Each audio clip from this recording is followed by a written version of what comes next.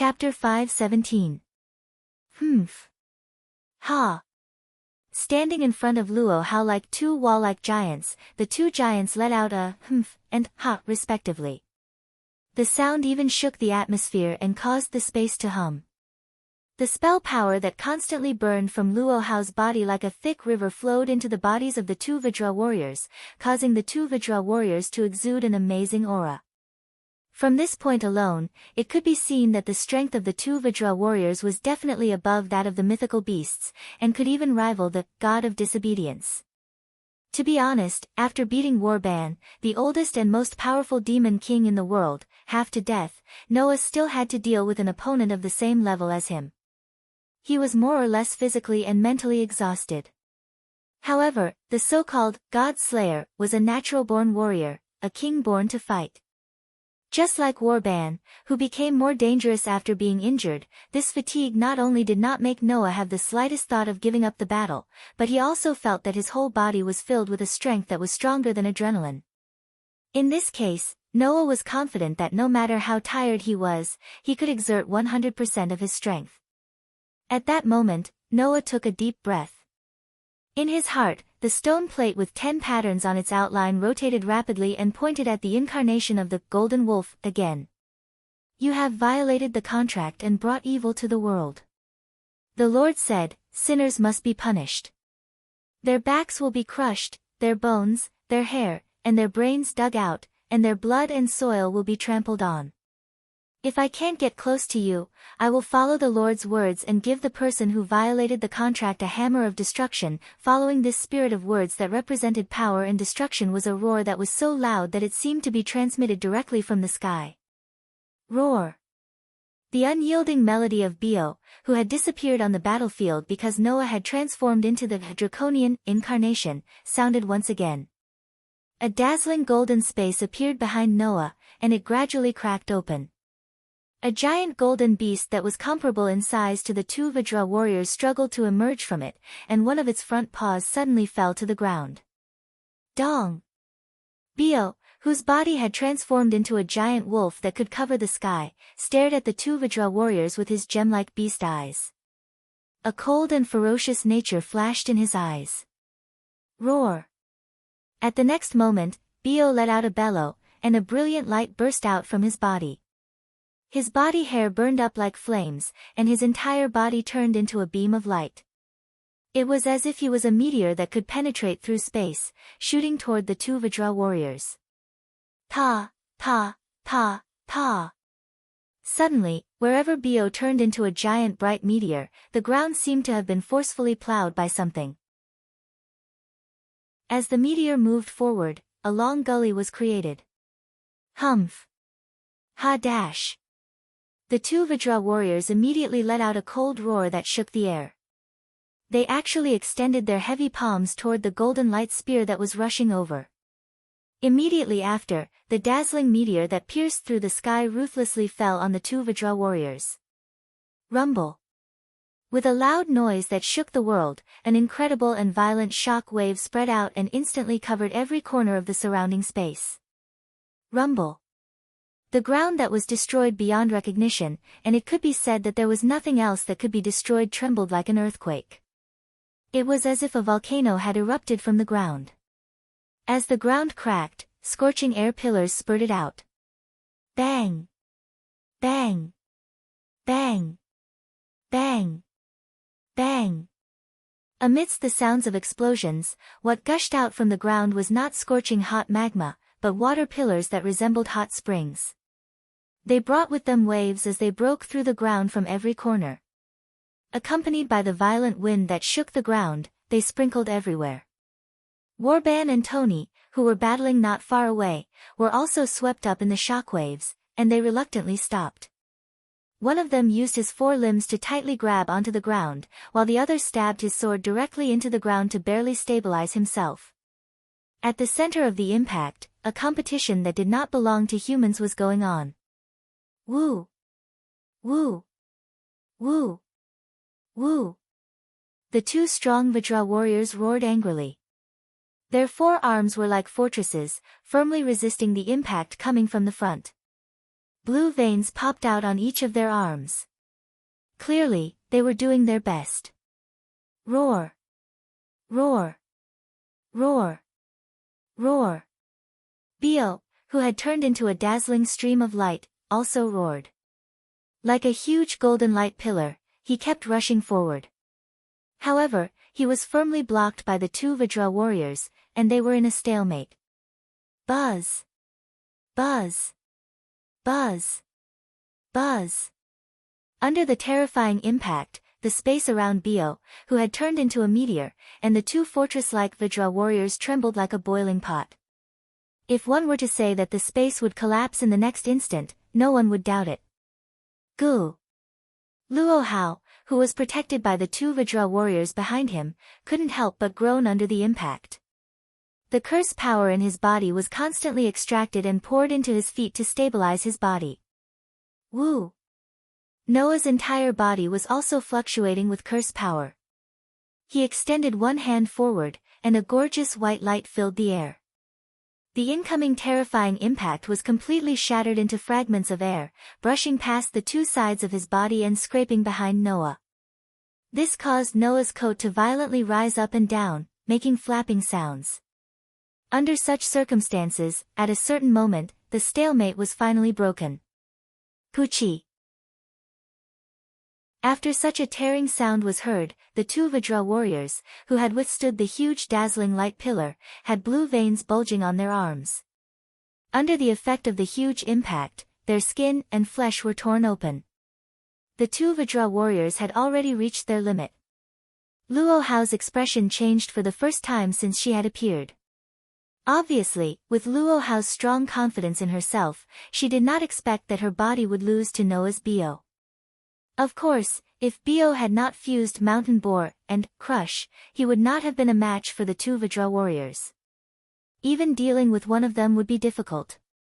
But now, after fusing Mountain Boar and Crush, Bio's strength had greatly increased. Therefore, even if his opponents were two Vajra warriors, who were comparable to the god of disobedience, Bio still had the upper hand. This made Noah's eyes shine brightly. Just as Noah was about to inject a large amount of curse power into Bio to defeat the two Vajra warriors, Noah felt it. Someone was approaching. Moreover, judging from the aura, it was someone Noah was familiar with. Noah turned his head reflexively and looked behind him. Soon, he saw it. 3 girls. It was Alice, Erica, and Liliana. You guys? Noah said in surprise. What are you doing here? As soon as he said that, Noah realized that something was wrong. He saw that Alice, Erica, and Liliana no longer had their elegant, gorgeous, and serious images. Every girl's pretty face was flushed red, and they were unwilling to even look at Noah. They were more or less bashful. This made Noah feel strange in his heart, but he couldn't understand it. This is a place that could be razed to the ground at any time. Noah could not help but raise his voice. No matter what happened to you, leave this place first. I don't have the confidence to protect you from 3 kings of the same level. Alice, Erica, and Liliana naturally understood what was going on, but they still had no intention of leaving. Their faces were filled with struggle. This was especially true for Alice, who had only met Noah once. She no longer looked like a noblewoman. Instead, she looked like a real young girl with a blushing face. This made Noah want to go crazy. What was the meaning of these 3 girls?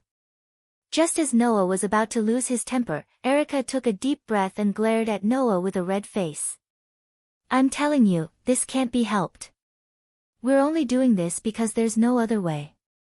So, no matter what, you're not allowed to think nonsense. Huh? Noah was confused. At this moment, Erica suddenly stepped forward resolutely and kissed Noah on the lips. Chapter 5:18. When Erica kissed his lips, Noah was dumbfounded. At this moment, Noah's palm was still standing in front of his body. With the help of the brand new crush ability that could only be used when using the Golden Wolf incarnation, he crushed all the violent impacts into pure air currents that brushed past his body and blew backward. Because he still needed to control the crush ability and the Golden Wolf incarnation, Noah was directly kissed by Erica. At this moment, the roar of the violent impact waves and the collision between Bo and the two Vajra warriors in the center of the impact seemed to have disappeared and could no longer enter Noah's ears. Because even if it was only at this moment, Noah's mind had indeed become blank. If it weren't for the soft touch on his lips and the delicate fragrance from Erica's body that was so real, Noah might really think that he was dreaming. After all, even as a so-called king, Noah didn't think that Erica, with her strong self-confidence, would suddenly kiss him on the battlefield. It wasn't that Noah was too naive, but that this incident came too suddenly and was too shocking. He really kissed her. Miss Erica, wah. Wah wah wah. On the side, Alice and Liliana seemed to have known that Erica would do such a thing, but they still didn't expect it to be so sudden. Coupled with the extremely shocking scene, even though they were known as princesses and prodigies, the two girls still blushed. Then, Noah reacted. Just as he was about to push Erica away, Erica seemed to have noticed Noah's action. She reached out her hand first and put it around Noah's neck. As if she wanted to make Noah have no way out or make him regret it, she fixed her lips on his. Ugh, a scorching breath hit Noah's face. Without giving Noah a chance to react, Erica closed her eyes tightly and stuck out her tongue into Noah's mouth, entangling with Noah's tongue. At this moment, a torrent of memories suddenly surged into Noah's mind. Only then did Noah realize that Erica wasn't just kissing him blindly. Curse power was flowing in Erica's body, and it was transmitted to Noah's body through her lips, turning into memories and blending into Noah's mind. After maintaining this scene for an unknown amount of time, Erica finally parted her lips. Huff. Huff. Even Erica, who had charmed thousands of Italian men, couldn't help blushing at this moment. Her breathing was disordered, and her eyes were quite blurred. However, Erica quickly regained her composure and let go of Noah's neck.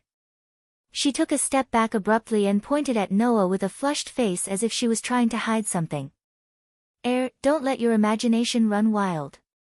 It's all for the whole of Italy. To defeat Marquis Warban, Bishop Luo Hao, and Minister Sarbarit. Hearing this, Noah came back to his senses and noticed the changes in his body. Because of the majestic memories brought by Erica's kiss, Noah discovered that in his heart, the outline of the stone plate connected to the images of the 10 incarnations was flashing. It was the image of a warrior holding a dazzling weapon in his hand. Needless to say, it was the image representing the incarnation of the warrior. Warrior, the incarnation from Wellerslana, the blaze that fused Noah's knight's sword and revolver. When he had sufficient knowledge of the opponent, he could weave spirits and form a golden sword to attack. If he used a god as his opponent, he must have sufficient knowledge of the god's own divinity. If he used a god slayer as his opponent, he must have sufficient knowledge of the authority used by the god slayer. To be able to cut off the divinity and seal the authority of the God Slayer, even if the opponent was someone other than the God Slayer and the God of disobedience, as long as he had sufficient knowledge of the opponent's ability, he could seal the opponent's ability. During the activation of the incarnation, the user's physical ability would also be improved, and at the same time, he would have the ability to see through the opponent's essence. In mythology, Wellerslana, the god of victory, had a golden sword directly linked to wisdom. It was said that the sword could cut off the divinity and bury any god. It was an important factor in Wellerslana's undefeated record. It was because of the golden sword of wisdom that could cut off any divinity that Wellerslana could become an undefeated legend and defeat the enemy gods. However, in order to use the sword, one must have sufficient knowledge of the origin of the opponent god. Therefore, the golden sword was the sword of wisdom. Noah, who had absorbed Wellerslana's power and usurped Wellerslana's authority, also inherited the sword of wisdom. Moreover, after fusing with the original knight's sword and revolver, the nature of the sword of wisdom became more thorough, and the target it could cut was no longer limited to gods. As long as one could understand the opponent's ability, they could cut it off. Previously, because he had learned the true identity of Athena from Erica and Liliana, Noah's warrior incarnation entered a state where it could be used. Now, because of the majestic memory brought by Erica's kiss, the warrior incarnation was once again active.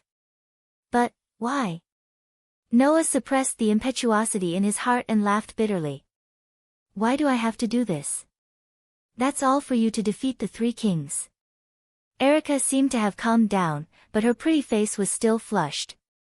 Lily's spirit vision has discovered the ability of your warrior incarnation.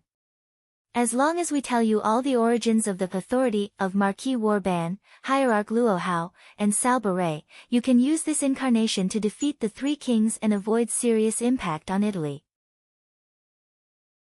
Because it's an emergency now, there's no way to leisurely tell you so much about the authority. We can only choose to use the professor's magic to pass the knowledge into your mind. Alice's expression also seemed a little awkward.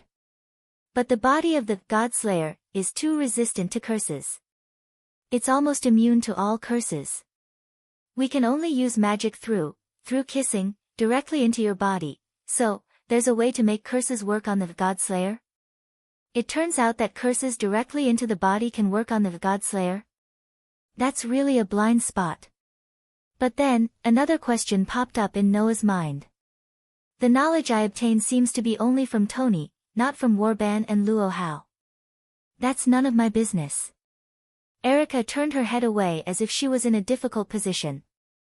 I only know the origin of Salba Ray's authority. Marquis Warban's authority has always been a mystery. Only Princess Alice knows the details, and Lily used spirit vision to see the origin of Hierarch Luohao's authority. Hearing this, Noah's expression froze. In other words, Princess, Lily. Erica looked at Alice and Liliana with a faint smile on her face. It's your turn now. Alice and Liliana's expressions also froze, but the two of them were obviously mentally prepared in this regard before they came. Even though their faces were red, they still came to Noah with stiff bodies. Your Excellency Noah. Alice's pretty face was rosy as she greeted Noah. Please make sure this battle comes to an end. Please, Your Majesty, Liliana also said seriously with a red face. Please listen to our request and protect Italy. After saying that, Alice and Liliana closed their eyes at the same time as if they had accepted their fate, but their delicate bodies kept trembling, and they didn't dare to step forward. Unlike Erica, who was so determined, the two girls were still a little timid and hesitant. Looking at the two girls in front of him who were desperately trying to hold back and give up, their delicate bodies trembling slightly. They didn't even dare to look at him timidly. Noah felt extremely complicated. Putting Liliana aside, Noah had only met Alice once. Is it really okay to continue kissing like this? But both Alice and Liliana had mustered up their courage to barge into the battlefield at this dangerous moment. If he didn't respond to their feelings, how could he live up to their determination? With that thought in mind, Noah decided to go all out. Ugh, ugh, some subtle whimpers were drowned out by the whistling of the strong wind and the collision of the impact. Chapter 5:19. Phew! After an unknown amount of time, the violent storm that swept across the entire battlefield finally calmed down slowly. Splash! The water column that spurted out from the ground splashed on the ground with a clear sound of water splashing. It turned into streams of water that flowed back into the ground along the cracks. The smoke and dust gradually disappeared, revealing the current situation of the battlefield. Warban and Tony stood on both sides of the battlefield as if they were confronting each other, but their gazes did not stop on each other. Instead, they turned to look at the person standing in front of them. The golden wolf, Bio, had already returned to the size of a horse from his original giant wolf-like size. He stood in front of Noah, his pair of gem-like beast eyes staring straight ahead. Noah, Warban, Tony, and Bio looked at the two Vajra warriors who were standing shoulder to shoulder, but they were no longer standing upright. They were kneeling on one knee on the ground, and their arms had disappeared. Even half of their bodies seemed to have melted away, and they were badly damaged. Even so, the two Vajra warriors still stood in front of Luo Hao with unswerving determination. Even if they had lost their arms and half of their bodies, they would still protect Luo Hao to the end unless they were completely vaporized. Under such circumstances, Luo Hao stood behind the two Vajra warriors, unscathed. He was still as otherworldly and ethereal as ever. However, regardless of whether it was Noah, Warban, or Tony, they could all sense that Luo Hao's domineering aura had been weakened by more than half. Her domineering aura was still present, but her curse power had also become ethereal.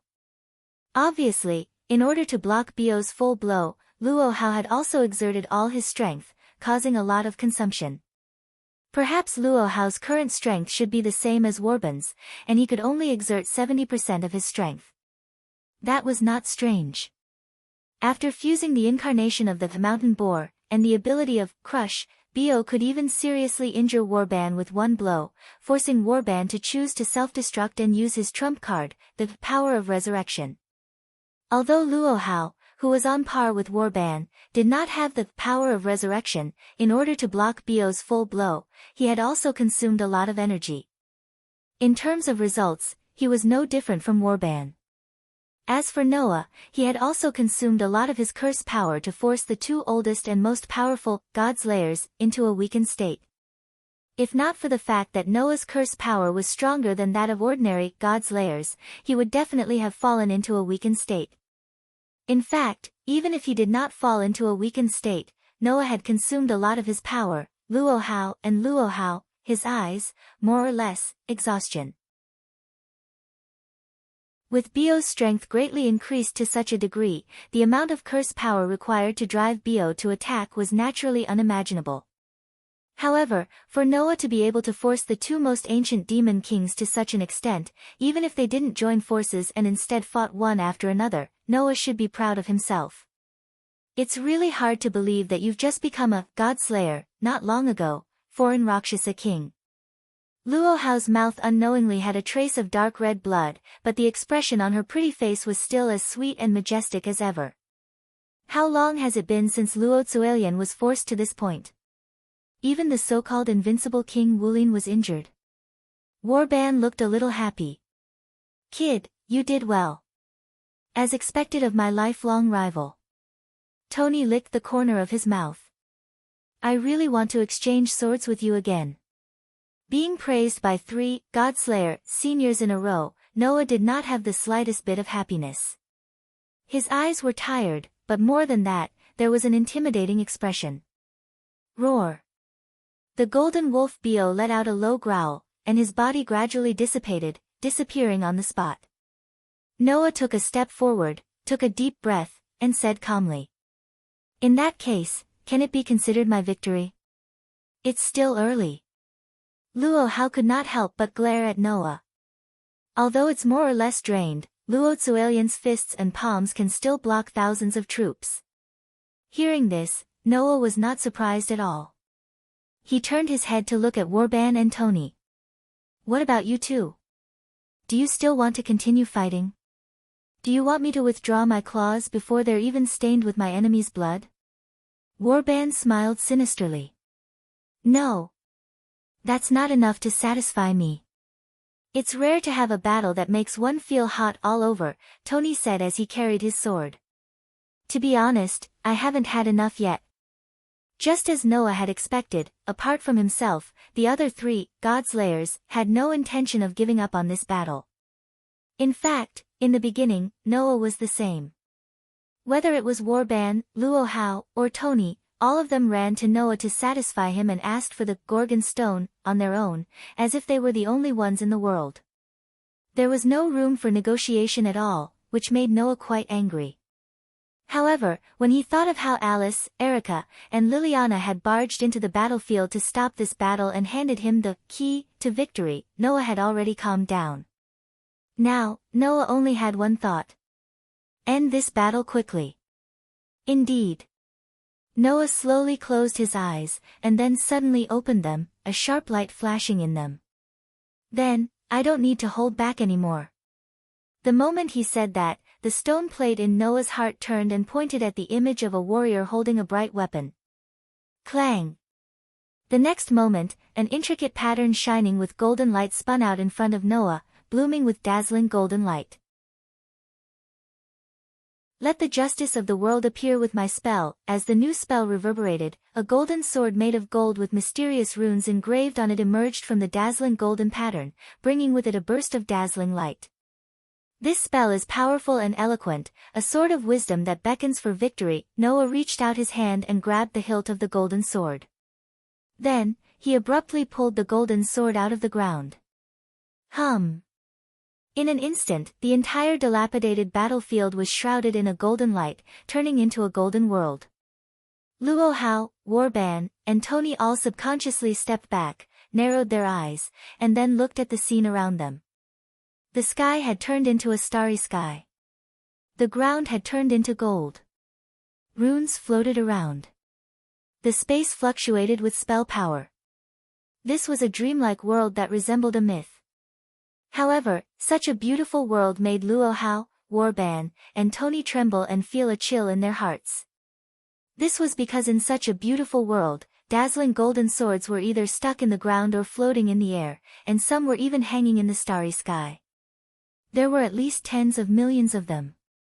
Moreover, the tips of those golden swords were all pointed at Luo Hao, Warban, and Tony. What's this? Luo Hao, Warban, and Tony were shocked. Although it was only for an instant, Luo Hao, Warban, and Tony all felt a sense of danger. This was no joke. The Godslayer's intuition in battle was very sharp. Even if it wasn't as exaggerated as Noah's, it was still closer to a beast. Instinctively feeling danger was definitely not an illusory thing. Noah, who was holding the most dazzling golden sword in this world, pointed the sword at Luo Hao, Warban, and Tony, and said indifferently, "Sorry, I'm sorry. Although I have the resolve to accompany you to the end, to be honest, no matter how many rounds there are, I don't think I'll lose to any of you in a one-on-one duel. But there's no other way now."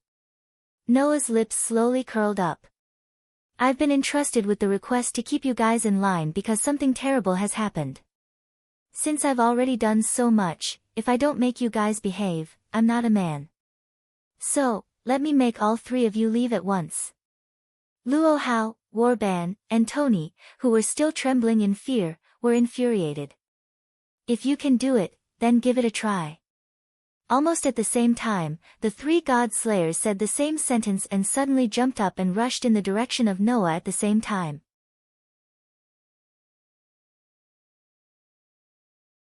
Chapter 520. Whoosh! In a world where the sky was the starry sky, the earth was gold, and mysterious runes were floating around, and the space was fluctuating with vast power of spells, Luo Hao, Warban, and Tony flew out like streamers, leaving three different trajectories in the air as they rushed toward Noah. Looking at the three Godslayers, Noah fearlessly raised the golden sword in his hand. The tip of the sword was aimed at Luo Hao. Luo Hao, your Vajra Vigor technique is the authority that you usurped from the god known as King Ren, the secret Vajra Vigor, and King Luo Yanjian. When Noah weaved the knowledge in his mind into the most direct spiritual language and chanted it, waves of spell power reverberated from all directions. Hum, hum, hum, hum. The golden swords that had been inserted into the ground suddenly trembled and soared into the sky. They suddenly turned and formed a wall of swords in front of Noah, with the tips of the swords pointing forward. To be more precise, they were aimed at Luo Hao. King Ren and Ah Xian were originally a pair. Although they were two people, they appeared as the same divinity. In your country, they were also known as the Hung and Ha generals. In Buddhism, the two of them were guardian gods who existed specifically to protect the Dharma. That was why they were given the title of King Ren. They guarded the left and right sides of the Buddhist temple and were regarded as door gods. They were Vajra warriors who could unleash extraordinary strength. Under the influence of Noah's spiritual language, the golden swords that were aimed at Luo Hao rose and fell, creating a sharp sound as they pierced through the air. They flashed out and shot toward Luo Hao. After usurping this authority, you obtained that transcendent power. You obtained unparalleled monstrous strength, and you can even summon the appearance of the King of Ren. Because they originally existed to protect the divinity, they would naturally appear to protect the master. As Luo Hao's pupils shrank, the golden swords that shone with a strong light swept out and enveloped Luo Hao's body. And your dragon roar and tiger roar technique is the power that you seize by defeating the Hindu goddess Gayatri. She has 5 faces and 10 arms, and she is worshipped as the goddess of hymns. She is the goddess of words and language, and she is also the protector of literature, art, and science. But most importantly, this goddess is also in charge of music and art. She can manipulate the spirit of sound, and she is the goddess who offers hymns to the gods. The golden sword screen that enveloped Luo Hao suddenly blossomed with dazzling light. After defeating the goddess of hymns, you obtained the dragon roar and tiger roar. By chanting hymns, you can set off a huge shockwave. This is the origin of your authority. As soon as his voice fell, the golden sword curtain that enveloped Luo Hao turned into a ball of light amidst the vibrations in the air, and then it exploded. Bang! Amidst the magnificent loud noise, a burst of thick smoke and golden light shook the air. Inside, Luo Hao's entire body was smoking as he fell. He smashed onto the ground and let out a painful groan. Wadash! This scene made Tony stop in his tracks with a shocked expression. Kid! Warban, who had transformed into a giant wolf, tightened his limbs and glared at Noah. What did you do? It's not just Luo Hao's authority. Warban, I also know the origin of your authority. Hearing Warban's question, Noah just smiled and pointed the golden sword in his hand at Warban. Your pack of greedy wolves was stolen from Apollo, who had many names and the divinity of rat, wolf, silver, and gold. The new words made all the golden swords floating in the air come to life. With a spin, they pointed at Warban. Apollo was born from the goddess of earth. At first, Apollo was a god born from the earth. He was originally the child of the goddess of the earth. When he was first born, he was a rat. Later, he became a wolf, and then he became a god in the form of a child. Therefore, Apollo had a close relationship with the earth and also had a close relationship with the wolf. It wasn't until the Apollonian religion succeeded and worshipped Apollo as the sun god that Apollo became the incarnation of light. At the same time, he had the contradictory nature of light and darkness. You, who killed Apollo, seized the part of the wolf from his body. This is the origin of the wolf pack. The golden swords that were aimed at Warban also shot out explosively, flashing through the air and enveloping Warban. Warban's expression changed, and he hurriedly raised his huge wolf claws to block in front of him. However, the golden sword rain still enveloped Warban's huge body. Poochie! Poochie! Instantly, the sound of tearing was heard. Woo! Woo! Woo! Woo! Woban, who was enveloped by the golden swords, let out a sorrowful cry. His huge wolf body was covered in wounds, and his body was covered in wounds. Among the gods of ancient Egypt, there was a god named Osiris. He was the husband of the goddess of earth, Isis, who was good at magic. He was the god of food, a close relative of the pure earth and the goddess of the underworld. Noah ignored Warban's screams and continued to chant the words to activate the golden swords. As the spouse of the Mother Earth, who controls the chain of life in the myths, Osiris was once cut into 14 pieces in the myths, but his wife repaired his torn body and allowed him to regain his life. He descended to the underworld and became a god who was resurrected from the dead. He also became the ruler of the underworld. Your servant of the dead's cage was usurped from him. It can turn those who died in your hands in the past into the living dead, subject to your control. As for your stormy storm, you stole it from the god of wind and rain, who was popular in the civilizations of East Asia and Southeast Asia with China as the center. They were gods from China or North Korea named Wind Master, Rain Master, and Thunder God. After killing them, you naturally obtained the power to control storms and become the embodiment of violence. As Noah's words echoed in the air, the golden swords that were mercilessly cutting into Warban's body dissipated, revealing Warban, who was lying on the ground and had reverted to his old man form, covered in blood. Is that a sword that can cut through a godhead? Tony's forehead was already covered in cold sweat. He looked at Noah with a forced smile. You've been hiding such a trump card. Tony, I know the origin of your authority. The most representative one is your torn silver hand, right? Noah slowly raised his hand. The Celtic god King Nuada was a famous military god. However, when he led his men to attack Ireland, he was injured in a battle with the local gods. As a result, he lost his right arm. The god of medicine created a silver arm for him who only had one arm. You have usurped this power from this god king, allowing him to cut off all things in the world. The golden swords that were hanging in the air spun and fell from the sky with a piercing sound, arriving in front of Noah. As for the steel guardian, it is the authority that can give you the toughest body. You stole it from Siegfried. That famous dragon-slaying hero's body was once bathed in dragon's blood, turning him into an immortal body. That's why you can make your body as hard as steel. The golden swords that arrived in front of Noah suddenly shot out like a rain of swords, attacking Tony with ear-piercing screeches. Seeing this, Tony's expression tensed up. He quickly raised his sword and was about to use his trump card when Noah's merciless voice sounded. Then, you have another authority that can strengthen or activate all the mystical powers and make them go berserk. That is what you stole from Dionysus. He was the god of wine that the Thracians worshipped in ancient Greece. He had the power to intoxicate people with wine. That is how your authority came to be. When the words that seemed to announce the end of the battle resounded throughout the world of gold, Tony's body was already covered by a curtain of golden swords. I am the strongest, and I hold all victory in my hands. Be it human or demon, I am the one who defeats all enemies. I will defeat any enemy that stands in my way. The holy words of the undefeated God of victory reverberated in the air, causing the entire world of gold to flash with a blinding light that could burn people's eyes, illuminating every corner of the world. This light did not dissipate for a long time.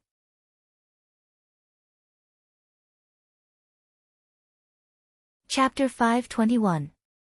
Phew. Feeling that more than half of the curse power in his body had been depleted, Noah could not help but feel tired and let out a heavy sigh. His body that had been tense from the battle began to relax. The excitement in his heart also gradually subsided.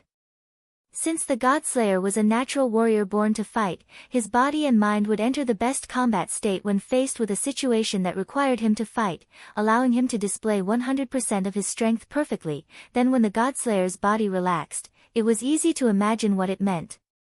The battle was over. There was no doubt about that. In fact, if the battle was not over, then Noah really did not know if he could continue to fight. After all, the warrior avatar could only deal with one target under normal circumstances. In order to seal Luo Hao, Warban, and Tony, which added up to more than 8 authorities, Noah had activated the warrior avatar more than 8 times.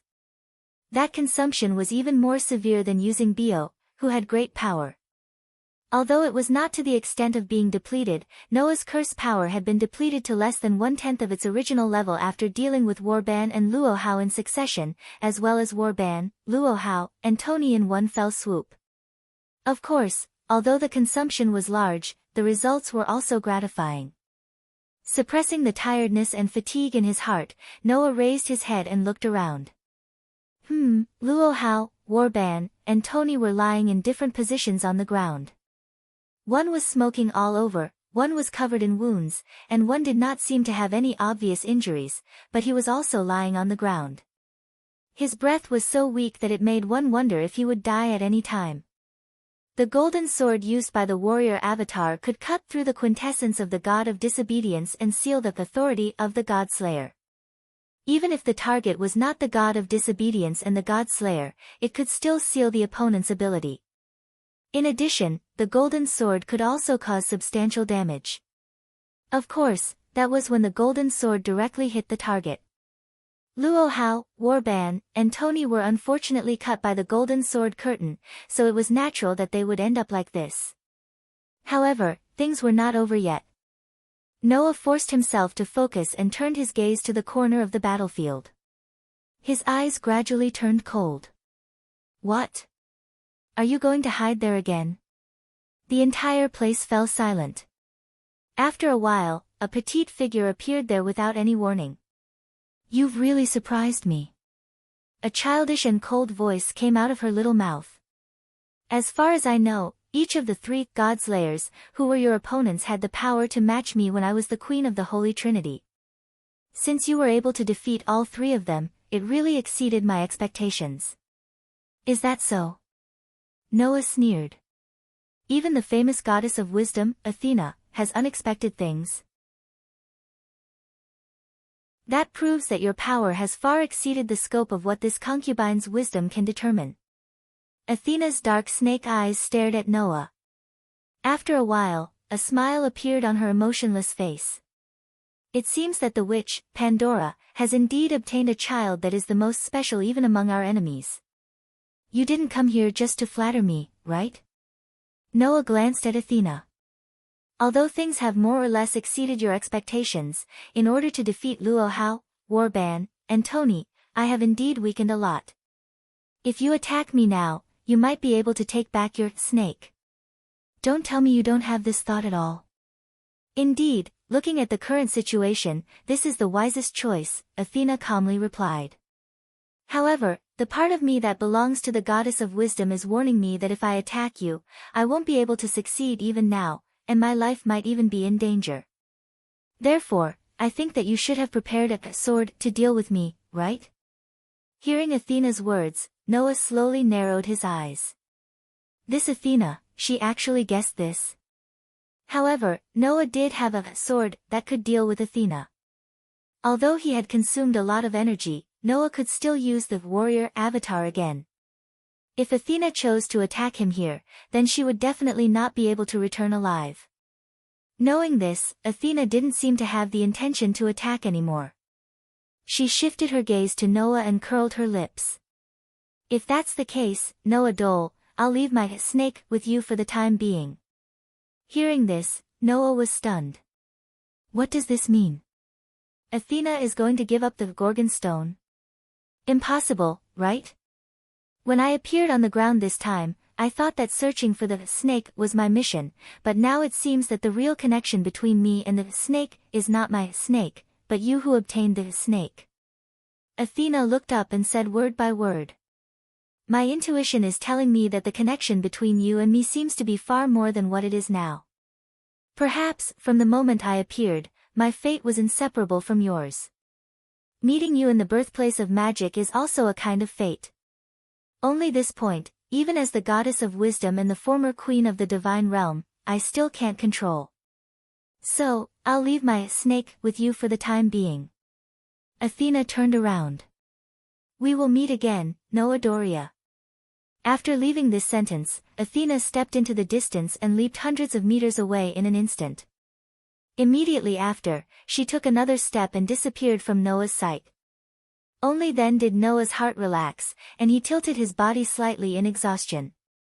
However, just as Noah's body tilted down, 2 figures suddenly appeared beside Noah, supporting Noah and supporting Noah. Sure enough, no matter how powerful you are, you can't be as free and easy as before after dealing with 3 kings of the same rank at once, right? Erica, who was holding Noah's left hand, smiled sweetly. However, ordinary kings can't do such a thing. To be able to achieve such an amazing record, you are indeed worthy of being the king we follow. It's been hard on you. Liliana also spoke softly, which was rare for her. Please have a good rest. In the end, we still have to deal with the aftermath. Alice, who had appeared here at some point, looked around and sighed. Italy has to bear a huge loss again. This was immediately obvious if one took a look at the surroundings. With Noah, Luo Hao, Warban, and Doni as the center, the area within a few hundred meters of them had been completely destroyed. There were no buildings to be seen at all, and there was not even a decent ground to be found. Pillars of air and water were still gushing out from the ground, extinguishing the sea of fire that was still burning due to Warban's self-destruction. Such a scene directly reminded one of the crater after a volcanic eruption. Although this was not as exaggerated as the previous crater because Noah defeated Luo Hao, Warban, and Doni in time, it was still a disaster for humans. It's better than the whole of Italy being destroyed by the four kings, right? Erica revealed a devilish smile. This loss is already considered small. After saying that, Erica fell silent. Even Alice and Liliana fell into silence, causing the atmosphere to become awkward. Looking at the blushing faces of the three girls in front of him, Noah knew that they were thinking about the scene of Professor's magic on him. He smiled helplessly. Compared to that, it's better to think about how to deal with those three troublemakers first. Apart from Doni, Luo Hao, and Warban were the kind of people who thought highly of themselves.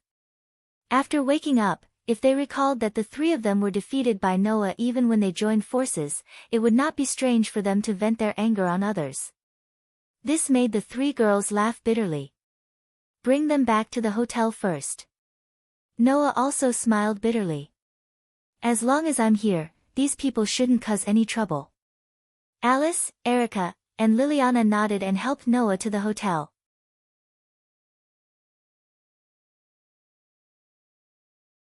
Chapter 522. On that day, due to the several duels between Noah, Luo Hao, Warban, and Tony, the incident of the terrain changing was reported in the form of news by the various magic societies in Italy. Of course, the magic societies in Italy were not enough to expose the existence of the magic world to the ordinary people. With the manipulation of the intelligence, the incident was finally published in the form of a report of, a large amount of natural coal-bed methane hidden underground was suddenly detonated, making the people of Italy think that it was just an accident. Fortunately, there were no casualties this time as well.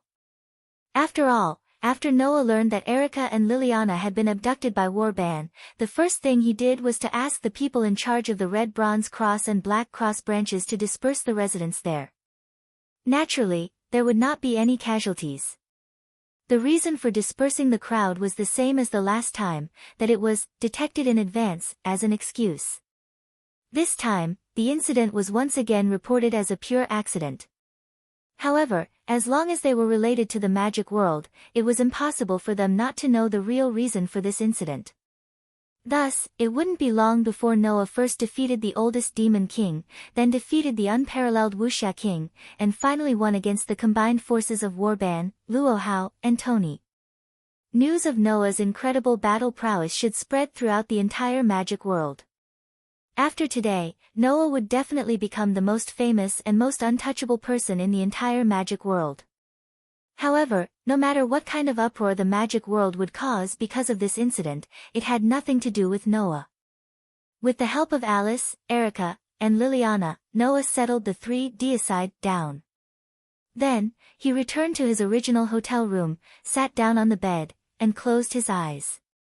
Although the several battles with Warban, Luo Hao, and Tony did not cause much harm to Noah, Noah had consumed a lot of energy. The physical and mental exhaustion was just one of the reasons. The real consumption was Noah's curse power.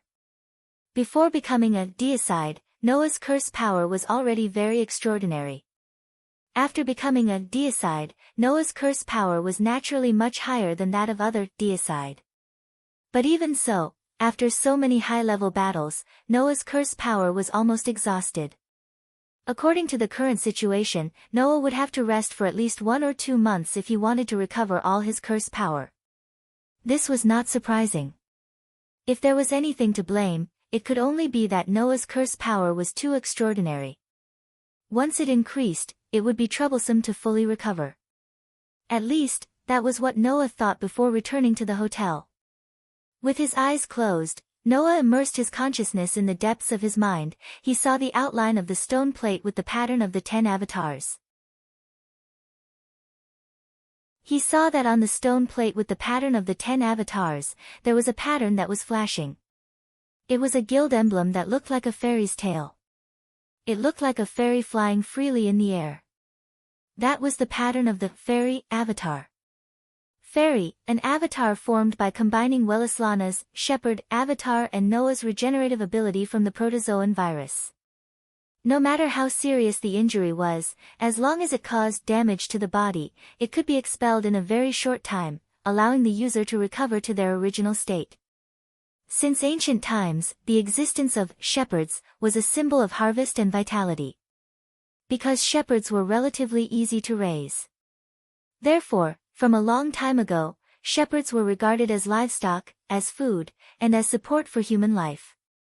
Over time, in the era of superstition, shepherds gradually turned into sacred beasts. In addition, in a nomadic society, the size of livestock was directly related to the abundance of food, and even financial resources. It was directly related to the number of people that could be supported. Therefore, shepherds was also a sacred beast that had a deep relationship with royalty. As the guardian of the people and royalty, Wellislana, who had a variety of forms, also had the avatar of shepherds. Using the avatar of shepherds, Wellislana would obtain vitality that others could not match. Even if he died, he could be resurrected. Noah, who absorbed Wellislana's power, also obtained this power, and as a result, the avatar of Fairy was born. Originally, the avatar of shepherds already represented an unimaginable terrifying vitality that could resurrect people. And in the world of the Dark Bullet, the protozoa virus also had an extremely foul vitality that could allow people to regenerate in all aspects of the human body. The highest level of regeneration could even allow people to survive even if they were thrown into a high-temperature volcano. Just thinking about it was terrifying. Now, with the fusion of the avatar of shepherds and the regenerative ability strengthened by the protozoa virus, the vitality and resilience of Noah's fairy avatar could be imagined. Using this avatar, whether or not he could resurrect Noah was still unknown. After all, Noah was not at the point where he needed to die. However, in a situation where his body was extremely weak and his curse power was depleted, before Noah returned to the hotel, he had already discovered that the pattern of the fairy avatar had been flashing. This made Noah puzzled, and he faintly had some guesses. Let's give it a try. After making up his mind, Noah chanted the spirit of words. Noble and smart, elegant and beautiful, I praise your life. Here you are integrated with nature, accompanied by the chanting of the fairy, that was like a mumble, but also like a soundless dream. Noah's body began to fluctuate with a burst of brilliant starlight, as if he was wearing a coat made of the stars in the sky. His whole body exuded an extraordinary aura. Under the shroud of the starlight, Noah's appearance did not seem to change, but the changes inside were huge. First of all, the extreme fatigue that had been shrouding Noah's heart began to slowly dissipate. Secondly, Noah's greatly depleted curse power began to become active, as if an invisible curse power lake was suddenly connected to his body, allowing Noah's curse power to rapidly recover. Aware of this change, Noah's spirit was lifted, and he was surprised. The avatar of fairy can also recover fatigue and curse power. Noah had always thought that the avatar of fairy could only heal injuries. As a result, the avatar of fairy suddenly gave Noah such a big surprise. According to the current recovery situation, it would only take about half an hour for Noah's fatigue to be completely eliminated. Even the curse power that would have taken 1 or 2 months to fully recover could be restored to its peak state in 2 or 3 hours. This was the terrifying recovery ability of the avatar of fairy. It seemed that the recovery ability of the avatar of fairy was not only for the body, but also for Noah's various injuries. Even the spirit and curse power can be restored. This avatar can't really bring me back from the dead, right? Noah suddenly had a strong impulse to try and see, but after a second, he realized the foolishness of this idea. Could it be that I can die once and see if I can be resurrected? Noah didn't know whether to laugh or cry, but more than that, he was pleasantly surprised by the avatar of fairy and muttered to himself. Perhaps, the other avatars have other effects that I haven't discovered yet. It had been less than a month since he obtained the authority of 10 avatars, and this powerful force naturally had many areas that could be exploited. Unfortunately, it's useless for the Godslayer to train honestly. The Godslayer can only become stronger in battle. Noah shook his head helplessly. It's better to wait until I've fully recovered to find Erica and Liliana and personally memorize the origins of Luo Hao, Warban, and Tony's authority so that I can mobilize the warriors to deal with them. Using the magic of Professor could allow one to obtain an extremely large amount of knowledge in an instant. However, that knowledge could only be maintained for about a day or so. That was to be expected. If the effects of magic could be maintained forever, then there would be no need for magicians or even humans to continue learning. Let's hope those three guys wake up later. Leaving such a sentence, Noah closed his eyes and immersed himself in the recovery of Fairy.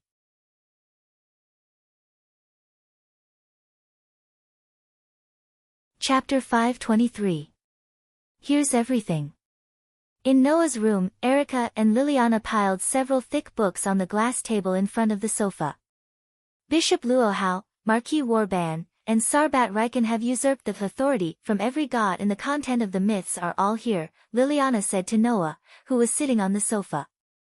Marquis Warban's wolf pack of greedy wolves came from Apollo, servant of death, came from Osiris, Storm came from Fumbwa, rain master, and thunder god. Even the pupil of Sodom came from the one-eyed Roman god of war, Horatio Cocleus. It's quite detailed. Archbishop Luo Hao's Vajra divine art came from King Luo Yen, and the secret Vajra warrior came from Gayatri. The dragon roar and tiger roar came from Gayatri. These two divinities are also recorded here, Erica added. Also, the origin of Sarbatri's lacerating silver hand, the origin of Nuada, the origin of Siegfried's protection of steel, and the origin of the authority that can make all mystical powers go berserk. The records of Dionysus, the god of wine in ancient Greek mythology, are also here. Hearing this, Noah directly picked up a rather old and heavy book that was closest to him and casually flipped through it. Thanks. With these, my warrior avatar can be fully utilized. It should be much easier to deal with Luo Hao, Warban, and Tony. They won't be able to act rashly anymore. As mentioned earlier, the knowledge obtained from the professor's magic could only be stored in the mind for about a day. That was to say, the large amount of divine knowledge that Noah obtained from Erica, and Liliana yesterday was all gone. He could no longer use that knowledge to activate the warrior avatar. Originally, Noah was still thinking that with his special physique, if he could completely absorb the power that entered his body, he wondered if he could also absorb the knowledge brought by the professor's magic. In the end, Noah did not know if it was because what entered his body was not power but knowledge. He still remembered the knowledge of the gods clearly yesterday, but when he woke up early this morning, he could not remember all of it. Although it was a little regretful, Noah, who was already mentally prepared, was not disappointed. He then went to ask Erica and Liliana about the divine knowledge yesterday. Erica and Liliana immediately said that it was too troublesome to teach by word of mouth, so they simply asked the people in charge of the Copper Black Cross and Bronze Black Cross branches to send the books that recorded the divine knowledge for Noah to read by himself. As long as the contents of these books were all memorized, Noah could at any time forge a sword that could be used to deal with Warban's wolf pack, servant of death, stormy storm, and Eye of Sodom, as well as authority that could be used to deal with Luo Hao's Vajra vigor, and dragon and tiger roar, Tony's lacerating silver hand, steel shield, and berserk divine wine, that was later named by the Sage Council. The sword of gold was also the sword of wisdom. This was something that Noah understood very well, and he also understood how unfair it was to be able to use the sword of gold as a warrior. Whether the opponent was the god of disobedience, or the god slayer, or even someone other than the god slayer and the god slayer, as long as he had sufficient knowledge about the opponent's power, he could seal that part of the power. That was to say, as long as he had sufficient knowledge, the sword of gold, which could even cut through the divinity, was simply a nightmarish weapon for the enemy. Moreover, unlike the Black Tea King, the Sword of Gold did not need to be in contact with the opponent to be activated, but it also had restrictions that required sufficient knowledge. To use the Black Tea King, one would need to be in contact with the opponent, and once in contact, one would be able to plunder one of the opponent's abilities. To use the warrior, one would need to have sufficient knowledge. If one was prepared, one would only be able to seal the opponent's power, but there was no limit to the amount of power that could be sealed. As long as one had sufficient knowledge and the power of the incarnation, one could seal as many times as one wanted. Compared to the former, the latter was more useful for Noah. After all, Noah's power of curse was even more unfair than the average God-slayer.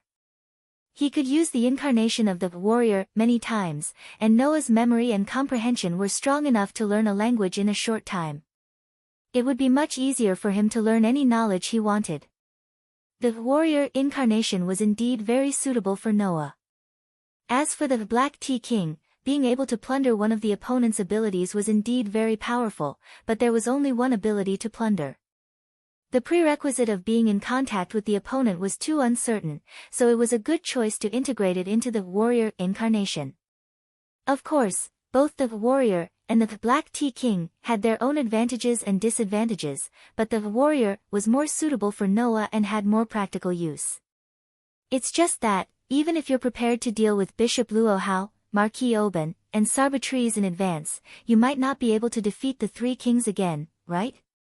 Erica said to Noah. Putting everything else aside, Hierarch Luo Hao is a king of the same generation as Marquis Oban. It's impossible for him to only have two powers, the Vajra Vigor Art, and the Dragon's Roar and Tiger's Roar. There's no need to even mention Marquis Oban. That king's powers are not fully understood by the Sage Council. Apart from the most commonly used and confirmed, Wolf Pack of Voracious Wolves, Servant of Death, Stormy Storm, and Eye of Sodom, there must be other powers that have yet to be revealed. Then is it the same for Sarbatrees? Liliana tilted her head. That king has a total of 4 powers. At present, 3 of them have already been exposed, but the last power is still in hiding. Although you yourself say that power is completely useless in battle, but it may have other uses. Even so, whether it's Oban, Luo Hao, or Tony, the authorities that they use and are most familiar with are the ones that we know of so far. Preparing the swords that seal these authorities will be very advantageous in battle, Noah said without raising his head as he flipped through the book. I'm confident that I can defeat them even when they're at their peak. If they're in a state where a large number of authorities are sealed, just like yesterday, even if the 3 of them come at me together, they won't be my match. Indeed, the battle yesterday had proven this point. However, Erica and Liliana shook their heads at the same time. My king, you've just reincarnated as a god-slayer, and your thinking is still at the level of a normal person. If you use those words to evaluate the god-slayers, it'll be very troublesome, Erica said bluntly. The so-called god-slayers are all existences that have killed gods when they were still ordinary people. At that time, needless to say, they were definitely much weaker than gods, but in the end, they still succeeded. Although luck played a large part in the Godslayers' success in killing gods in the beginning, if they weren't born warriors, even if they were lucky, their legs would start to tremble when facing gods, let alone brandishing their swords at them, Liliana said solemnly. Even if most of the powers of the kings are sealed, as long as there's a trace of power left, the king can still fight. And once a trace of opportunity appears, the kings of the Godslayers will be able to seize it and win. Erica continued Liliana's words and looked straight at Noah with her beautiful eyes. It's the same for gods, and it's also the same for you, the king of the same rank. Noah's hand that was flipping through the book paused. Erica and Liliana were right. Whether it was Luo Hao, Warban, or Tony, they were all existences that had killed gods. How could they be defeated so easily just because most of their powers were sealed? The Godslayers couldn't be judged by human common sense. The Godslayers' nature was more like that of wild beasts. Even the weakest of wild beasts still had fangs that could bite off a human's neck and claws that could tear a human's body apart. Therefore, one couldn't let one's guard down just because they could seal most of the Godslayers' powers and think that they were easy to deal with. If one did, one would definitely die a horrible death. At this moment, Erica suddenly changed the topic. Speaking of authorities, my king, I have a question.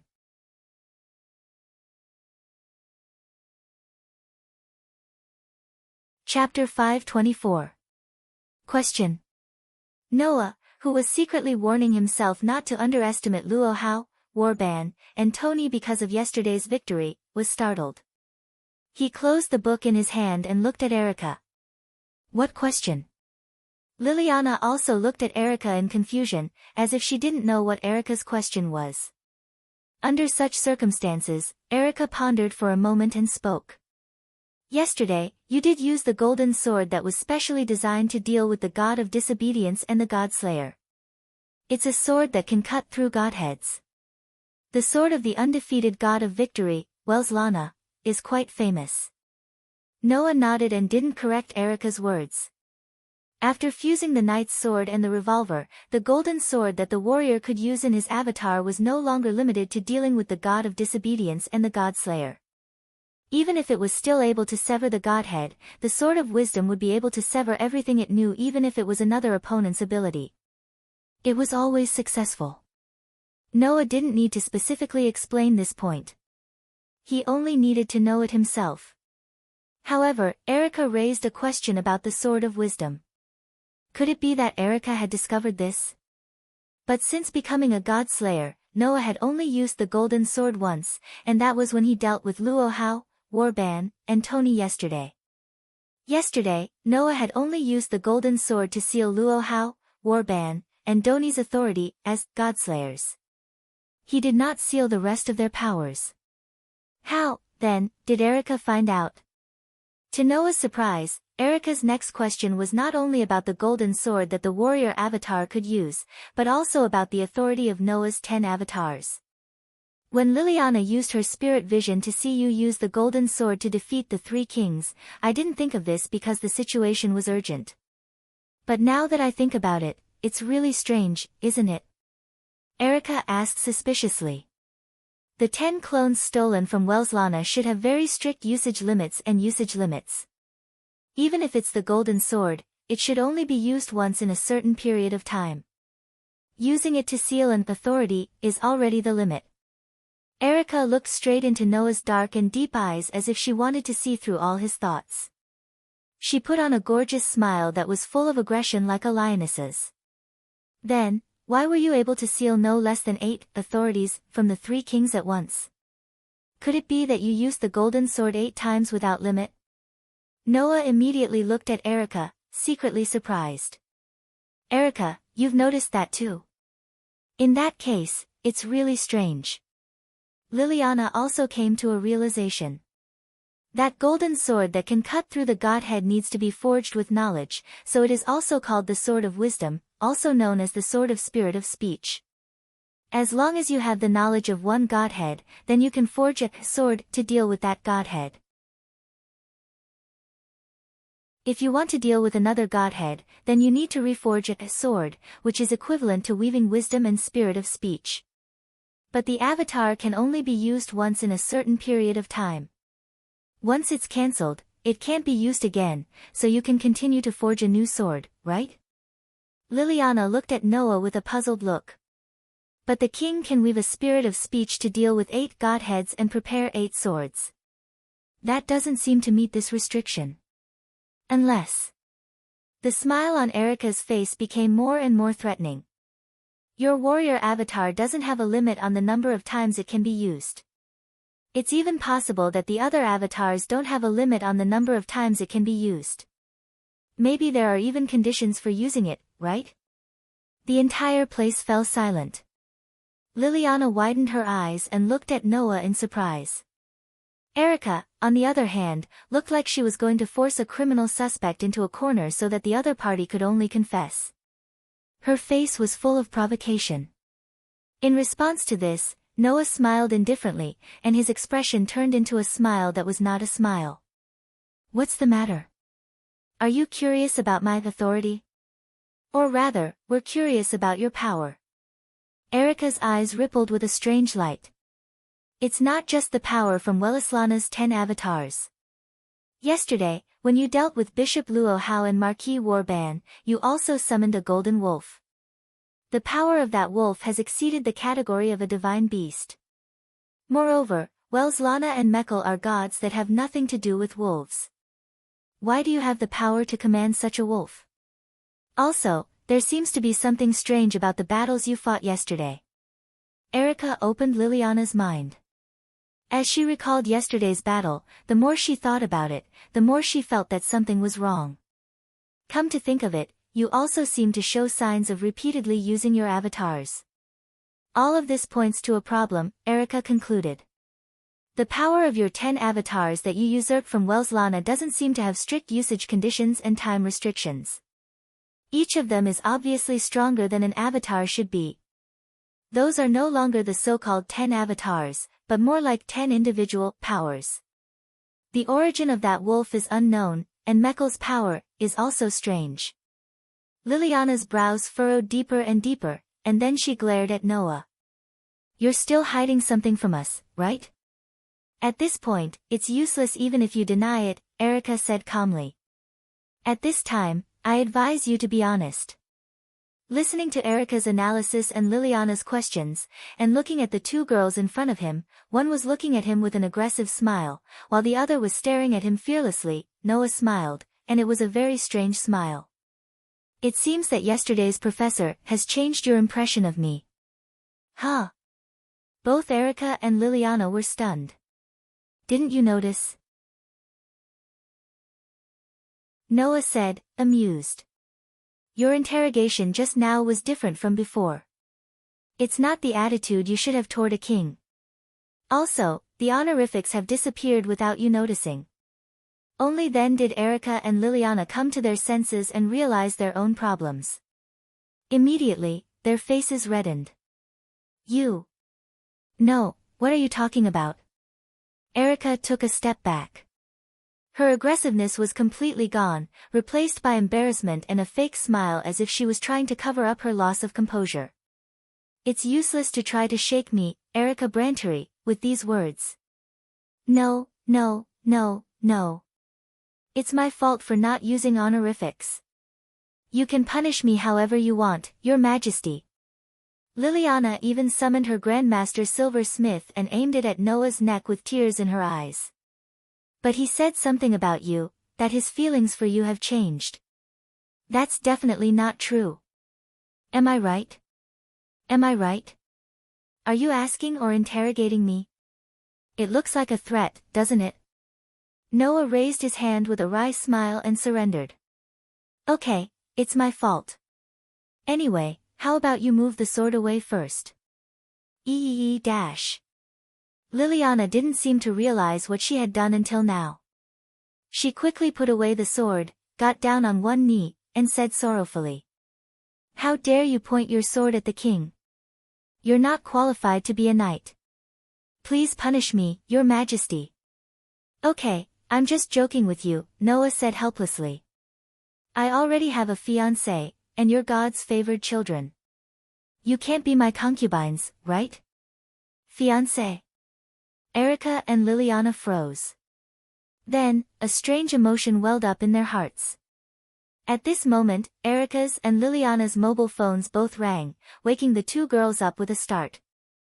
They took their mobile phones out and went to the side to have a conversation. Looking at this scene, Noah stopped joking and frowned. After a while, Erica and Liliana hung up the phone and their expressions became serious again. Seeing this, Noah's frown deepened. What happened? Erica and Liliana looked at each other, nodded, and answered in unison. Sect leader Luo Hao, Marquis Warban, and Salbart have all woken up. Hearing this, Noah looked at the book in his hand. They really woke up at the wrong time.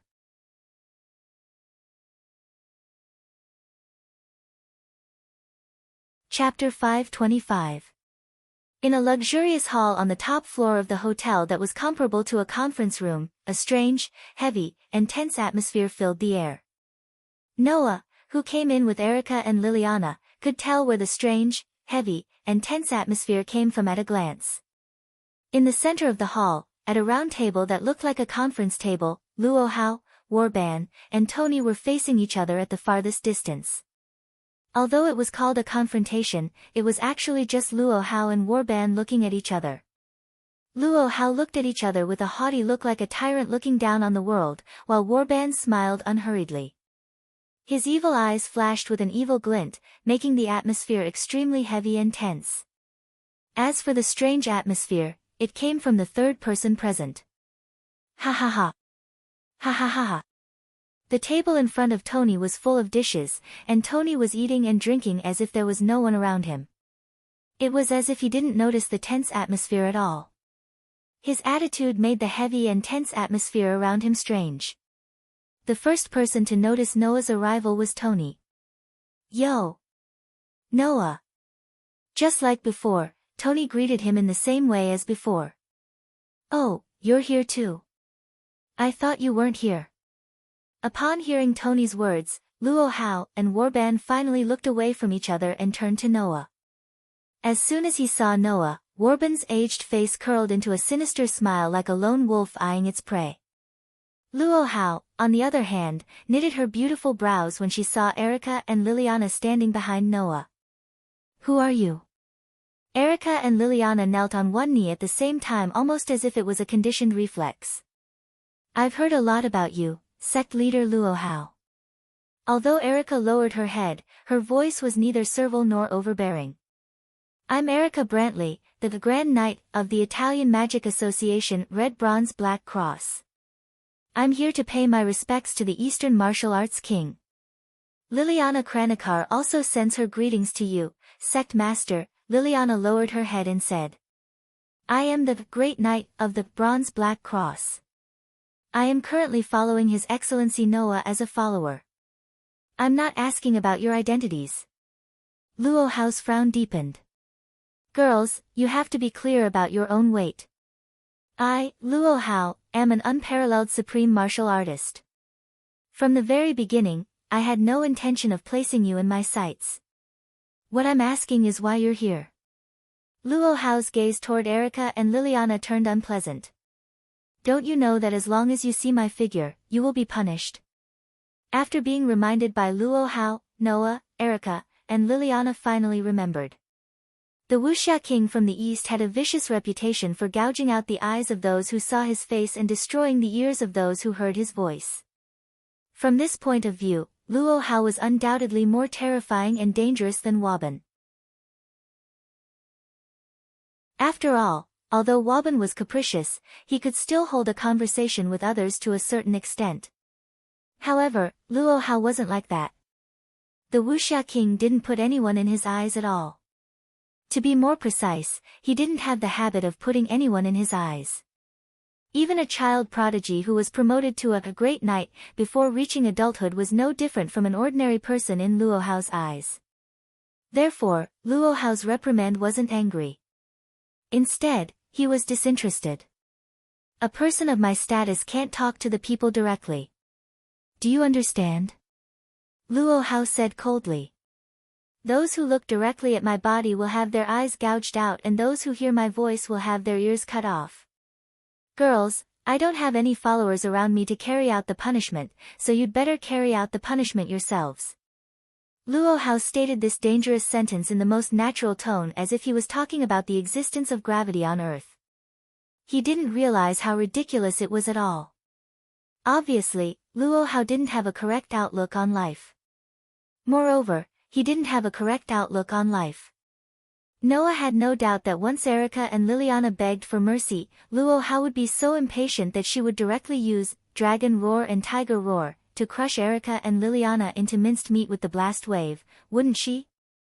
This made Erica and Liliana's expressions change. Sect Master Luo Hao, Noah said indifferently. Although I don't doubt that you're the leader of the martial arts circle of China and your status is higher than the average emperor, Erica and Liliana are my followers. As the king of China, you don't seem to have the right to punish my followers, do you? Your followers? Luo Hao was stunned and finally turned his gaze to Erica and Liliana. Are you his followers? Hearing this, Erica and Liliana finally understood that they had never entered the heart of this beautiful girl before them, let alone have a high or low status. Just as Luo Hao said, she didn't care about Erica and Liliana at all. Otherwise, Luo Hao should have known that Liliana had just introduced herself as Noah's follower. Of course, it wasn't that Luo Hao didn't hear Liliana's words, but she didn't care about the content of Liliana's words in the first place. That was why such a funny scene happened. Since you're the followers of the king who shares the same rank as me, I really don't have the right to punish you. Luo Hao loosened her furrowed brows. The two countries are at war. Even the emperor has no right to punish the envoys of the king of a foreign country. Girls, apart from the king who shares the same rank as me, there are definitely no more than 5 people who can see my face. You should rejoice. Yes. Sect Master Luo Hao. Erica and Liliana secretly heaved a sigh of relief. They remained kneeling on one knee, lowered their heads, and stopped talking.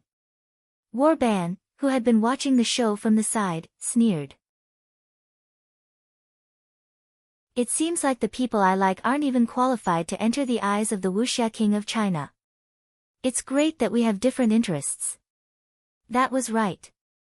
Warban liked people like Erica and Liliana who wouldn't be obsequious to him. To Warban, nothing was more boring than obedience. Therefore, people like Erica and Liliana who would bare their fangs at him from time to time and were neither servile nor overbearing were the perfect targets for Warban. It had nothing to do with strength, but whether or not they could relieve Warban's boredom. On the contrary, Luo Hao looked down on everyone in the world and was only interested in the king who shares the same rank as her. Should it be said that this pair of enemies really formed a sharp contrast in all aspects? Be it Luo Hao or Warban, both of them had lost their personalities and didn't have the values of a normal person. It was no wonder that people thought they were the fiercest demon kings. However, that kind of thing doesn't matter. I'm just staying here to tell you. Warban stared at Noah and clicked his tongue. Kid, I admit that I lost this time, but the next time we meet, Warban, will bite your neck off with my own mouth. Remember that. After saying that, Warban stood up and turned around. A whirlwind suddenly swept up his body, and he disappeared.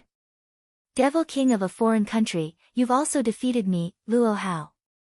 Therefore, I won't allow you to lose to anyone other than me, so as to avoid tarnishing Luo Zuelian's reputation. Luo Hao said without any explanation. Luo Zuelian will return to her hometown, to the mountains where she lives in seclusion, and practice martial arts diligently again. The next time we meet, we'll definitely have a showdown. After saying that, Luo Hao also stood up and took a deep look at Noah. It was as if she wanted to remember Noah's appearance. With a flash, she disappeared on the spot along with a wave of flower petals. Seeing that Luo Hao and Warban had left without causing any trouble, Noah heaved a sigh of relief. Originally, Noah was prepared to fight again. It was best that he didn't have to do anything. Oh, you've been targeted by a group of people. Tony was the only one left at the scene, eating and drinking to his heart's content as he spoke with a chuckle. As expected of my close friend and strong enemy. However, don't forget that you still have me as your opponent. You have to be vigilant. You'd better go somewhere cool. Noah couldn't help but curse. You walking trouble, don't let me see you again. Hey, don't be so cold. Scram.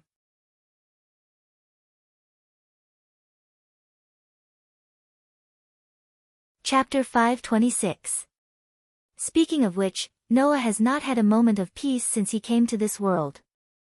Less than an hour after he arrived in this world, he met one of the only 6 gods in this world, and now there are 7. He even fought with the other party. He was abducted by the troublemaker, the god slayer, and was half forced to make the decision to kill the god. It was a life-and-death battle with the 2 highest-level gods. After being reincarnated as a god slayer, he was found by the god slayer, who was known as a troublemaker, and they fought again. He also met the Trinity Athena who was looking for the snake, and after some twists and turns, he found the Gorgon stone. Then, 2 of the most ancient and ferocious demon kings that Athena had lured over came looking for me. Not only did I fight them once, but I also killed 3 demon kings of the same rank. I was targeted by this group of people. It had only been less than a month since Noah came to this world, but he had already encountered things that others might not have in their entire lives. He was involved in one battle after another. Fortunately, in the end, Athena seemed to no longer intend to take the Gorgon stone from Noah's hands, and after making the decision to temporarily leave the Gorgon stone with Noah, she disappeared. Originally, by right, the whole thing should have come to an end, and Noah would also have the long-awaited peace. However, in the following days, Noah realized how naive his idea was. He didn't know if Noah was destined to not be too peaceful in this world, or if the people who killed gods were destined to not be peaceful. After Luo Hao, Warban, and Tony all left, Noah took Erica and Liliana on a journey that could only be described as legendary.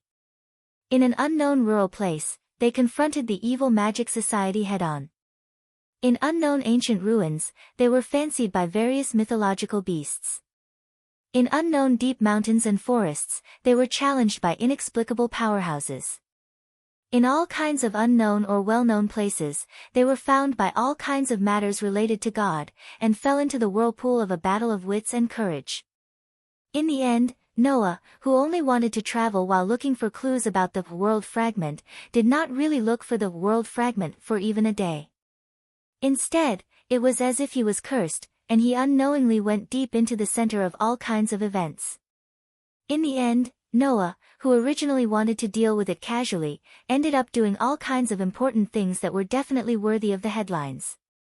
For example, he could destroy the evil magic society along with their headquarters.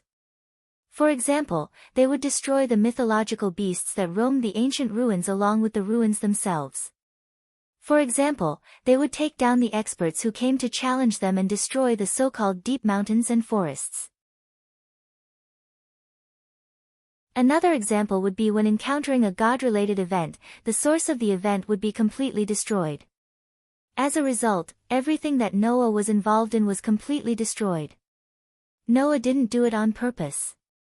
Of course, it couldn't be said that Noah didn't do it on purpose.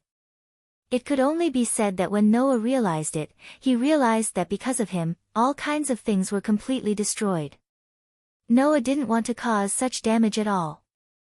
However, the God Slayer was born to be a warrior. Once he got serious, his body would naturally enter the best combat state, allowing him to exert 100% of his strength. Therefore, generally, when Noah got serious, even if he deliberately restrained himself and held back, it would still lead to the destruction of the battlefield in the end. It couldn't be helped. The authority of the 10 incarnations, which was derived from the power of Noah, Welslana, and Mekar, was too powerful. Sometimes, even if he held back, it would still cause great damage. In addition, the God Slayer itself was an existence that could become stronger in battle. Noah had disappeared, and the limitation ability that was integrated into the 10 incarnations could also allow Noah's authority to enter a state of self-enhancement when not in use. Whether Noah was fighting or not, he could make the authority stronger. In this way, the damage caused could only be greater. There was absolutely no possibility of it being smaller. Therefore, generally, when Noah realized it, the surroundings had already been destroyed. Noah lived like this for 3 months. It wasn't until 3 months later that Noah finally grew through all kinds of battles. He finally had full control of the authority of his 10 incarnations. As long as Noah was careful not to overdo it, he could control the power of the authority and not cause unnecessary damage for no reason. The premise was that he didn't encounter an opponent that needed to use too much power to deal with. It's here. In front of a hotel, Liliana took out her mobile phone. After checking a little, she nodded to Noah. This is the hotel I booked before coming to this city. Let's rest here today. I can finally stay in a luxurious hotel room, Erica complained. I don't want to stay in a hotel that doesn't even have a bathtub full of petals when I take a bath. Do you have to go through so much trouble to take a bath? Noah sighed. Sure enough, a young lady is a young lady. Even if I, Erica Brantley, am a young lady, I'm the most gorgeous and honorable kind of young lady, Erica said to Noah matter-of-factly. I'm not the willful young lady in your impression. Then why don't you try not complaining when you suffer a little? Noah rolled his eyes at Erica and then praised Liliana. You're more obedient. Every time you enter a city or town, you'll book a hotel or inn in advance. It's much easier for us. No. Liliana couldn't help but blush at Noah's praise. As the king's knight, you should at least do this much. Looking at Liliana's shy appearance, Noah couldn't help but smile. After 3 months of getting along, Noah had already understood that although Liliana appeared to be rigid on the surface, she was full of the flavor of a young girl in her heart. At the very least, Noah knew that Liliana was not good at dealing with heartfelt praise from others. On the contrary, Liliana could calmly accept the praise of her achievements as a prodigy. Perhaps it was because to Liliana, it wasn't an achievement to be shy about, but an achievement to be proud of. A knight? After hearing Liliana's words, Erica looked at Liliana with a teasing look. Not a servant, but a knight? Cut the crap. Liliana glared at Erica. After such a long time, your mouth is still as dishonest as ever. Well, aren't you the same, Lily? Erica retorted calmly. You should change your habit of speaking without thinking when you're angry. Our king is still around. Upon hearing that, Liliana became even angrier, but she also began to have scruples about Noah. She could only shut her mouth and grumble unhappily. I'm going to purchase some necessities tomorrow in case it's inconvenient to go to a rural area with nothing like before. Then I'll have to trouble you, Lily. Erica waved her hand. That kind of job of buying things in the noisy downtown is really not suitable for me. As a noble lady, I should eat in a high-class restaurant or go shopping in a famous commercial center. You're so annoying. Liliana replied in a displeased tone. You're just lazy. Noah spread his hands helplessly as he watched the two beautiful ladies, one in gold and one in silver, start their daily bickering. All right, go in and rest. We'll only stay in this city for a day before continuing our journey. Upon hearing this, Erica and Liliana looked at Noah with a strange expression. You're right. Erica shrugged. We should only stay for a day. That's right, we should. Liliana sighed. If there aren't any accidents, wait, don't say such ominous words. I really don't want any accidents to happen. We'll only stay here for a day. Perhaps it was because he was recalling his experiences in the past 3 months, but a shadow appeared on Noah's face. If possible, I really don't want to have anything to do with gods and mythical beasts. After saying that, Noah walked into the hotel with the amused Erica and Liliana. Unfortunately, Noah's prayer was destined not to be fulfilled.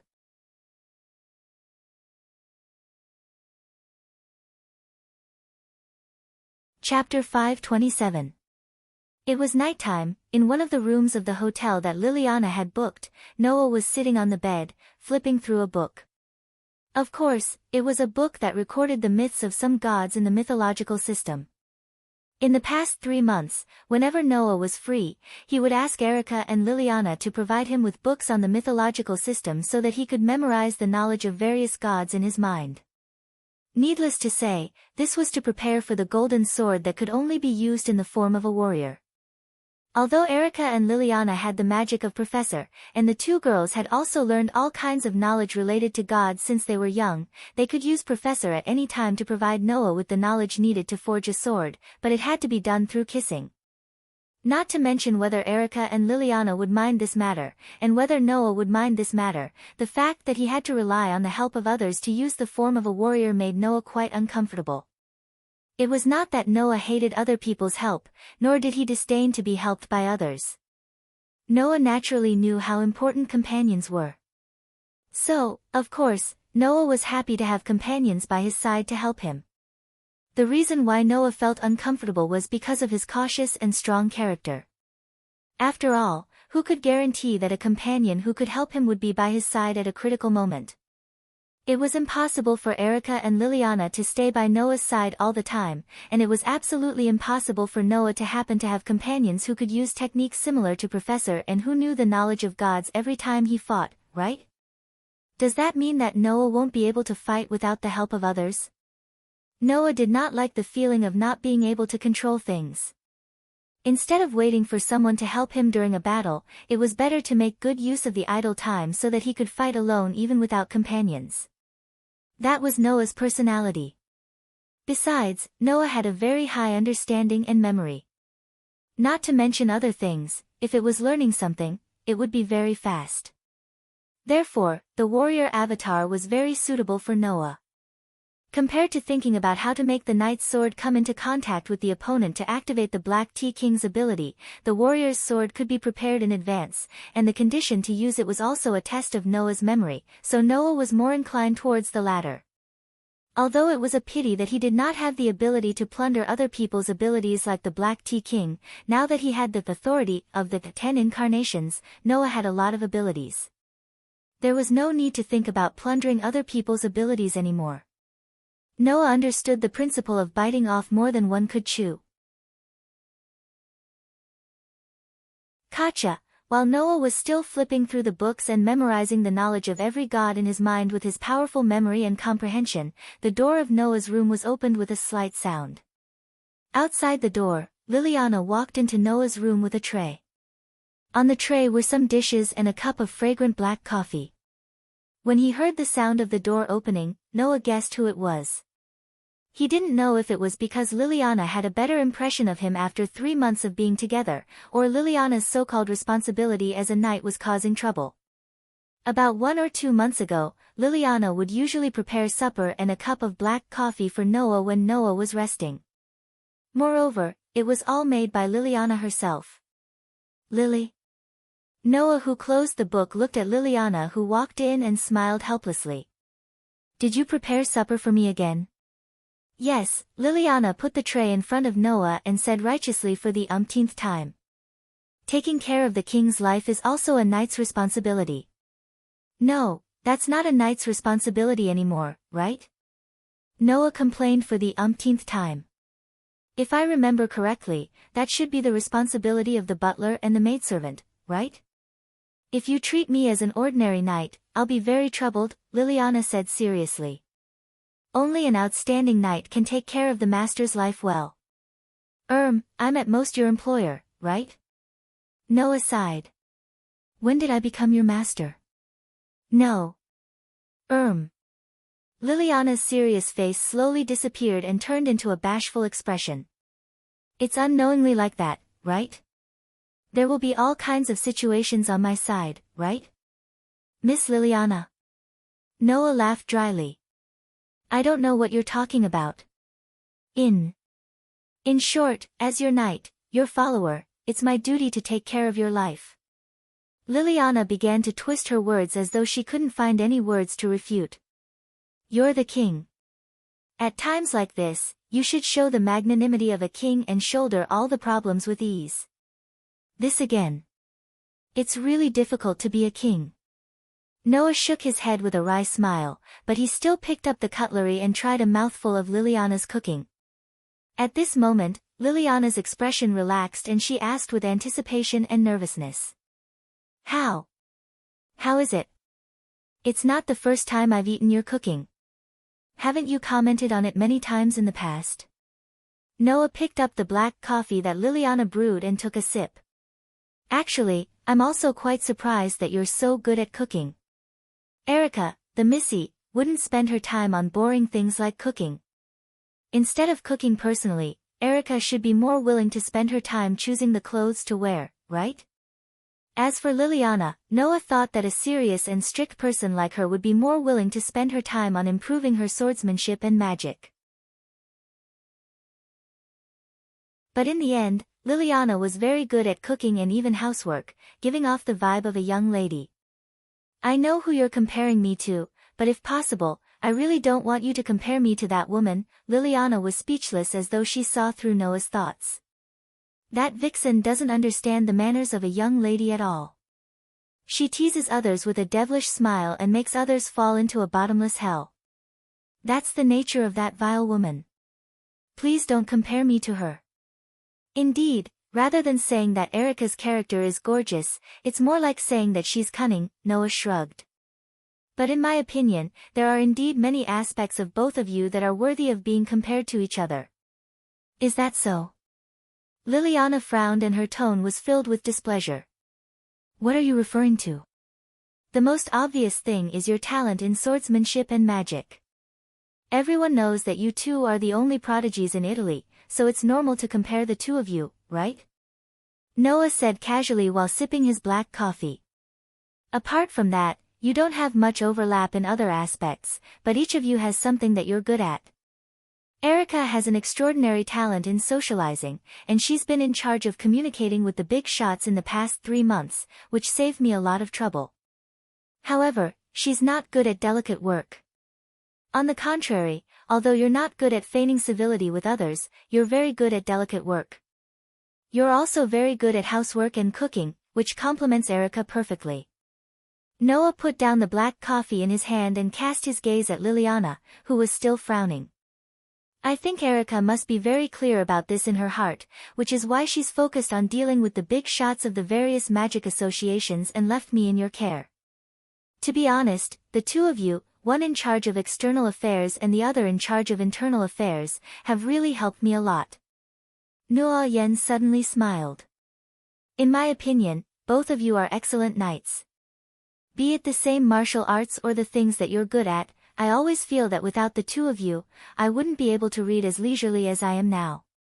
I'm very grateful to both of you. Liliana's tightly furrowed brows slowly relaxed, and she sighed. Since you've already said that, what else can I say? You don't have anything to say, but I have a lot to say.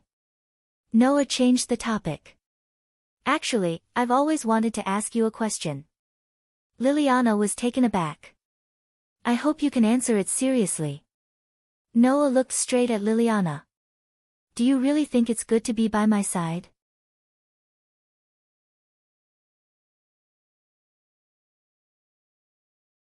Chapter 528. Why would Erica and Liliana willingly follow Noah as his followers? Erica and Liliana had already explained this point when they came to Noah's side as early as Noah's followers. It was because magic associations like the Copper Black Cross and the Bronze Black Cross couldn't watch a god-slayer like Noah, who was likely to bring turmoil to the entire magic world and even bring huge losses to the whole world, wander around Italy casually. In that case, what was the difference between him and a walking bomb? It was precisely because of this that Erica and Liliana came to Noah's side. It wasn't that they were monitoring Noah or controlling Noah's behavior, but if there were 1 or 2 people looking after Noah, it could at least avoid a lot of unnecessary trouble.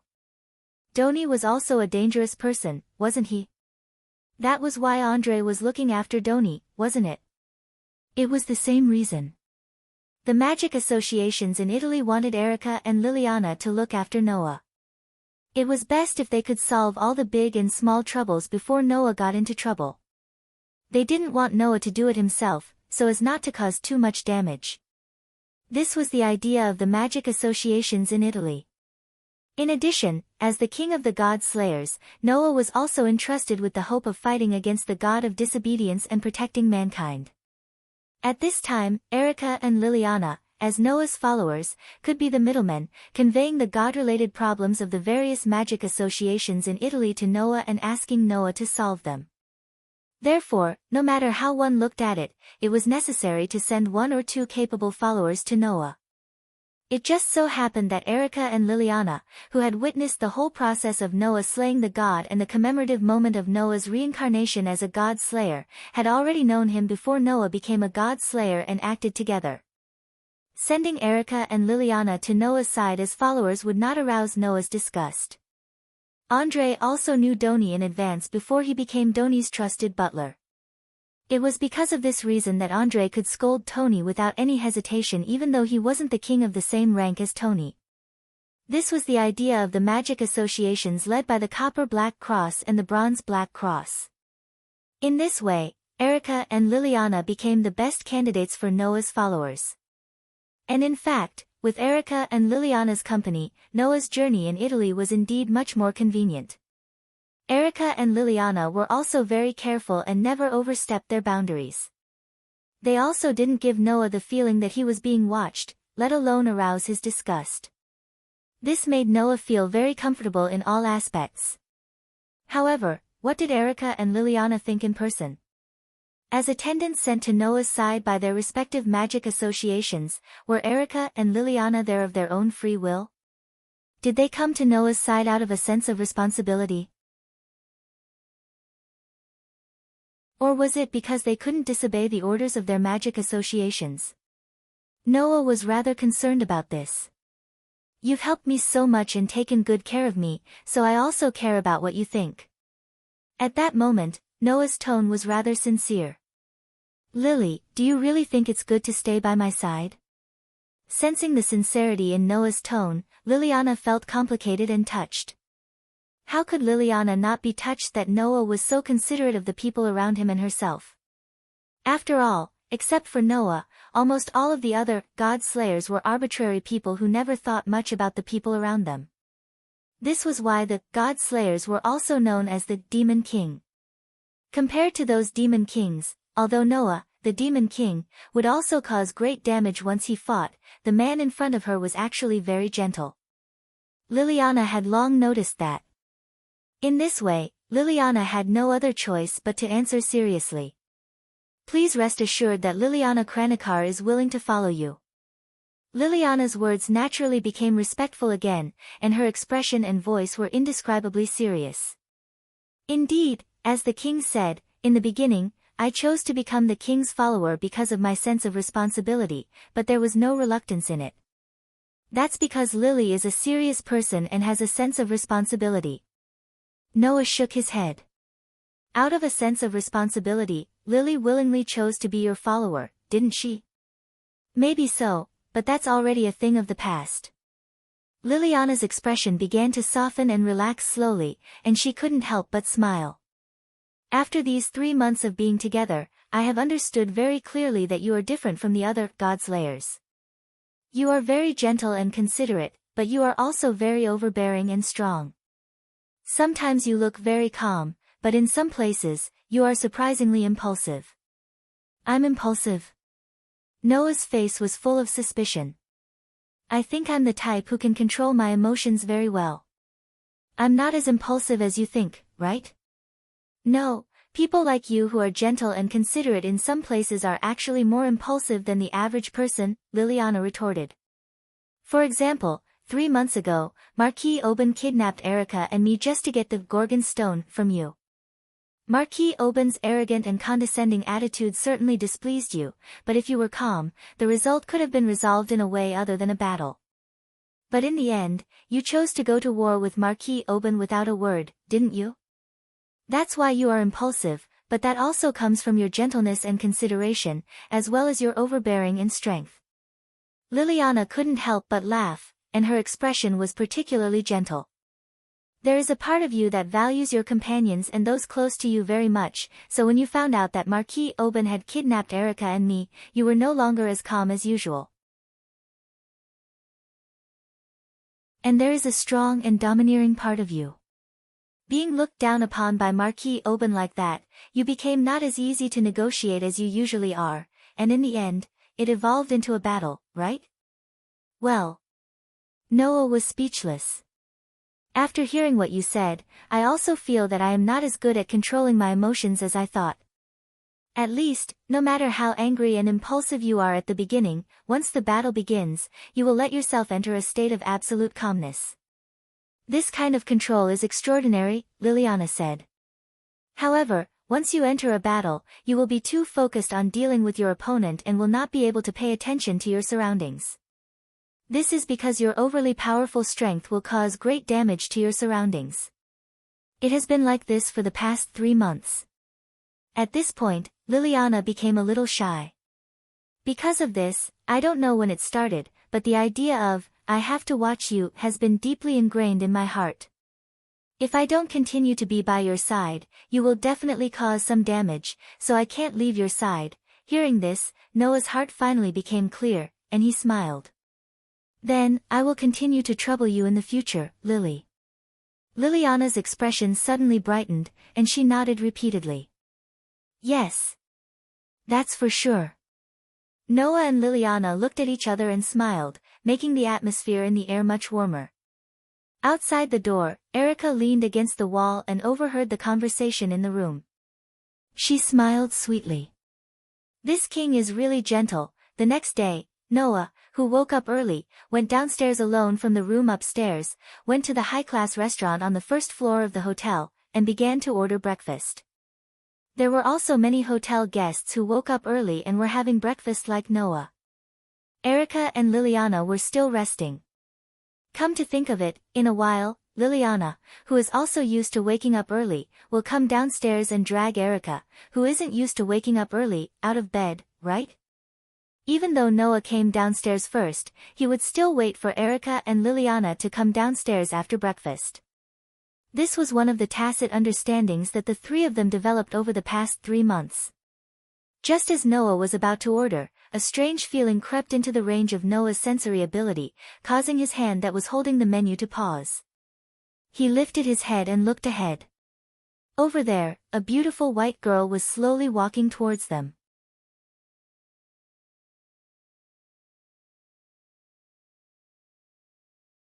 Chapter 529. Accompanied by the loud and clear sound of high heels, the girl walked into the hotel's restaurant unhurriedly and walked in the direction of Noah. She looked very young, about 12 or 13 years old. It was obvious that she was at an age where she shouldn't be in a hotel.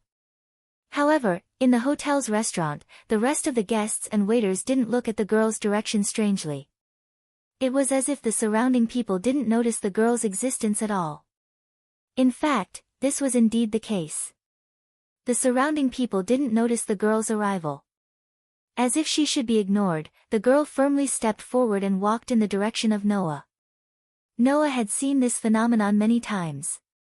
For example, 3 months ago, when he was tracking Athena, Noah once encountered 2 magicians from the Evil Magic Society in a restaurant. The existence of those 2 magicians was also ignored by the surrounding people as if they didn't see them in the first place. However, the girl in front of him was much more shrewd than the 2 magicians. The 2 magicians from the Evil Magic Society who appeared in the restaurant before used techniques similar to suggestion and hypnosis. They spent a lot of effort to make the surrounding people unable to notice them. However, this girl had really made her figure disappear, concealing her figure. Only those with a certain degree of mastery in curse power and curse techniques would be able to discover her approach. At this moment, Noah withdrew his gaze and no longer paid attention to the other party. Although he didn't know whether the girl had bad intentions or not, Noah didn't feel his instinct of being a god slayer to be vigilant. If a god slayer encountered a god of disobedience, it would naturally enter a state of battle, filling the body with power stronger than the effect of adrenaline. Now, Noah didn't feel this way. In other words, the girl in front of him was not a god of disobedience type of existence. Then, Noah didn't need to be nervous. However, Noah didn't relax. The beautiful girl in the white summer dress was completely like a classical doll made by a famous craftsman. She didn't look like an existence that should appear in the human world. Noah also felt a supernatural sense of unreality from this young lady. Coupled with that exquisite invisibility spell technique, the girl didn't look like an ordinary person, or even an ordinary magician.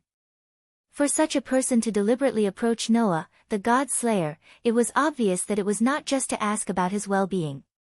Under such circumstances, the girl came to the table where Noah was sitting, lifted the corner of her skirt, and bowed slightly. "Nice to meet you, 7th King. Please forgive me for coming uninvited." The young girl's voice was as sweet as her appearance, but there was a kind of elegance that ordinary children shouldn't have, giving people the feeling that she was a little adult. Noah raised his head and looked at the girl in front of the table. "Since you've come uninvited, you wouldn't have come all the way here if there wasn't anything important, right?" "No, you've misunderstood." The girl smiled elegantly. "I'm just here to greet you. Today." Noah glanced at the girl and said with a smile that wasn't a smile. "If you say so, Then should I think that after today, you won't appear in front of me just to greet me? This is also a misunderstanding. Facing a god slayer, the girl's attitude was still full of calmness, and she wasn't afraid of Noah. She looked straight into Noah's eyes and said, "It's just that, I think, with the special relationship between you and me, if we meet in an emergency, there won't be time for me to greet you. So, I want to greet the most special king before that time comes." The most special king? Noah raised his eyebrows. "Although this body is insignificant, I've heard of your achievements," the girl said calmly. "You killed 2 of the highest level, god of disobedience, to become a god slayer. In less than a month after becoming a god slayer, you consecutively defeated the oldest demon king, the eastern king of Wuxia, and the Italian king of swords. Even Athena couldn't do anything to you. To be able to achieve these results in less than a month, I don't need to explain how special you are." "Oh." Noah smiled indifferently. "I know how special I am, and so do others. But I think others will know how special you are, right?" The girl's expression didn't change, and she still maintained her elegant smile. "You're overpraising me, king.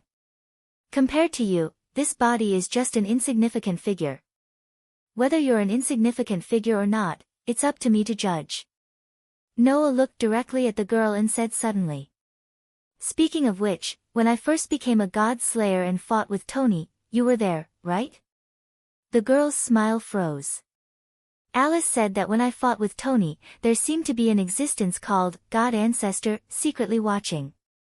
It's very likely that he would do something." Noah acted as if he didn't see the girl's frozen expression and said casually, "And you were there that day, with Alice and another person with an extraordinary aura. It seems that you're that so-called god ancestor, right?" The girl's frozen smile gradually disappeared as Noah spoke, and the way she looked at Noah also changed. "As expected of a rather special person among the many god slayers. It seems that your uniqueness is not only in terms of strength, but also in terms of wisdom. No wonder the goddess of wisdom couldn't do anything to you. Don't praise me too much. I just have a special sensing ability. Although you were far away at that time, in order to observe the fight between Tony and me, you used some kind of magic that allowed your vision to leap, right?" Noah supported his chin with his hand and said very casually, "A person's aura is directly linked to their magic power and curse power. From a person's curse power, I can identify the user's aura. The aura on your body is basically the same as the curse power on that day. In addition to the warning that Alice gave me, it wasn't difficult to guess your origin. No, it's already very impressive that you could identify me when we met." The girl seemed to have regained her calmness and a sweet smile appeared on her face.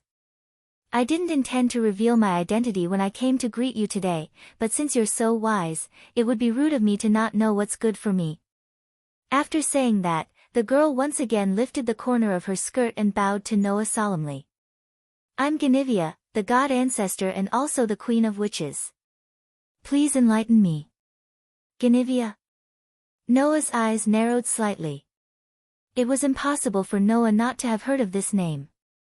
Noah had heard of this name in the past 3 months, not to mention now that he had become familiar with the books of various mythological systems in the past 3 months. This name was exactly the same as the name of King Arthur's wife in the ancient British legend. In other words, this was a name that should have belonged to a god in mythology. In that case, Alice once said that the god ancestor was an existence that was born through the reincarnation of the former goddess Gaia after she died under some special circumstances. Could this girl in front of him be the reincarnation of Guinevere? "It seems that you've guessed my true origin, Your Majesty." Guinevere smiled very happily. "It's great to be able to tell you my real name." "Is that so?" Noah curled his lips. "Then, tell me your real intention. Don't tell me that you're really just here to greet me. If that's the case, let alone me, even you won't believe it. Coming to greet you is indeed one of my purposes this time." Guinevere shook her head. "However, the most important thing is that Guinevere wants to invite you to the next banquet." "Banquet?" Noah frowned. Soon, the god of disobedience will descend on Napoli, Italy. Guinevere lowered her head. At that time, I hope your majesty can come. After leaving these words, Guinevere's figure slowly dispersed like mist and disappeared from Noah's sight. Magic transfer. Noah's frown deepened. Napoli. Recalling Guinevere's words, Noah rubbed his eyebrows thoughtfully. Whatever. Let's have Erica and Liliana investigate first.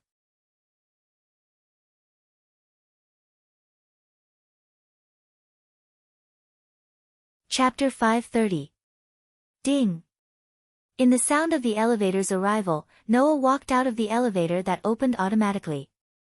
As he walked in the direction of Erica's room, he felt a little impetuous because of an inexplicable feeling in his heart.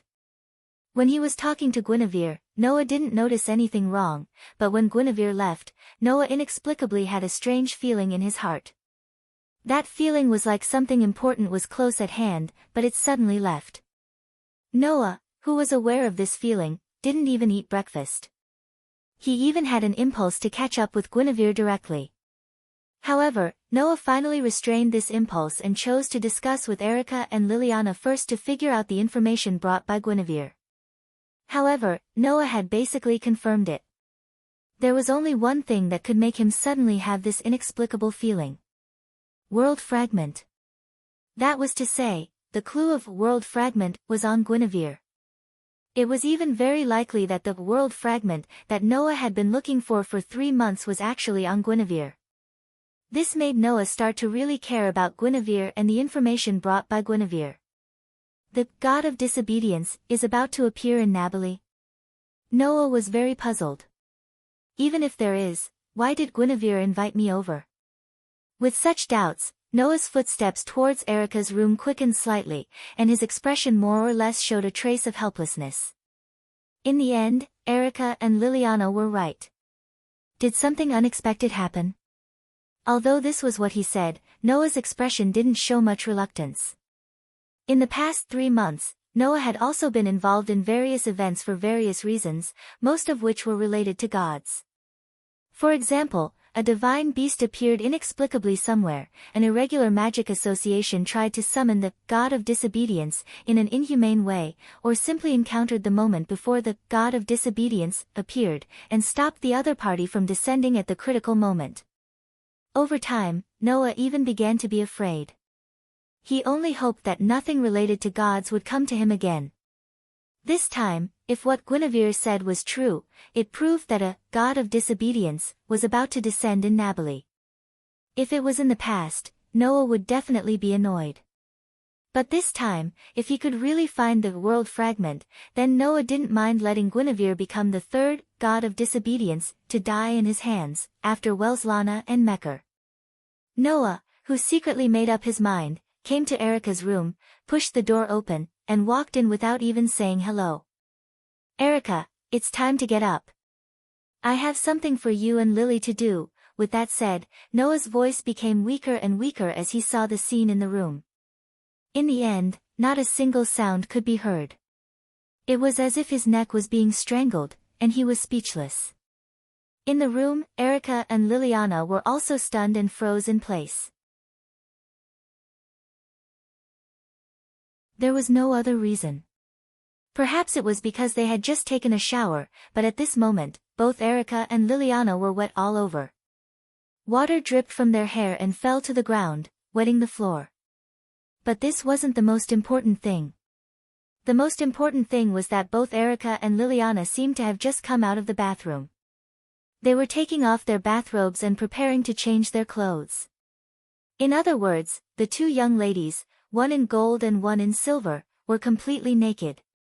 As a result, Erica's petite yet abnormally voluptuous body and Liliana's slender yet fairy-like body were imprinted in Noah's eyes at the same time. Together with the powerful impact, they were permanently imprinted in Noah's memory. Noah was silent. Erica was silent. Liliana was also silent. The entire audience fell into a deathly silence. It was as if time had stopped, causing everyone to forget to move. However, under such circumstances, Noah's expression became stiffer and stiffer, while Erica and Liliana's faces rapidly turned pink at a speed visible to the naked eye and gradually transitioned to a blush. After a while, Noah took a deep breath and laughed heartily as if he had called the wrong number. "Excuse me, please continue." After that, Noah closed the door and gently retreated. Bang! The door was closed. After closing the door, Noah immediately covered his ears. "Ya dash!" Almost at the same time, Liliana's scream resounded throughout the entire hotel.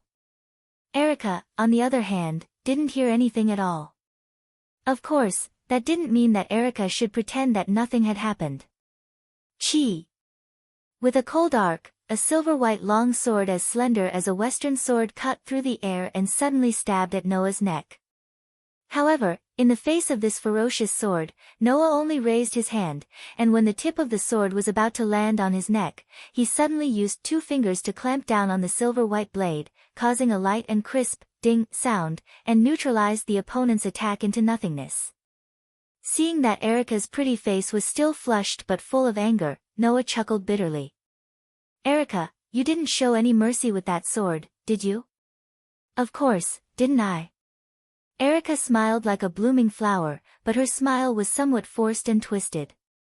"My body is not a cheap product. Since you've seen it, you naturally have to pay the corresponding price. The king's life is the most precious thing in the world. There's nothing more suitable than this to pay for it. I was wrong about you, Noah Doria." Undoubtedly, Liliana had put on her clothes, but she was still hugging her chest with tears in the corners of her eyes. "I thought you were a decent person, different from other kings. I didn't expect you to hide your beastly nature and want to violate your own knight. Are you such a person?" "Wait." Noah hurriedly corrected her loudly. "When did I violate you?" "Isn't that obvious?" Erica forced a smile. "You violated the most important thing to a girl." "Please don't say that, you'll be misunderstood, okay?" Noah's voice was getting louder and louder. "In the end. Why did you take a bath so early in the morning? Why are they naked together?" That's something we can't do anything about." Liliana cried out, wanting to cry but having no tears. Erica didn't want to get up no matter how I called her. She even asked me to give her a cup of cappuccino. But when I brought the cappuccino over, this woman with a bad sleeping posture knocked it over and splashed it all over us. In order to buy time, we had to take a bath together. The question is, why did you barge into a girl's room without even knocking on the door?" Erica gave Noah a dangerous smile. "If I remember correctly, even if you're a king, you shouldn't be so rude, right?" I had something important to do." Noah wanted to cry but had no tears. Who knew it would turn out like that? "No." Liliana pointed at Noah with a flustered face as if she had seen through the truth. "Don't try to hide your beastly nature. It's useless to say anything more." Erica seemed to have been provoked too. "All in all, let me stab you with my sword first, just once." As she spoke, Erica tried to make the Lion King's heart break free from the restraint of Noah's fingers, but she still couldn't pull her sword out. "Come on, I have a fiancé." Noah explained helplessly. "Do you think I'm that kind of person?" Erica and Liliana fell silent at the same time. When Noah thought that Erica and Liliana had calmed down and chosen to believe in him, to his surprise, Erica's and Liliana's rosy cheeks disappeared, only to be replaced by coldness that had never been seen before. "You're right," Liliana said expressionlessly. "You already have a fiancé." Erica took back the Lion King's heart and left with Liliana without saying a word. Seeing the 2 female knights leave like robots without saying goodbye, Noah stared at their backs and sighed. Could it be that I'm really a sinful person?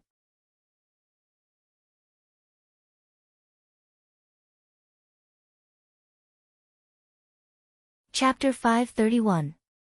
Guinevere. In the hotel restaurant, Noah, Erica, and Liliana finally gathered at the original table. They got along as usual as if nothing had happened just now. However, after hearing Noah tell them the whole story of his meeting with Guinevere, Erica and Liliana looked at each other in dismay. I didn't expect that such an amazing person would appear in such a place. Erica clicked her tongue, but her pretty face was full of fearless gorgeous smile as usual. The god ancestor that Princess Alice mentioned is this lady, right? God ancestor. The Queen of Witches. Liliana's expression was a little complicated. Although she is the distant ancestor of us witches, in terms of existence, she is neither a god nor a human. She came here and sent such an invitation. What is her purpose? Even Lily can't guess the purpose of the god ancestor. Noah looked at Liliana. You and that god ancestor are witches. If you are both witches, you should know something about Guinevere, right? Although we are all witches, that lady was originally the goddess of the earth. Even if the witches' ancestors used to serve the goddess of the earth as witches, in the end, we are just serving them. Liliana pondered for a moment and then shook her head. Speaking of understanding, as the goddess of the earth in mythology, I believe that many people know about Guinevere's divinity. However, what we need to know now is god ancestor Guinevere, not goddess Guinevere. That's true. Erica nodded and agreed with Liliana. Even if it was the goddess of the earth, now that she has reincarnated and stayed in this world as the god ancestor, we really don't know what that lady intends to do. Hearing this, Noah was speechless. In this world, because the god of disobedience would appear from time to time for various reasons and bring disasters to the earth, people like Erica and Liliana, who grew up in orthodox magic associations, could be said to have a good understanding of the gods. Since even Erica and Liliana couldn't guess the purpose of Guinevere's invitation from her background, Noah, who had only stayed in this world for about 3 months, naturally wouldn't know. In other words, there is no way to get any useful information. Noah scratched his cheek. I thought it would be more advantageous to ask the witch about the witches. Hearing Noah's words, Liliana lowered her head in shame. On the other hand, Erica thought of something and suddenly smiled. No, your way of thinking is correct. Naturally, you have to ask the witch to understand the matters of the witch. While saying this, Erica took out her mobile phone and clicked on the address book. However, that god ancestor is the Queen of Witches. Although Lily is an excellent witch, in terms of status, she doesn't know the secrets of the god ancestor. In this way, it's clear what we should do. Liliana tilted her head suspiciously, as if she didn't understand the meaning of Erica's words. Only Noah nodded in relief. That is to say, we have to consult those witches who are better than Lily. Hearing Noah's words, Liliana understood. As a prodigy with the rank of Grand Knight, Liliana's talent and strength in the field of witches were top-notch. It was unknown if there were more than 10 witches in the whole of Italy who could surpass Liliana. Of the 10 top-notch witches, Noah only knew that one was the only one he had ever met. Alice? The corners of Noah's mouth slowly rose. Speaking of which, it was Alice who brought Guinevere to me. Among the people we know, no one knows Guinevere better than her, right? That's it. After pressing a few buttons on the mobile phone, Erica stood up from her seat. That princess has now retired, but she still secretly controls the entire Sage Council. She asked the people of Red Copper Black Cross to be the middleman and set up a connection with the Sage Council. In this way, we should be able to contact Princess Alice. After that, Erica directly put the mobile phone next to her ear and walked aside to make a call. With Erica's departure, the scene suddenly became a little awkward. Well. Touching his nose, Noah said to Liliana embarrassedly. I'm really sorry, I didn't mean to. Liliana naturally knew what Noah was apologizing for, and her face turned red again. I know, although you are a demon king with terrifying power, I know very well that you are a very gentle and considerate person. You definitely wouldn't do such a frivolous thing. I was too careless before, I also apologize to you. With that said, Liliana stared at Noah. But Erica is right. As a king, you should pay a little attention to your behavior. No matter how urgent the matter is, I still hope you can knock on the door. That way, you won't see such a disgraceful scene. So didn't I apologize? Noah waved his hand and shook his head with a dry smile. I will be careful, please forgive me this time. Forgive. Liliana thought of something and lowered her head. After a while, she raised her head with some determination and looked at Noah. Before that, can you allow me to ask you a question? Question. Noah nodded. Go ahead. Liliana looked a little hesitant, but in the end, she spoke in a mosquito-like voice. I've heard before that you have a fiancé. That should be true, right? Noah didn't expect Liliana to ask about this matter. After being stunned for a moment, he smiled bitterly. It's true. Is it? Liliana's expression became a little forced. She should be a very outstanding woman, right? Instead of saying that she's outstanding, it's better to say that she's naturally by my side. Noah didn't hide anything because of Liliana's performance and chose to answer truthfully. After all, we are childhood sweethearts who grew up together. We used to be friends, are now lovers, and will become family in the future. It's just such an ordinary development. Is that so? Liliana lowered her head, making it impossible to see her expression. From your words, I can tell that you love each other deeply, right? Deeply? Noah laughed at himself. I only realized later that they had waited for me for God knows how many years before they finally got my reply. They would even laugh and cry because of my reply. Compared to their love for me, my love for them is so shallow that it makes people want to despise it. Is that so? Liliana didn't know what to say, but then she was stunned and raised her head in astonishment. Wait. You just said them, right? What do you mean by them? What do you mean? Noah couldn't help but feel puzzled. They are them. What's so strange about that? There are many strange things. Liliana couldn't help but raise her voice. According to what you said, could it be that you have more than one fiancé?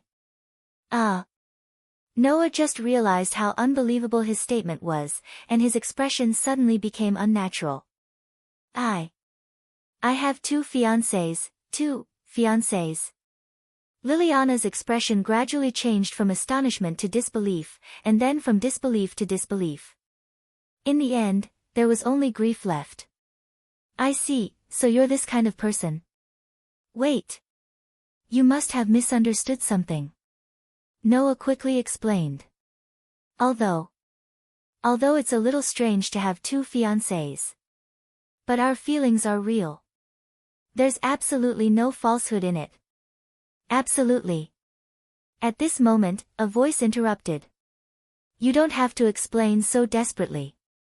With a fake smile, Erica appeared behind Noah and sneered. We clearly understand that you're still a man after all. You don't have to explain anymore, we understand.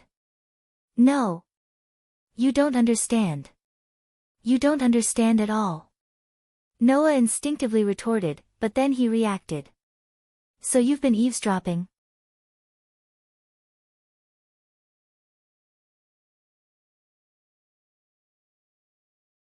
Chapter 532.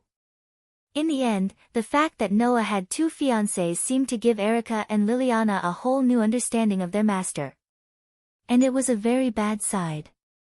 No matter what Noah said to Erica and Liliana, the two girls didn't seem to be listening. It was unknown whether it was because they started to despise Noah's character from the bottom of their hearts, or because of some reason that they didn't listen to Noah's explanation at all. This made Noah extremely vexed. In the end, Noah gave up and stopped paying attention to them. After all, Noah did have two fiancés at the same time. Since he could do such a thing, he couldn't blame others for misunderstanding him. Noah also knew that. In any case, no matter what outsiders or the world said, Mira and Lisanna were already Noah's people. Noah had long decided to be responsible for these two fiancés who grew up together with him.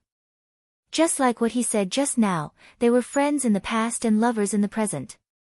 In the future, Noah, Mira, and Lisanna would also be family.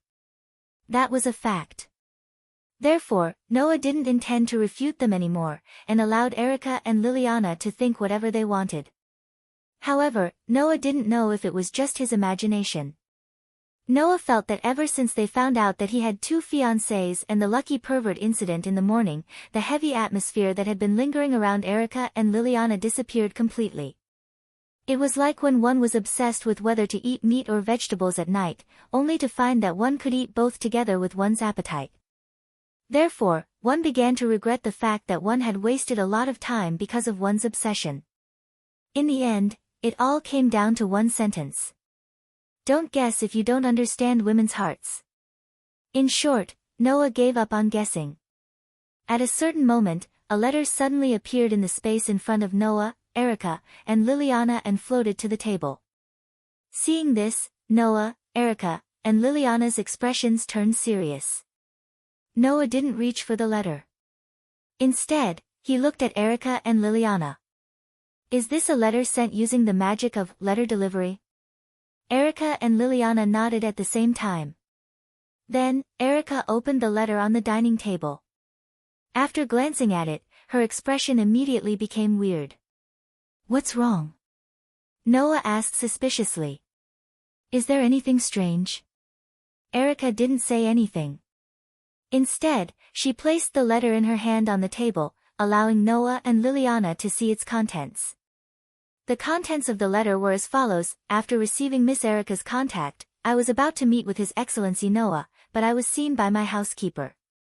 Then, the housekeeper set up a barrier in the museum, intending to stop me from running out. So, please wait a moment, Your Excellency Noah. I'm thinking of an escape plan and have decided to contact you again in the future.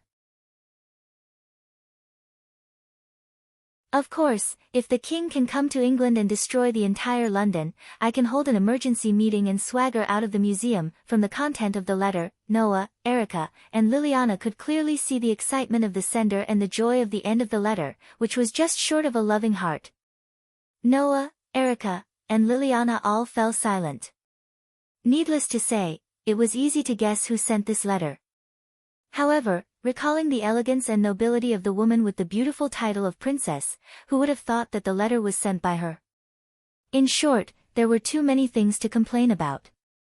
As I recall, Alice seems to be the princess of some duke's family, right? Noah asked cautiously. The reason why Alice is called a princess is not only because of her family background, but also because she is as noble as a princess, right? There's no need to doubt it, Erica explained without hesitation, as if she wanted to dispel Noah's thoughts of escaping.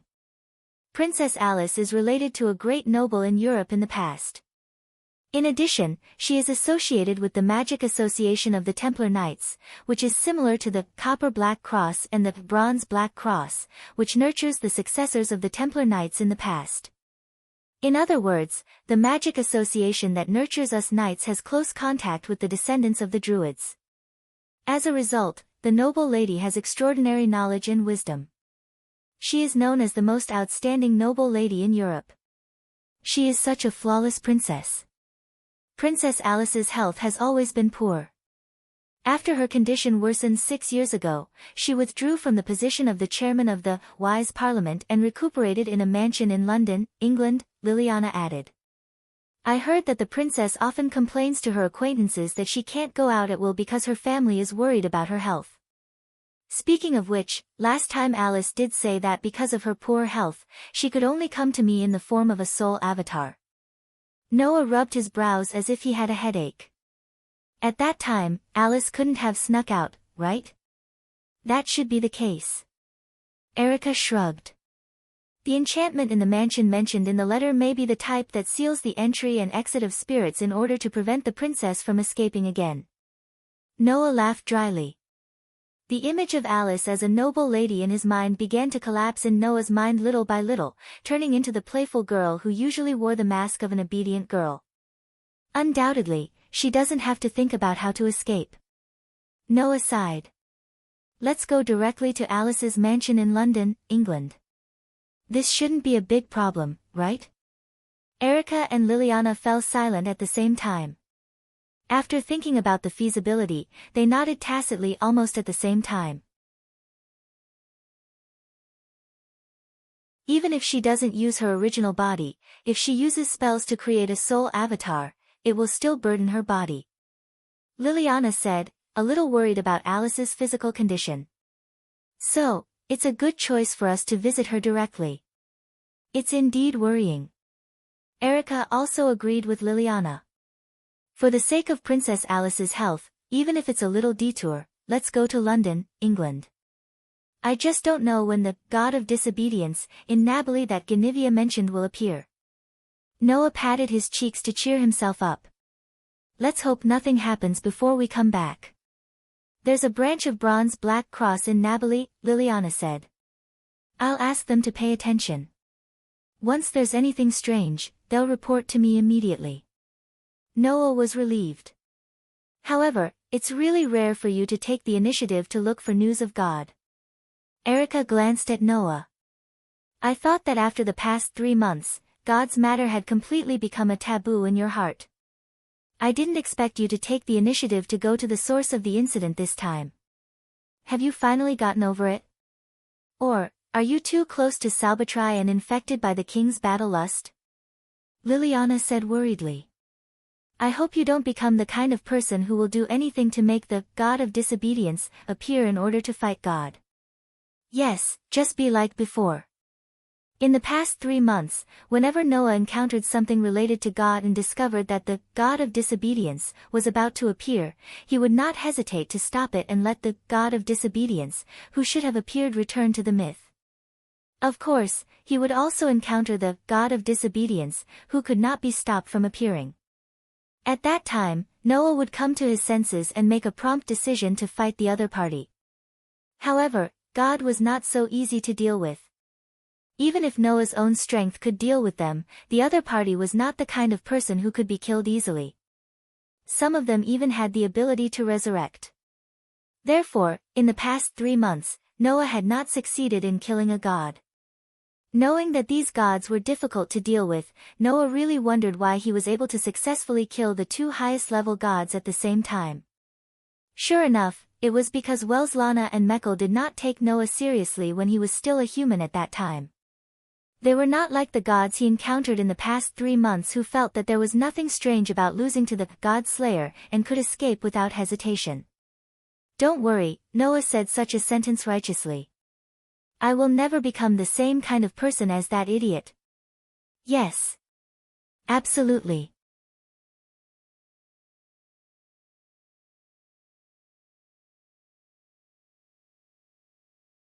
Chapter 533. The origin of Greenwich's Wise Men Parliament was entirely due to the formation of a group of busybodies, which gave rise to its initial form of existence. Magicians, esoteric scholars, fairy doctors, and other people who had a deep relationship with magic.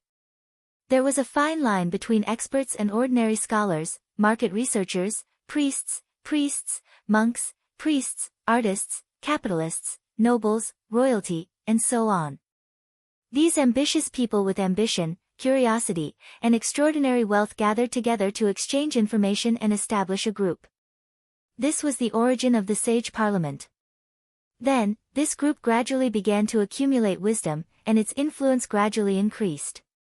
It even established a headquarters in Greenwich, London, and gradually became today's Sage Parliament.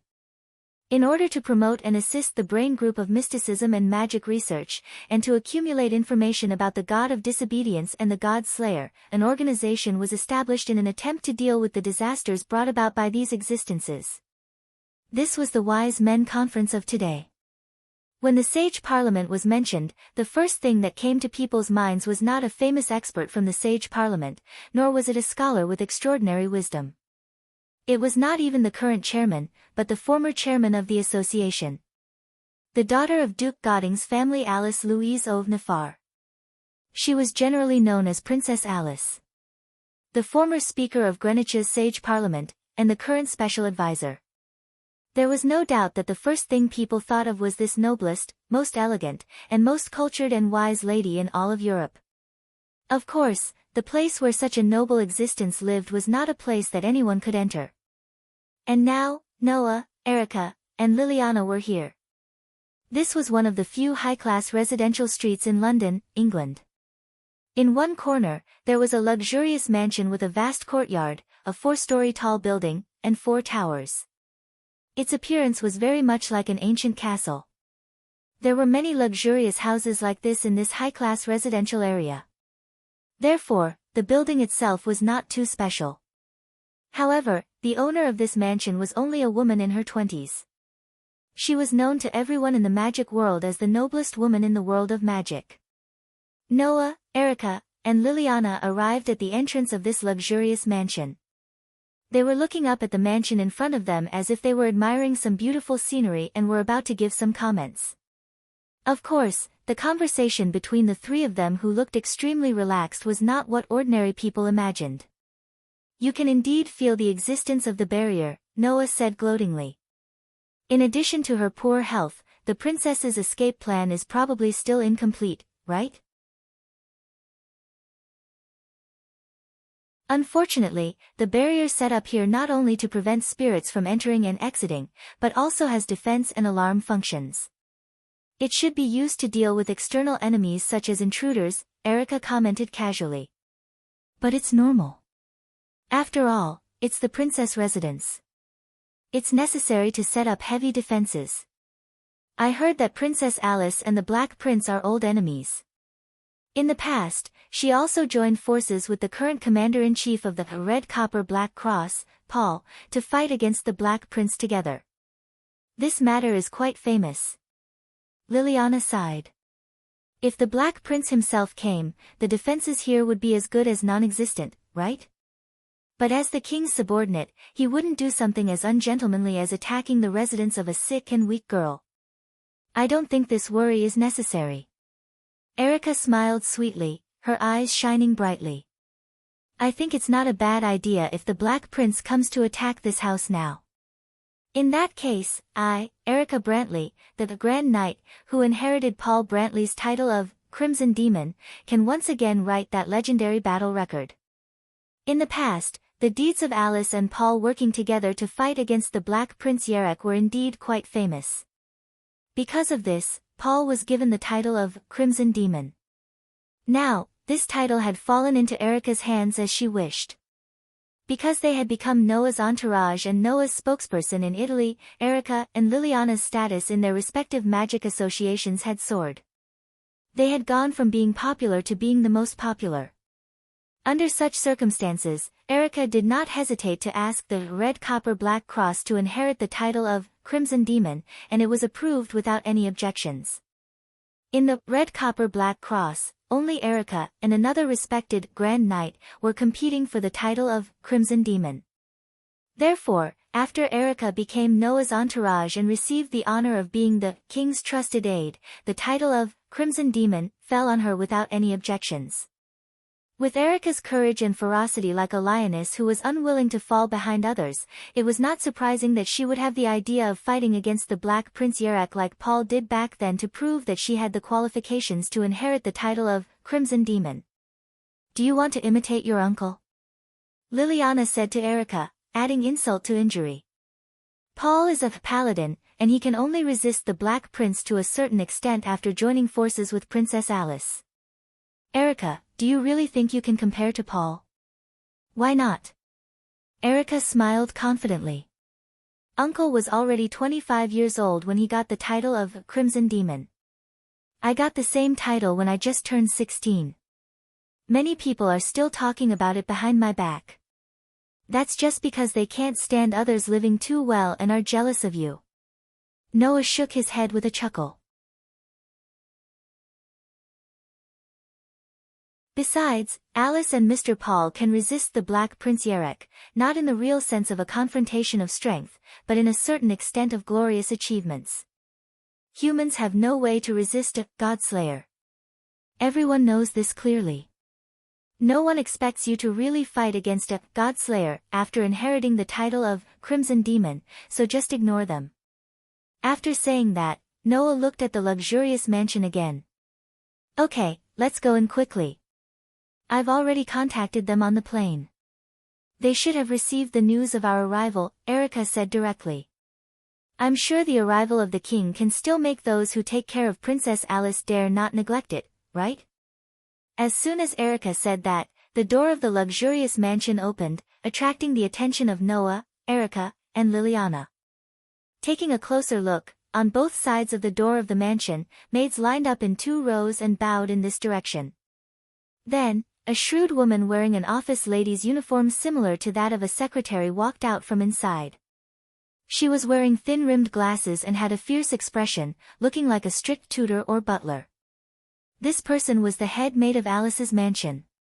In short, she was someone who worked as a butler, head maid, and secretary. Her name was Elisen, and it was said that she was as shrewd as she looked. However, when such a figure faced Noah, there was a hint of nervousness on his face. I didn't expect the Demon King to come to London in person, and to the Princess Mansion. What a surprise! Elisen said in a trembling voice. You are Lord Noah, right? May I know why you have come to the Princess Mansion this time? Let me make it clear that our sage council will not succumb to the Demon King's obscene power. Hearing this, the corners of Noah's mouth twitched. Even Erica and Liliana turned their backs and snickered secretly. It seemed that from the perspective of the Sage Council, which specialized in the study of God-slayers, every God-slayer in the world was a cruel and incorrigible demon king. This could be seen from Elisen's performance. I have a lot to say, but it's probably useless to say anything at this time, so I'll simply say it in a way that you can understand. Noah laughed bitterly. Anyway, you can't stop me no matter what I want to do. It's better to be straightforward and let me meet Alice.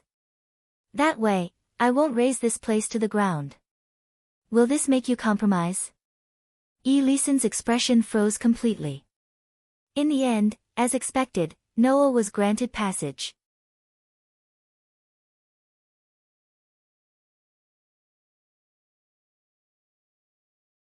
Chapter 534. Noah didn't know if it was because of magic or because of the residence itself, but as soon as he entered Alice's residence, he felt like the temperature in the surroundings had suddenly become moderate, just like a summer villa. It was rather comfortable. Under Elisen's lead, Noah, Erica, and Liliana moved to the top floor of the residence. When they arrived at the hall on the 4th floor, Elisen stopped in his tracks, turned around, and pretended to be calm as he spoke to Erica and Liliana. Her Highness isn't usually in good health, so she can't see too many people. Apart from Sir Noah, it's best if no one else enters. Erica and Liliana looked at each other before shifting their gazes to Noah, as if they intended to let Noah make the decision. Noah pondered for a moment and nodded. All right, it's enough for me to go see Alice. You guys wait here. Erica and Liliana finally nodded and retreated to the side obediently, as if they were obedient to his words. In fact, after 3 months of interaction, Noah, Erica, and Liliana were already rather familiar with each other and could be considered good friends. Erica and Liliana usually wouldn't speak to Noah with honorifics. Instead, they treated him as equals. It was only in front of outsiders that Erica and Liliana would strictly abide by the settings of their identities. It wasn't only because they couldn't behave improperly in front of outsiders, but also because they didn't want to embarrass Noah, the nominal owner of the residence. And this behavior naturally made Elisen, who viewed Noah as a terrifying demon lord, fear him even more. His attitude also became much more respectful. He reluctantly led Noah to the door of a rather majestic room. This is Her Highness's bedroom. Elisen's voice was still filled with nervousness. I've reported to Her Highness that His Majesty is here. She is waiting for you inside, so I hope you can be magnanimous and not make things difficult for Her Highness. Seeing that Elisen had completely assumed that he had come with ill intentions, Noah could only laugh bitterly in his heart. For many people, the word God-slayer was a synonym for terror. This was because the God-slayers had the power that humans could not resist. The current God-slayers had all done things that brought catastrophic losses to humanity. It was no wonder that others would call the God-slayers the Devil King. As for the wise men's parliament, which specialized in researching the God Slayer, the horror of the God Slayer could be directly presented to everyone in written form. Therefore, Elison should have long known about the various deeds Noah had done after becoming the God Slayer, right? For example, he had defeated Tony, Warban, and Luo Hao. He had even defeated 3 kings of the same rank. Of course, the most important thing was the losses that Noah had suffered in order to defeat these people, as well as the various kinds of destruction that had happened in the past 3 months. As a member of the Wise Men Council, Elison, who clearly understood how terrifying Noah was naturally worried that Noah's arrival meant that there was going to be another disaster. However, humans could not resist the God Slayer. Therefore, it was completely natural that they would be afraid, scared, and nervous. Facing a member of the Wise Men Council like Elison, who was deeply ingrained in the horror of the God Slayer, no matter how much Noah explained, they would not listen. In the end, Noah did not explain. "I need to talk to Alice about something very important." Noah sighed. "So, don't do anything like surveillance or monitoring. As long as you can do it, then in the end, everything here will be fine. Is that okay?" "Yes, yes." Elison's face was tense. He suppressed his nervousness and then obediently left. Seeing this, Noah also reached out his hand, pushed open the door in front of him, and walked into Alice's bedroom. Upon entering Alice's bedroom, the first thing that entered Noah's eyes was an extremely luxurious bed. Not only was it luxurious in shape and scale, but there was also a veil-like ceiling that fluttered back and forth under the breeze from the window, making a pleasant sound of gauze rubbing against each other. And on such a bed, Alice, who was wearing pajamas, had her eyes closed. Her hands were clasped together and placed in front of her chest as she laid on top of it. Strictly speaking, Noah had only seen Alice twice. However, both times, Alice had always had a noble and elegant look, just like a real princess. However, at this moment, the Alice that appeared in front of Noah lying on the bed was not as noble and elegant as before. There was only weakness. Because of her poor health, Alice's pretty face was slightly pale. Although her breathing was stable, it was also very weak. She looked exceptionally pitiful. Coupled with her stunning beauty, it was believed that as long as it was a man, upon seeing this scene for the first time, they would not be able to resist the urge to go over and kiss Alice. After all, the feeling that Alice gave people was too much like Sleeping Beauty. That delicate beauty could make every man's heart ache, and thus have the idea of, if I go over and kiss her, she will wake up. Noah did not have such an impulse. However, looking at Alice's sickly appearance, and then recalling the noble appearance that she used to appear in front of him, even Noah could not help but feel a little distressed. At this time, in front of Alice's bed, which was in front of Noah, the space suddenly fluctuated with a spell power, and gradually condensed into a figure. That was Alice, who usually dressed beautifully and absolutely matched the title of princess. However, that was only Alice's spiritual clone. "Welcome to my residence, Sir Noah, should I say that?"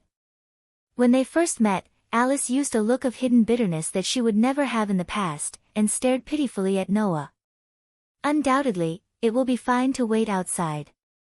I will definitely be able to think of a perfect escape plan to go outside. Now that you are here, I have no excuse to sneak out. Do I go out again?" Hearing this, Noah did not know whether to laugh or cry. "You still have the nerve to say that? Your body is already in such a state, and you still want to sneak out. Of all people to make life difficult for, you just have to make life difficult for yourself. It is also very boring to stay here all the time." Alice was rarely awkward. "Someone like Sir Noah who can travel all over Italy all day long will not be able to understand me. It doesn't matter whether I can understand you or not. What is important is whether you can understand your own physical condition." Noah rolled his eyes, walked past Alice's spiritual body, and came to the bedside of the sleeping Alice. He sat on the edge of the bed, reached out, and smoothed a strand of messy hair on Alice's forehead. There are really people who don't take care of themselves. It is unbelievable. Noah's behavior was completely a habit that he developed from taking care of a group of cursed children in the world of Dark Bullet. However, Noah's intimate behavior made Alice a little shy in the eyes of herself. Casually touching a girl's body or something, it is also unbelievable. Oh. Is it? Noah glanced at Alice's spiritual body, and the corners of his mouth curled up. I remember that 3 months ago, when I was fighting with Luo Hao, Warban, and Doni, I did not casually touch a girl's body, but a girl took the initiative to kiss me. Alice was triggered by Noah's words. She finally recalled this matter, and an embarrassed expression appeared on her pretty face. At that time, I was only using my spiritual body. It was a doppelganger. Not the real body. So it's fine. Yes. That's right. That's it. Looking at Alice's spiritual body, who was a little incoherent, Noah suddenly smiled, and the hand that was smoothing Alice's hair on her forehead changed to a state of caressing Alice's pale cheeks, and he said in a mocking tone. You are right, the spiritual body's words don't count, so let me take away the kiss from the real body. WH. What? Alice's spiritual body was stunned on the spot. Then, in front of Alice's spiritual body, Noah, who was sitting on the edge of the bed, began to lean down and put his face close to the lips of Alice's real body lying on the bed. Huh? Alice's spiritual body began to panic. Wait. Sir Noah. Are you serious? Ignoring the panic of Alice's spiritual body, Noah closed the distance between them and kissed Alice's pale lips.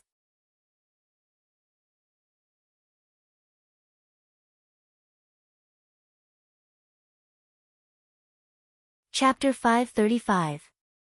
Alice Louise of Nafar was a princess. Whether it was in terms of family background or temperament, this lady was a real princess. Unfortunately, the noble princess had now become a veritable sickly sleeping beauty.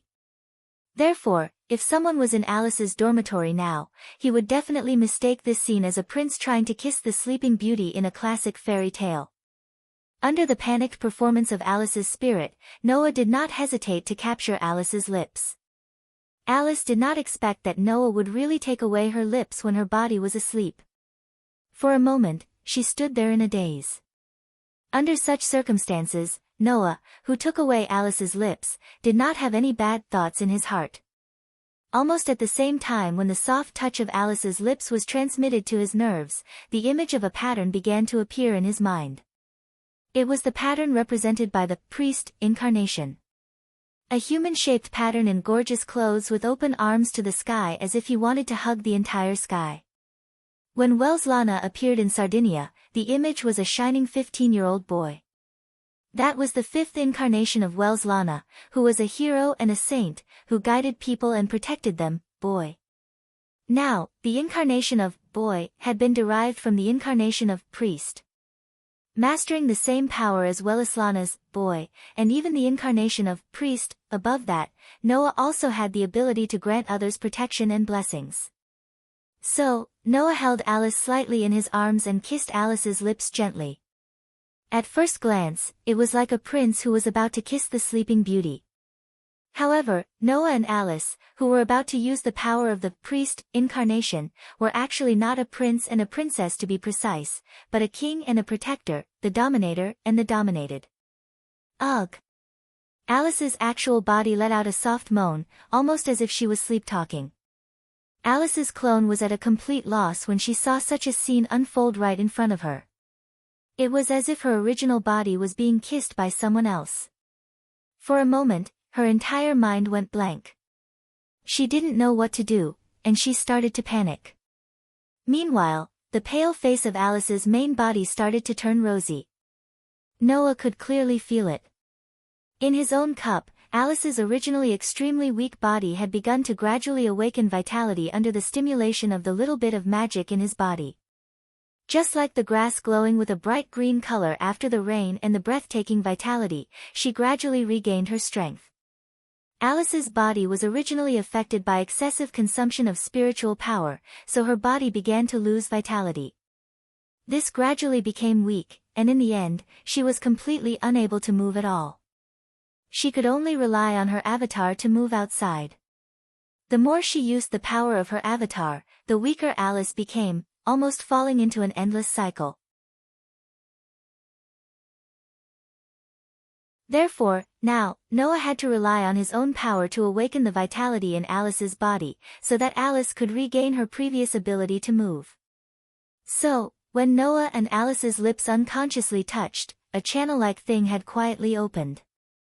A channel of spell power that couldn't be seen with the eyes. Through this channel, Noah could convey the strongest protection to Alice. Feeling the opening of the channel of spell power, Noah increased his own spell power, and in the process, refined the pure spell power into the power of protection. He let it surge from the inside of his body to his chest, then from his chest to his throat, and finally passed through his throat to his mouth and poured into Alice's body. Woo! Alice's body, who was in deep sleep, made a short and painful sound. However, under the continuous infusion of the spell power that was refined into the power of protection, the outline of Alice's body began to emit a faint halo. And in this process, Alice's originally weak body, under the support of the powerful protection, glowed with strength like a new life. The power of protection was originally a kind of power similar to blessing.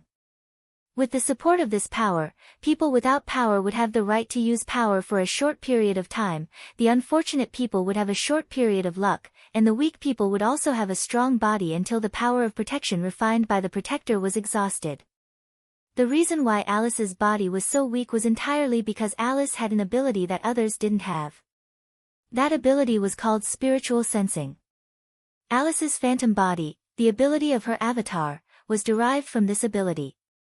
However, this ability would erode the human body, making Alice's body very weak. As long as she went out for a while, she would be exhausted and her body condition would be out of balance. Therefore, when she wanted to appear in public, Alice would create an avatar. By controlling the avatar, she could communicate with the surroundings like a healthy person. Generally speaking, the avatar couldn't touch anything. However, Alice could make the avatar act like a real person by using both spiritual sensing and telekinesis. Apart from eating and drinking, it was basically no different from an ordinary person. However, it was because of this ability that Alice's body became weak. Therefore, the more avatars she created, the worse Alice's body would be. It was because of this that Elisen set up a barrier to prevent avatars from entering and leaving the hall. He didn't let Alice create avatars and let them run around, so as to prevent her body from becoming even worse. However, with the support of the protection ability of Noah's avatar, this situation would be improved. Noah's curse power was originally above that of an ordinary God Slayer. And the power of the avatar of priest was generally above that of the avatar of teenager. With the combination of the two, once Noah's refined protection power was poured into Alice's body, then this protection power would become the power that supported Alice's weak body to move.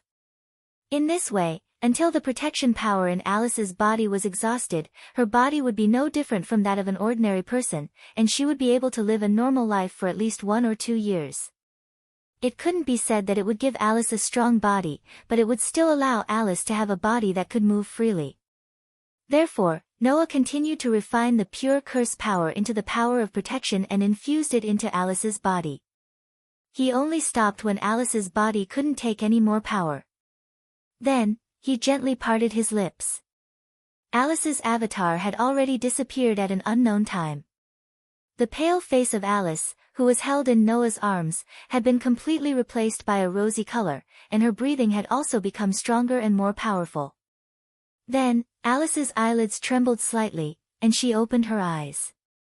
Looking carefully, those beautiful big eyes were already covered with water vapor, and it almost made Noah have the feeling that he would be sucked in by those eyes. Just when Noah was about to look away, Alice's slightly shy voice sounded. "Can you let me go first?" This one sentence made the atmosphere of the scene become slightly awkward. After all, Noah hugged Alice tightly, and it made Alice more or less shy.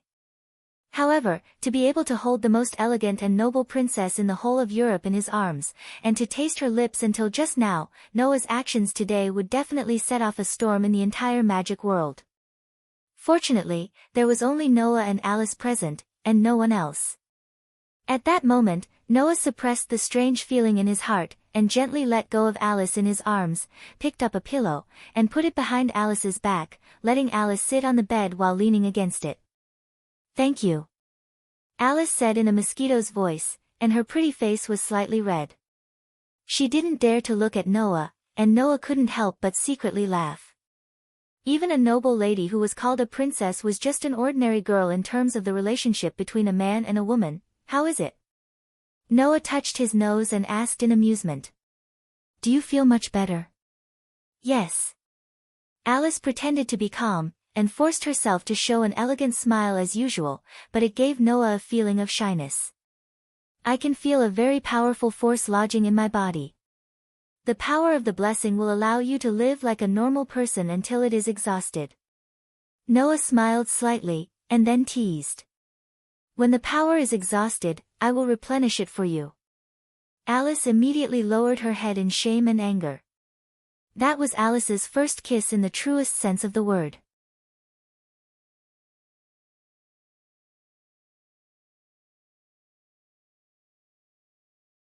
Chapter 536.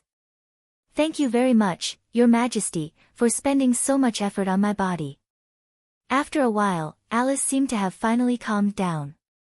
As usual, she showed an elegant smile to Noah and greeted him with an impeccable etiquette.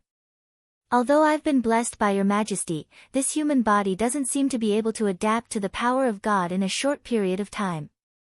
If I want to move freely, it will take about a day or so to adapt. Now I can only lie in bed and can't greet Your Majesty." Alice's dignified way of speaking made people feel that her shy appearance just now was simply deceptive. However, Noah could see that it was not that Alice really didn't mind that her first kiss was taken away by him, but that she just wanted to hide her emotions. If he directly exposed this kind of thing, it would be too unromantic. Therefore, Noah shrugged and deliberately pandered to Alice's performance, saying with an expression as if nothing had happened. "It's okay, it's not an opportunity for anyone to have a conversation with Princess Alice's real body. I'm already very satisfied." "Is that so?" Alice's smile was still elegant. "It's really an honor to satisfy Your Majesty." "You'd better be." Noah smiled bitterly and began to change the topic. "Actually, I have something to ask of you this time. When Miss Erica contacted me, she basically told me about it, but she didn't tell me the details directly. After all, it's still inconvenient to talk over the phone." Alice nodded to Noah. "If it's something I can help you with, I'll try my best to help Your Majesty." "That's the best." Noah looked straight at Alice. "Guinevere, you should know this god ancestor, right?" "Lord Guinevere?" Alice's face showed a look of surprise. "Has Lord Noah already met Lord Guinevere?" "You can consider it a greeting." Noah narrowed his eyes. "However, it seems that this god ancestor didn't just want to greet me. I don't know what she's planning. If possible, I'd like you to tell me about the god ancestor." Hearing this, Alice frowned slightly. She shook her head as she pondered. "I'm really sorry. Although Lady Guinevere is the most powerful queen of witches, and we do have detailed information about her, I really don't have much information about Lady Guinevere that I can tell Lord Noah." "It doesn't matter. You said that the god ancestor fell from the original goddess of earth for some special reason and was reincarnated, right?" Noah waved his hand. "I don't know much about Guinevere's background, but from the information you gave me, I can more or less speculate. The god ancestor came to me not long ago and invited me to go to Napoli, saying that the god of disobedience would appear there. I don't understand why he invited me to go there, so if you think of anything, please tell me." "The god of disobedience is about to appear in Napoli? And Lord Guinevere invited Lord Noah to go there?" Alice was stunned at first, then fell silent. Noah didn't disturb Alice, but quietly waited by the bed with his arms crossed, waiting for Alice's answer. After a while, Alice raised her head, and her beautiful big eyes directly met Noah's eyes. Since Lord Guinevere invited Lord Noah to go to Nabali to witness the appearance of the god of disobedience, there must be a purpose. Although I don't know what Lord Guinevere's intention is, I have a piece of information that may help my king. Information? Noah's eyes lit up and asked. What information? Lord Guinevere has been looking for someone. Alice's expression became solemn. It's a god known as the Last King. The Last King? Noah was stunned. What god is that? If we knew, then we wouldn't have to deal with Lord Guinevere so much, and Lord Guinevere wouldn't have to work so hard to find the whereabouts of that god. Alice smiled bitterly. We only know that the Last King is the last king to appear in the world, and he is also the god of steel. The last king to appear in the world. Steel? Noah's eyebrows began to wrinkle. Noah didn't know what the last king to appear in the world meant. But Noah, who had been familiar with the knowledge of various mythological systems, knew the word steel. The word steel here had the meaning of steel and also the meaning of weapon. It referred to those heroes in the myths who wielded weapons made of steel, possessed skills that no one else could match, and had once slain dragons and snakes. For example, in the legends, the hero who cut off the head of the snake demon Medusa and offered it to the goddess of wisdom Athena Perseus. For example, Siegfried, one of the gods that Tony had slain, had his authority of the steel protection usurped by Tony, and had once bathed in the blood of a dragon.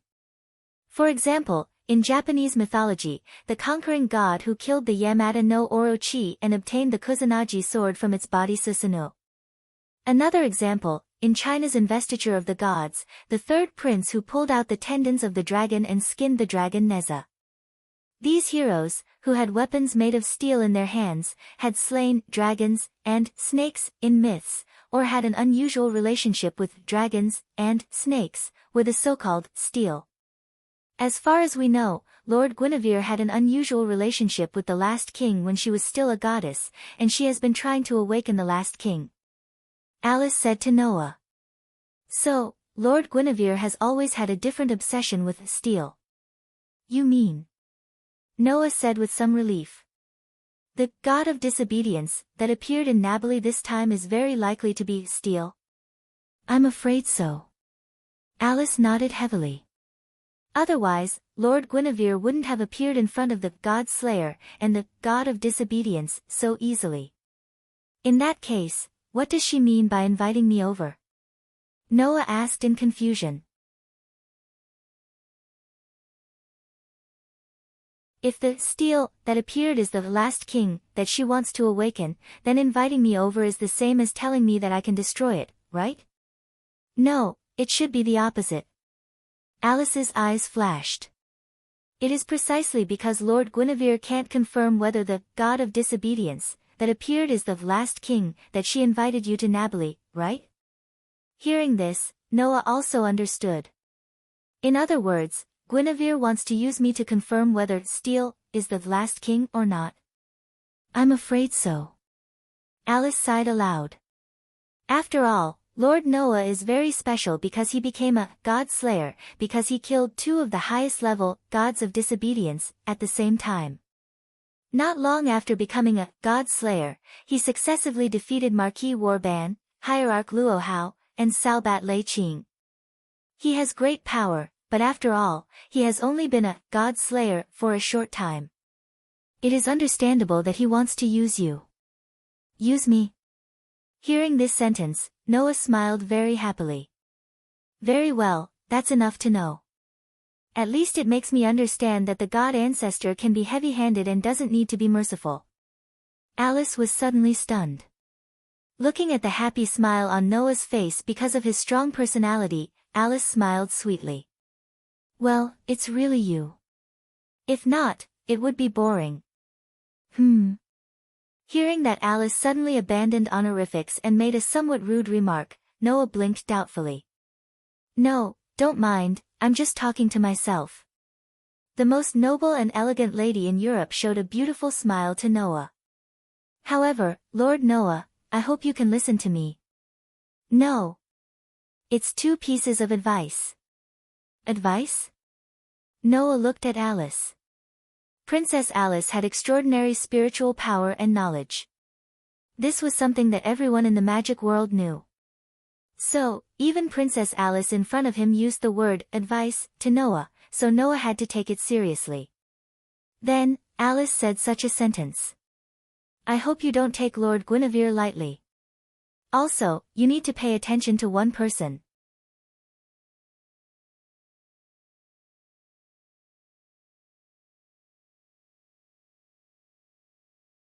Chapter 537. Don't take it lightly. Pay attention to a person. Noah carefully considered Alice's words. You told me not to take it lightly when facing Guinevere. Is it because of the seal you mentioned before? When he met Alice for the first time, she had told him that there was some kind of seal in the body of the god ancestors. It was a seal that, at the cost of one's life, could allow the god ancestors to regain the power and posture of the goddess of earth in a short time and transform into the god of disobedience. The god ancestors were very powerful enemies for human beings. According to the level of human beings, the god ancestors were at least at the level of the paladin, the highest level of human beings. They were even above the paladin and could rival the mythical beasts. However, for the god slayers, the mythical beasts and the paladins were not powerful enough. No matter how many of them there were, it would be useless. However, if the god ancestors released the seal in their bodies at the cost of their lives, then the god ancestors who recovered the posture of the goddess of disobedience would be able to rival the god slayers. In this way, even the god slayers could not ignore the god ancestors. It was only natural that Alice would give such advice. That is indeed the dragon snake seal, Alice replied as she made such a statement.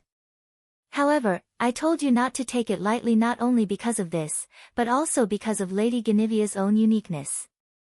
Her own uniqueness? Noah was stunned. The god ancestors are already very special, aren't they?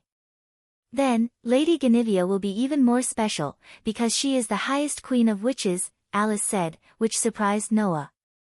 You may not know, but the highest queen of witches will have a guardian deity around her. Lady Guinevere has a deity protecting her. What did you say? Noah was shocked. Guinevere has a deity protecting her. Yes. Alice emphasized her words as if she was trying to increase the credibility of her words. I've had several dealings with Lord Guinevere, and I've also seen Lord Guinevere's guardian angel. If Lord Noah wants to deal with Lord Guinevere, he must not only be careful of Lord Guinevere releasing the dragon snake seal, but also of the guardian angel around him.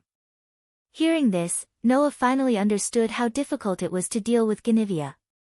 Not only could she restore the form of the goddess of earth by undoing the dragon serpent seal in her body, but she also had a guardian by her side.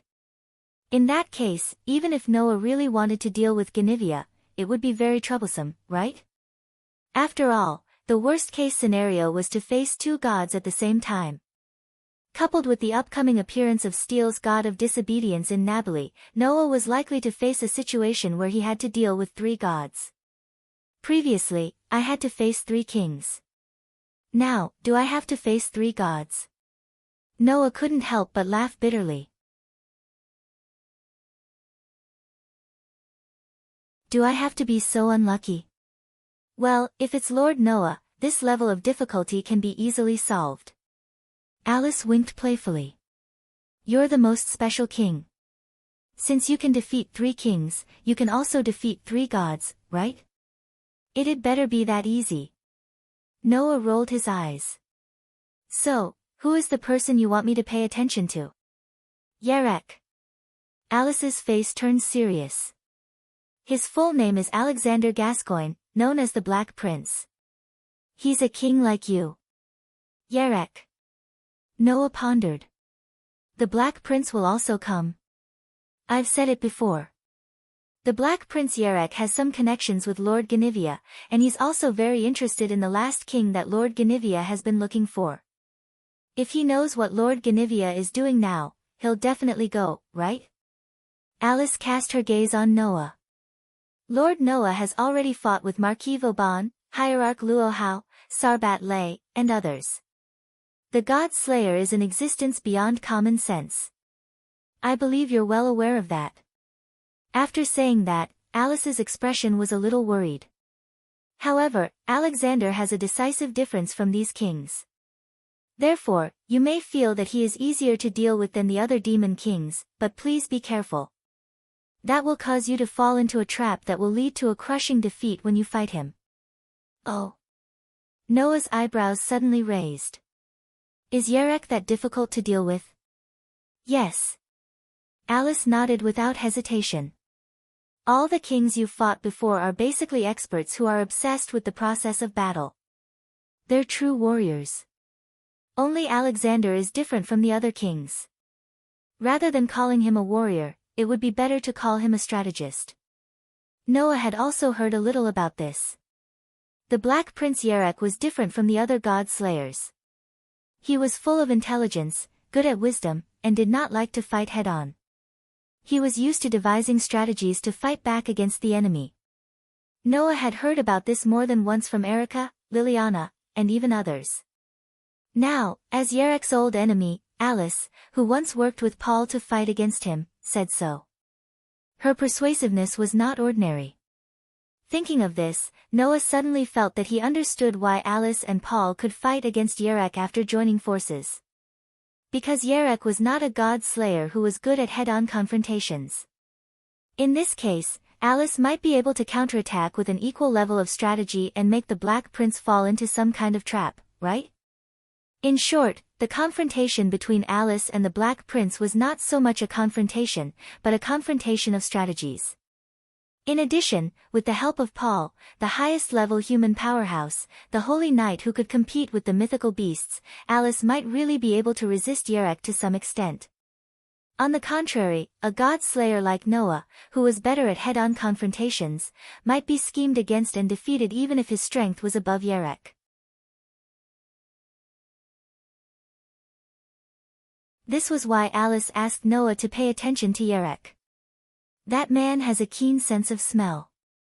He may have noticed Sir Guinevere's actions and arrived in Nabali. Alice finally reminded. Sir Noah may also clash with him. Please be careful of that man. That man is not a gentleman. He will definitely choose to deal with his enemies by hook or by crook. I understand. Noah raised his eyes and smiled indifferently. Indeed, I have received your advice. My body is still adapting to the power of Lord Noah's protection. It won't be long before I can move normally. A mischievous look appeared in Alice's eyes, like a mischievous child playing a prank. When the time comes, I will definitely join in the fun. Ahem, to help. Is that so? Looking at the noble princess in front of him who was naughty and elegant, Noah could not help but have the urge to tease her. Perhaps because of his strong personality, Noah could not help but have the urge to tease those who were strong and noble. Once in the world of the Knight of the Sorcerers, it was because of this that he was able to play with the equally strong Qing Zi. Now, seeing Alice's noble and elegant posture, Noah could not help but want to tease her. At that moment, Noah stretched out his hand, stroked Alice's cheek, and deliberately stared at her with fiery eyes. Then, do you want me to help you teach His Royal Highness the Black Prince a lesson? Alice's expression suddenly froze. Feeling Noah's hand stroking her cheek, looking at Noah's burning eyes, her noble and elegant posture suddenly disappeared, replaced by the panic of an ordinary girl. No. No need. Sir Noah, you should focus on dealing with Sir Guinevere and the steel that appeared. Is that so? Noah moved his face closer to Alice's face. Then, in order to win, shouldn't the noble princess give the warrior a blessing kiss or something like that? As Noah's face approached, Alice's face unconsciously began to turn red and hot, and her eyes became blurred. But. Undoubtedly, you just kissed me. Noah pinched Alice's chin and lifted her face. That doesn't count. Ugh. Looking at Promise's face that was getting closer and closer, Alice finally could not hold back her shyness. She closed her eyes, waiting for the moment to come. Seeing Alice blushing and closing her eyes, obediently waiting for the moment to come to be kissed by Noah, Noah laughed in his heart. If this kind of Alice was publicized, it would definitely make those men and women who yearned for Alice dumbfounded, right? At that moment, Noah lightly touched Alice's lips, and then left without any reluctance, laughing out loud. "Thank you for your hospitality, Your Highness." After saying that, Noah directly got up, patted Alice's head, and waved his hand, smiling as he walked towards the door. Only then did Alice open her eyes, staring blankly at Noah's back as he left. Her hand unconsciously touched her lips, pressing it.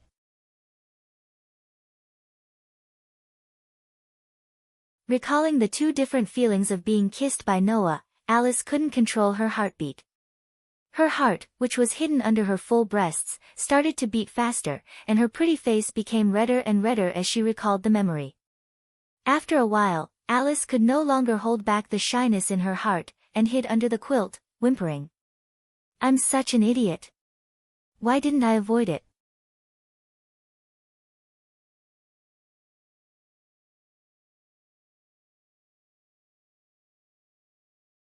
Chapter 538. Napoli, also known as the city of Naples, was one of the few metropolises in Italy. It was also a port street and a sightseeing spot. The beauty and elegance of this ancient capital even gave rise to the saying, "You can rest in peace after seeing Napoli." As one of the three major night sights in the world, the city of Napoli was not only illuminated by various lights at night, but if you looked to the east, you could also see a magnificent volcano 10 kilometers away. Napoli, known as the birthplace of pizza, was actually a university town. In 1224, the University of Napoli, which was established during the era of the Syrian kingdom, still existed. Because of this environment, there were unexpectedly many second-hand bookstores in the city. Especially around Bellini Square on the Old Market Street, which was a very famous second-hand bookstore street. In such a city, located in a corner of the city of Napoli, there was an old market street. Near Garibaldi Square and the Great Cathedral, there was a market-style corner in the center of the city. There was a second-hand bookstore called Millie's House. The design of this store was very neat. Undoubtedly, it was an extremely small second-hand bookstore, but there were all kinds of old books of different sizes piled up in the store, exuding a unique atmosphere. Noah, Erica, and Liliana, who took a flight directly from London to Napoli, Italy, were now in front of the door of this second-hand bookstore. "We're finally here." Even Noah couldn't help but complain at this time. "It's the first time I've taken several flights so frequently. Even if there's nothing wrong with my body, I'm still a little tired mentally." Erica and Liliana nodded repeatedly in agreement. Looking carefully, whether it was Erica or Liliana, there was a trace of exhaustion left by the travel and tiredness in their eyes. "Lily." Erica forced herself to be energetic and said to Liliana. "Is the person who belongs to the bronze black cross like you here?" "Yes." Liliana also pulled herself together and nodded to Noah and Erica. "Wait here for a while, I'll go find her." After saying that, Liliana went straight into the old bookstore. After a while, she came out with the owner of the old bookstore. It was a baby-faced woman whose age was completely unknown.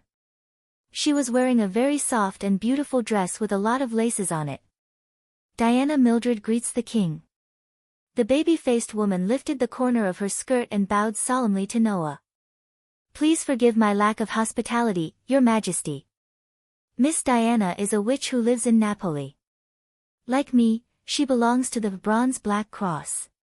She is also the wise teacher who taught me magic," Liliana added. "To me, Miss Diana is like a teacher." "Teacher? I'm not that old," Diana said to Liliana, puffing up her cheeks.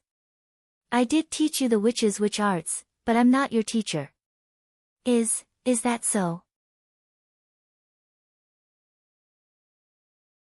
The corner of Liliana's eyes twitched a few times, and she laughed dryly. Seeing this, Noah and Erica also gathered together and started whispering to each other. In other words, this Miss Diana is actually much older than she appears to be. At least that's what I know.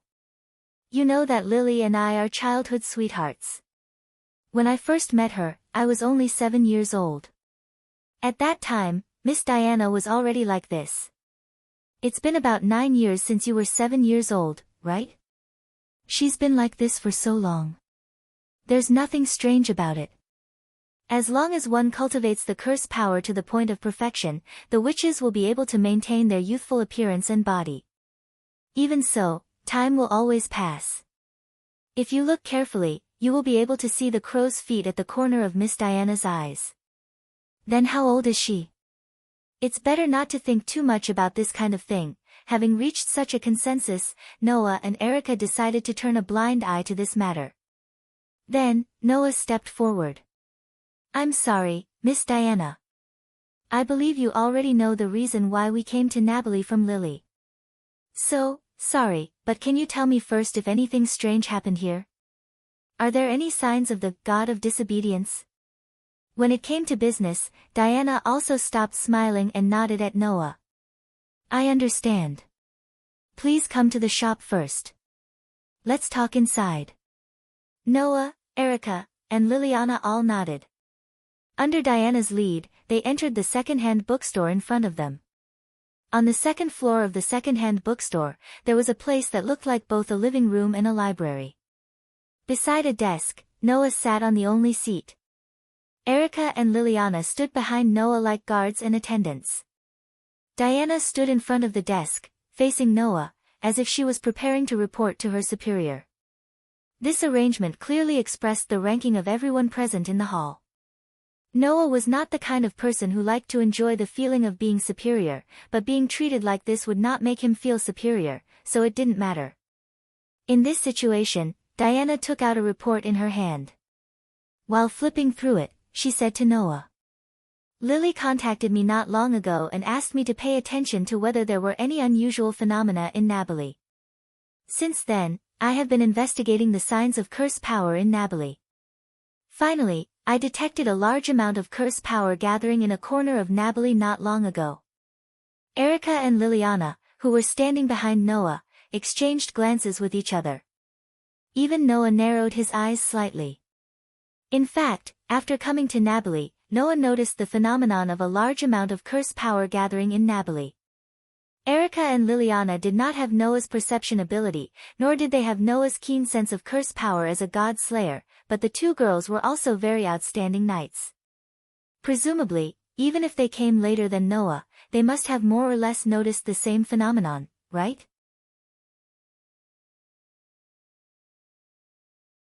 But this was not the most important thing. The most important thing was that the place where a large amount of curse power gathered, according to Liliana, seemed to be an underground ruin under the management of Bronze Black Cross that only witches could enter. Liliana had also entered that underground ruin. So, Liliana still remembered clearly what was in that underground ruin. So, Liliana spoke directly. Is the thing that gathers a large amount of curse power Hera's pillar? Hera. In Greek mythology, the wife of Zeus, the god-king, had the same fate as Métis, the half of Athena. Like Athena, who was born in North Africa and worshipped by the entire Mediterranean region, Hera was originally the mother goddess of the Peloponnese. Although she was not the queen of the divine realm like Athena, she was also the highest goddess of the earth. However, when the feminist society was denied, and men began to monopolize the power and modify the mythology, Hera and Athena fell to the same end. The originally noble highest divinity was deliberately degraded, and Hera, like Métis, became the goddess of Greek mythology subordinate to Zeus. And the Hera's pillar symbolized the seal of Hera's snake. Just like the stone of Gorgon was the seal of Athena's snake, the Hera's pillar was Hera's snake.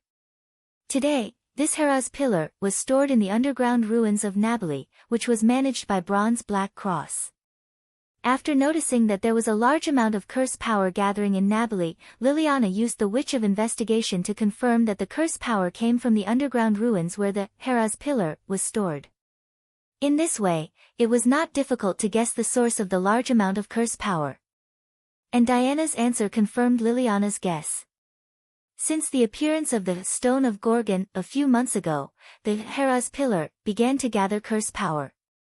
It was not obvious before, so at first, we thought it was just the power stored in the god relic leaking out, and did not associate it with the god of disobedience.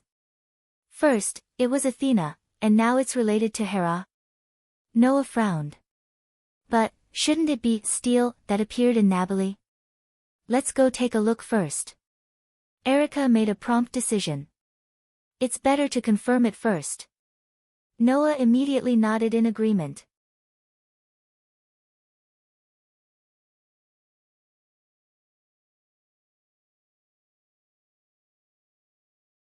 Chapter 539. Napoli was originally a colonial city of the ancient Greeks.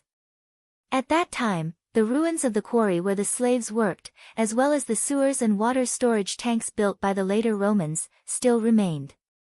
They existed as underground ruins in this era near the old market street. Even the ruins of the underground warehouses left behind during the Middle Ages to store food and alcohol still existed here. Although the underground ruins of the old market street and many other places had become tourist attractions of Napoli, some of the more important ruins with magical significance were not open to the public. Instead, they were sealed and hidden by the witches of Napoli. The ruins in this area were mostly concentrated in the Santa Lucia area. It was an area facing the Bay of Napoli, which included the Santa Lucia port and tourist attractions such as the Egg Castle. Under Diana's lead, Noah, Erica, and Liliana entered an old clothing store in this area. They were silently led to the depths of the store by the owner who matched the store very well. This lady boss was also a witch belonging to the Bronze Black Cross. Deep in the store, there was an entrance to the underground ruins. On the bare ground, a four-cornered cave leading to the underground ruins was revealed in front of Noah and the others. The stone stairs extending to the underground could be seen clearly by anyone. They could also vaguely sense the traces of spell power fluctuating around the cave. Needless to say, it was caused by the enchantment around the entrance of the ruins. This is the Temple of Hera, the entrance to the underground ruins where the Pillar of Hera is stored. Diana took the opportunity to explain to Noah when the lady boss went to the entrance to do some kind of work. Originally, the Temple of Hera is a place where no one except the witches can enter. Even Lily has only entered a few times. Usually, the witches belonging to the Bronze Black Cross are guarding this place. There are enchantments around this place that prevent intruders and spell power from leaking out.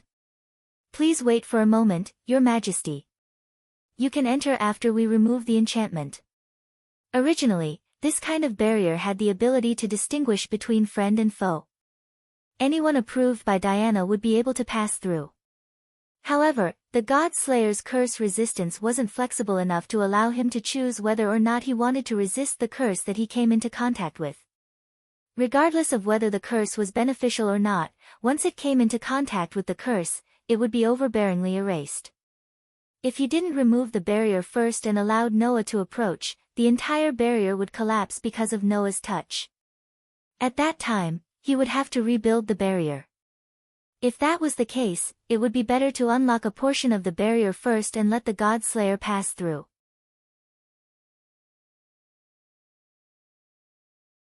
That way, if they wanted to rebuild the barrier, they would only need to repair the unlocked portion. After the witch, who acted as the lady boss, removed the barrier, Noah, Erica, and Liliana walked down the stone steps at the entrance under Diana's lead. After Noah and the others entered the underground ruins, they saw a long and narrow passageway that looked like an abandoned tunnel. If it was traced back to before the Common Era, this place should have been a quarry, which was why it looked like an abandoned tunnel. However, this wasn't the case for the large number of murals that were engraved everywhere on the walls. They were murals drawn with simple and plain lines. If it was said that they were carved by humans in the Stone Age, some people might believe it. On the murals, there were many snake-like creatures carved on them. Some were large snakes with their long bodies curled up. Some were 9-headed snakes with several heads. Some were snakes with bat-like wings.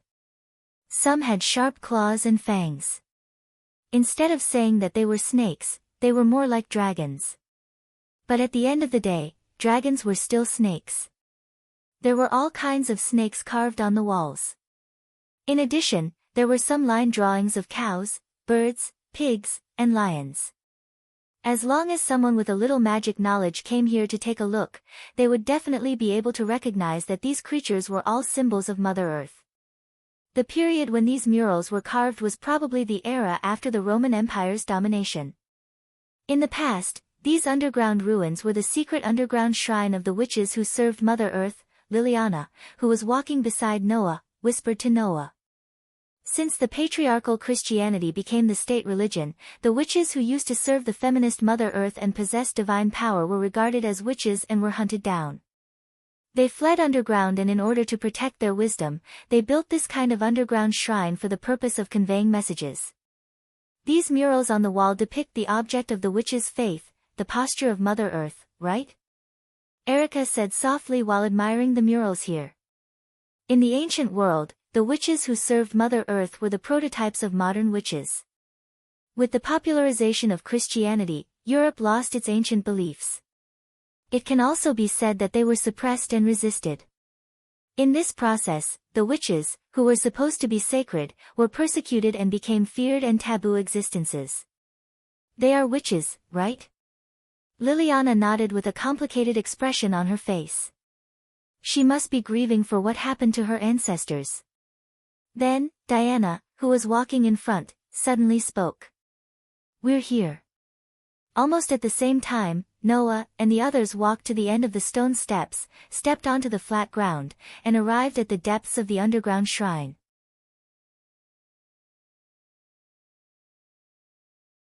What appeared before Noah was a vast open space that looked like an altar. The ground was engraved with snakes and dragons like the murals just now. In addition, there were some ancient texts and patterns that symbolized magic. Like a huge magic array, it covered the entire open space. In the center of this open space that looked like a magic array, there was a pitch-black stone pillar. It was a thin column made of black stone that resembled obsidian. The column was about 2 meters tall, and its surface was engraved with lines that looked like coiled snakes. Although it was just a clumsy carving, it had a magical power that could attract the attention of the viewer. On such a column, whether it was Noah, Erica, or Liliana, they could all sense a huge spell gradually condensing. This is the stone pillar of Hera. Diana shook hands and prayed as if she was on a pilgrimage, her expression quite pious. Hundreds of years ago, the witch of Naples, our ancestor, discovered this stone pillar in Greece and painstakingly moved it to this place. Only then can we directly observe the symbol of the god that we once served, as it is now. Hearing this, Liliana also shook hands and prayed like a devout believer. Even Erica, who was not a witch, closed her eyes. Only Noah frowned as he looked at the divine pillar of Hera, that was constantly fluctuating with a huge spell. At this moment, an object in Noah's pocket suddenly vibrated violently and released a huge spell that reverberated in the entire space like ripples. At the same time, as if in response, the divine pillar of Hera shook all over, and the huge spell that had gathered on the stone pillar fluctuated like boiling water.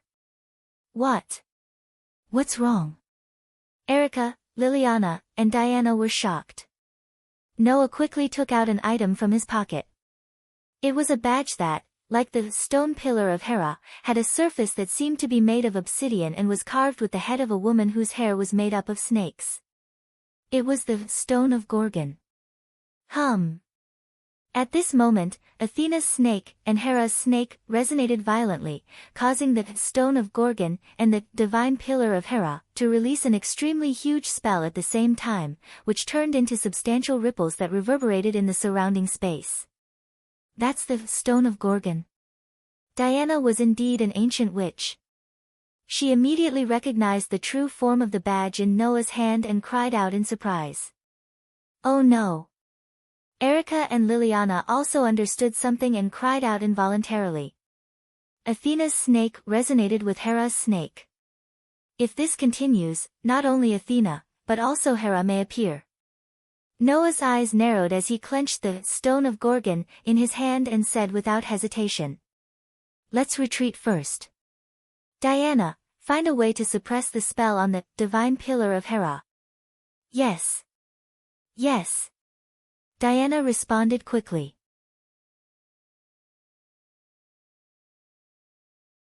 Noah, Erica, and Liliana tapped the ground with the tips of their feet and retreated rapidly. With a leap, they jumped up the stone stairs and rushed towards the top of the ruins.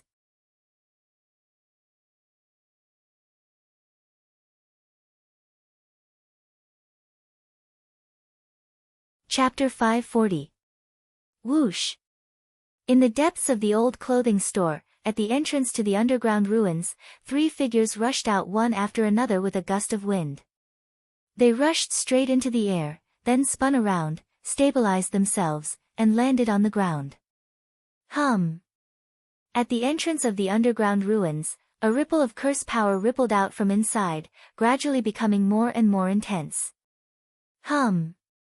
In Noah's hand, the Gorgon's stone vibrated frequently, and also released ripples of curse power, as if it wanted to resonate with the curse power at the entrance of the ruins and merge together. Even the Gorgon's stone itself became extremely hot, almost burning Noah's palm. Seeing this, Noah did not let go of the Gorgon's stone, but instead clenched it tightly, and the curse power in his body flowed like water, through his palm, burning and surging like a flame, covering the Gorgon's stone inside. Covered by Noah's curse power, the Gorgon's stone stagnated, and the curse power on it was slowly suppressed by Noah's curse power, and retracted back into the badge. It was not until then that the Gorgon's stone stopped vibrating, and the temperature on it gradually dropped, returning to its initial cold. At the same time, the curse power fluctuating from the underground ruins also slowly retracted and gradually disappeared, as if it had lost its target. Phew! Erica and Liliana breathed a sigh of relief. Even Noah could not help but smile bitterly as he looked at the Gorgon's stone in his hand that had calmed down. That Athena really did leave me something very troublesome. Linley muttered to himself. Because of the Gorgon's stone, Noah had successively fought with Warban, Luo Hao, and Doni, and had dealt with Athena countless times. Now, the Gorgon's stone could also resonate with the pillar of Hera, and lead to the appearance of Hera. It had to be said that Noah felt more and more that the stone of Gorgon was a hot potato. This is not surprising. Before the arrival of male chauvinism, people in a feminist society worshipped the goddess of earth as their most basic belief, and the symbol of the goddess of earth was the snake. Liliana took a deep breath. It's not strange that Athena and Hera's snakes would resonate with each other. Their mythologies were also altered after the arrival of male chauvinism, stripped of their status, and degenerated into the subordinate gods of Zeus. In other words, we can't let the stone of Gorgon get too close to the pillar of Hera, right? Erica said bluntly. Otherwise, it might really attract Hera's appearance. Noah didn't say anything from the beginning to the end. Instead, he held Athena's snake tightly in his hand. He recalled Hera's snake in the underground ruins and Alice's words. His frown deepened. Did Alice guess wrongly? Isn't Guinevere's purpose the appearance of steel? Guinevere invited Noah to Nabali, saying that the god of disobedience was about to appear in Nabali.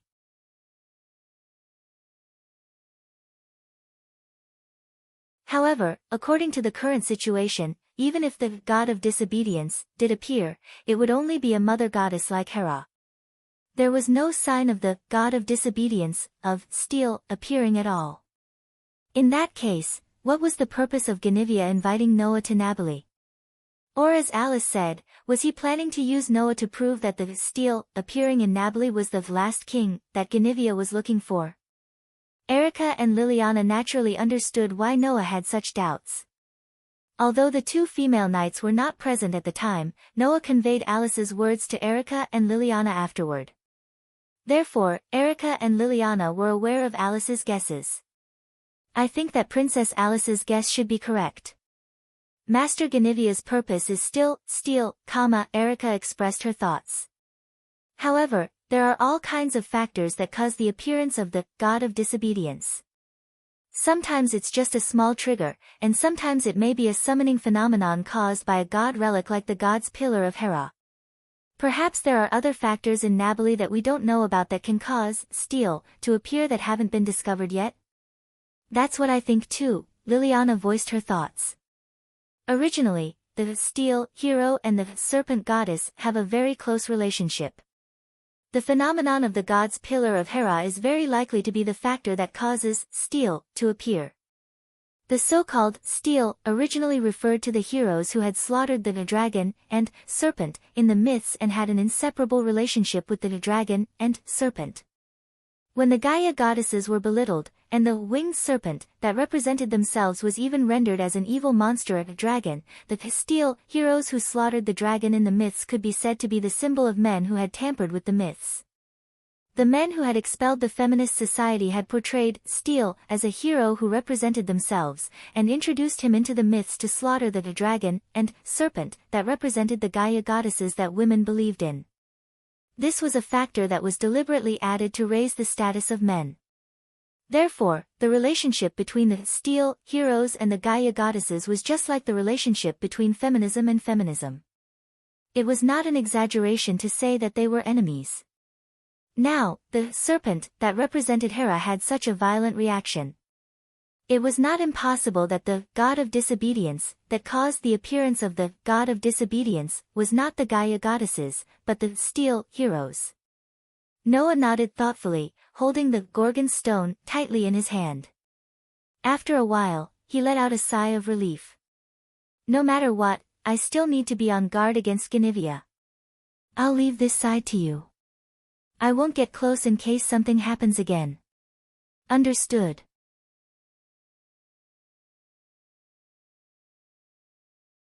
Erica and Liliana nodded at the same time, turned around, and re-entered the underground ruins along the way they came. They were probably going to meet up with Diana to seal the large amount of curse power gathered on the Pillar of Hera. Seeing that Erica and Liliana had re-entered the underground ruins, Noah put the Gorgon stone into his pocket, turned around, and walked out of the old clothing store under the respectful attitude of the lady boss. Walking on the streets of the old market, Noah blended into the crowd, wandering aimlessly while taking out his mobile phone and sending an email to Alice to inform her of the situation here. It didn't take long for Alice's reply to arrive. I also agree with Miss Erica and Miss Liliana. The relationship between steel and serpent is inseparable. Lady Ganivia, who was once the goddess of the Gaia goddesses, also inexplicably became a follower of the last king. So, I think the Pillar of Hera should still be related to steel.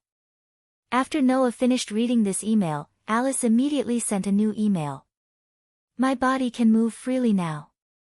Seeing me dancing in the hall, Ms. Elisen's expression really made me very interested. But because I was too proud, Ms. Elisen still found out about my plan to go out. She said that it was not easy for my body to get better, so I must not mess around outside. Then, she set up a barrier to prevent me from going out. This time, I must succeed in escaping, please be sure to wait for me. Noah almost stumbled and fell to the ground, unable to get up. This girl indeed hid a personality of black-bellied and wanted to see the world in chaos under her noble temperament. With Alice's brain, which was known as the wisest in Europe, Noah had enough reason to believe that it was impossible for Alice not to realize that once she was proud of her freedom of movement, she would definitely be grounded by Elisen. Therefore, it was very likely that Alice deliberately let Elisen find out that her body was getting better, then deliberately let Elisen be on guard against her, immersing herself in the game of escape and unable to extricate herself. To Alice, as long as it was not like the last time when Noah, Luohao, Warban, and Tony were in a scuffle, causing the entire Italy to be in turmoil, it was very likely that she would deliberately watch the show from the sidelines, right? At that moment, Noah put away the phone in his hand in annoyance. However, at a certain moment, a strange feeling made Noah stop in his tracks. Frowning deeply, he immediately turned his head and looked at the top of a building at the side. Is it really here? Saying such a sentence, the silver-haired petite goddess stood under the moonlight, a pair of dark snake eyes emitting a deathly cold luster, making one's heart palpitate.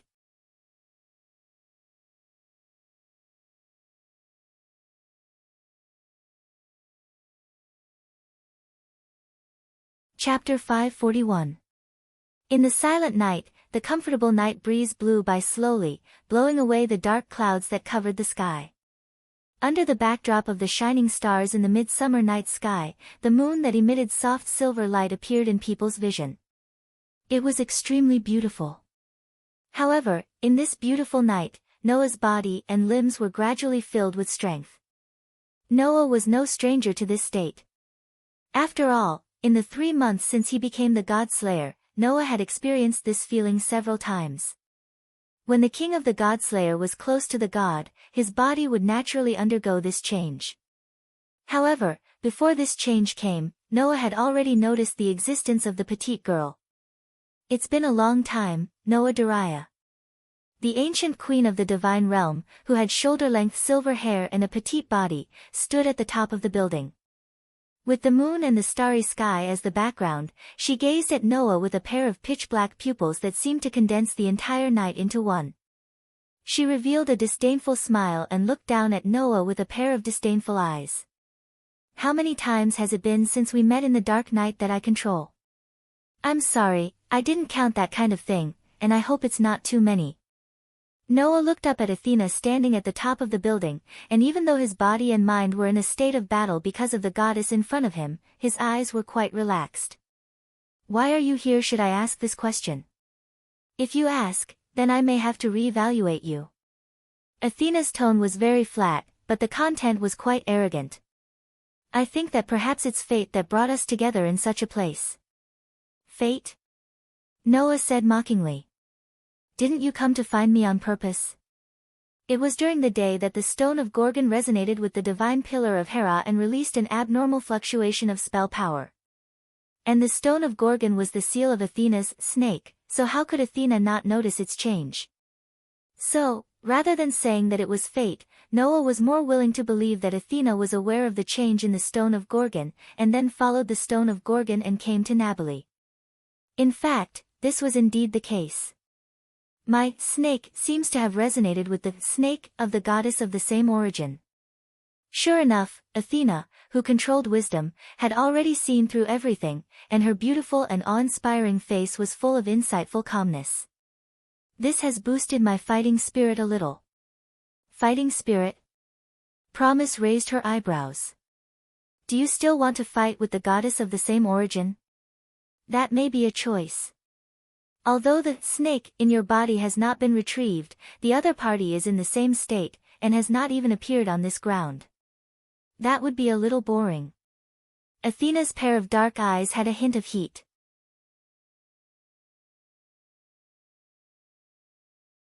Compared to a battle with a goddess of the same origin, this concubine would actually rather have a battle to the death with you, who has extraordinary karma with this concubine. Only then can this battle intent in this concubine's heart be appeased after seeing you. This sentence sounded like a young girl who yearned for Noah day and night, pouring out her feelings to Noah. Just from the content alone, it really made one think of a romantic scene. Not to mention, these words came from the mouth of the goddess, Athena. I believe that all the mortals on the ground will go crazy, right? Unfortunately, although the content of Athena's words was suggestive, it was definitely not a courtship. If that was the case, then he would definitely be defeated in the hands of this goddess. After all, even if the snake had not been retrieved, Athena was still the god of darkness in charge of the underworld. She herself controlled the power directly linked to death, and even a breath could form a curse that would cause people to die without a burial place. Therefore, Noah did not answer Athena's words, but looked at the other party's pair of dark eyes. Although he did not use the power of the curse, his body was filled with a terrifying aura that instantly enveloped Athena. Not sure if it was because of Athena's presence, the surrounding crowd had disappeared without a trace, leaving not a single person around. In this way, Noah could also release his aura unscrupulously, and even if Athena wanted to fight, Noah would accompany her to the end. Noah had never forgotten. He did not forget how many obstacles Athena had set for him 3 months ago in order to obtain the Gorgon stone from him. It was because of Athena's calculations that Noah was targeted by Warban, Luohao, and even Tony. So, if Athena wanted to fight, this time, Noah would definitely not show mercy and would definitely teach Athena a lesson. Perhaps feeling the fighting spirit and determination from Noah's amazing aura, a smile appeared on Athena's cold face. That smile represented pleasure. What an amazing aura. Athena seemed to want to slowly taste Noah's amazing aura, and she licked the corner of her mouth intoxicatedly. At first, I thought that since you are a human on the ground, even if you are our enemy, the king who killed the gods, you would not be able to compete with the gods in terms of spirit. However, your spirit is not weaker than the gods. You also have an intoxicating fighting spirit and determination. You are simply a natural-born warrior. No, you are a natural-born god of war. You are truly worthy of being my destined person. With that said, Athena walked down from the top of the building step by step as if she was stepping on flat ground, or walking down an invisible staircase. Unfortunately, this time, I am not ready to fight you.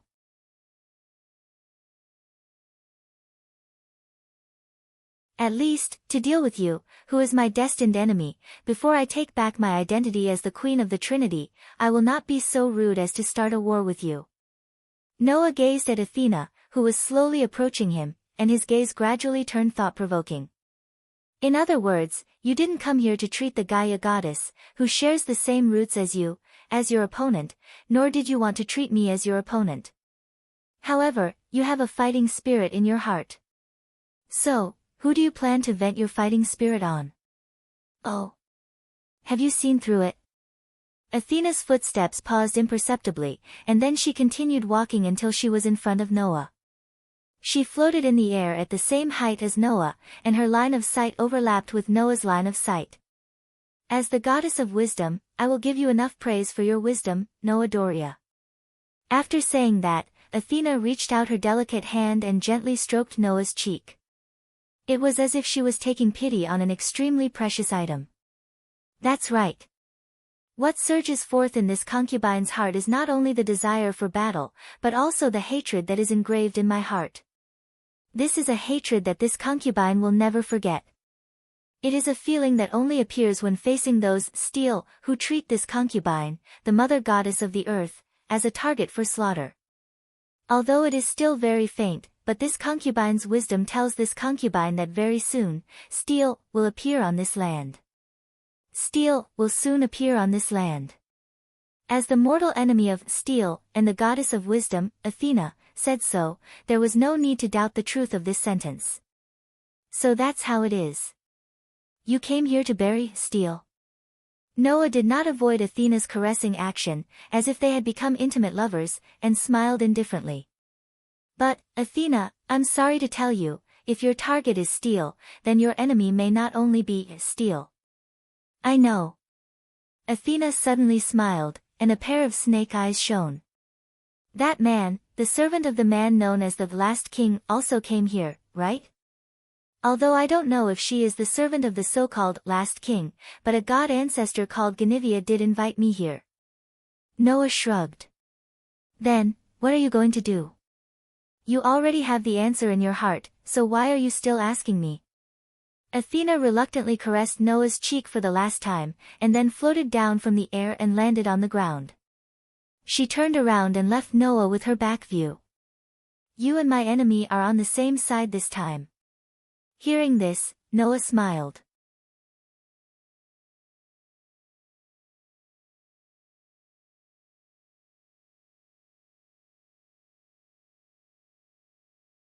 Chapter 542. When Athena walked into Diana's second-hand bookstore under Noah's lead and came to the second floor that looked like both a living room and a library, Erica and Liliana, who were discussing something around the desk, froze on the spot, unable to react. Pa! A thick book in Liliana's hand fell to the ground with a loud thud. Cough! Erica, who was holding a teacup in her hand and had just taken a sip, almost spat out the tea in her mouth. Although she tried her best to swallow it, she also choked herself, and her pretty face turned red. Crash! Diana, who just came out of the inner room with a pile of papers in her arms, froze on the spot without any suspense. The pile of papers in her arms all fell to the ground, and she did not react at all. She was completely stupefied. Although she did not know Athena's identity as clearly as Erica and Liliana, as an excellent witch, it was easy for Diana to recognize the god of disobedience. A god of disobedience broke into her home. That was enough to stupefy Diana. Therefore, the scene suddenly became eerily silent. Meanwhile, Noah acted as if he didn't see Erica, Liliana, and Diana's reactions.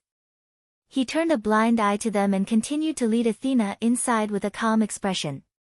Under Noah's lead, Athena also walked in silently like a walking doll.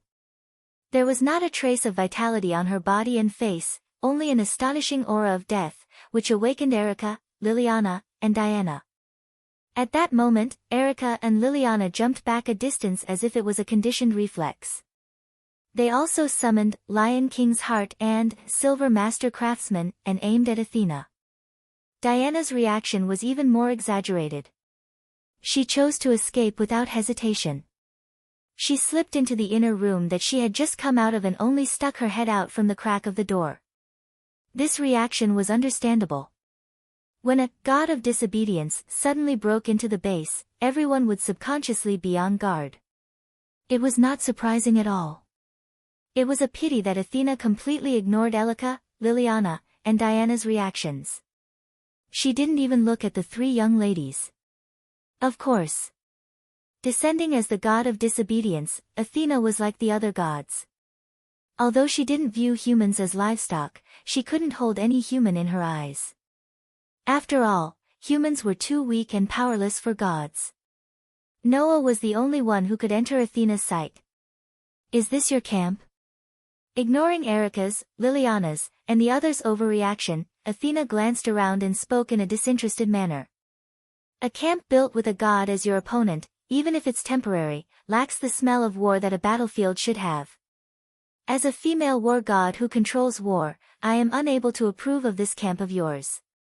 "That's great," Noah retorted without holding back.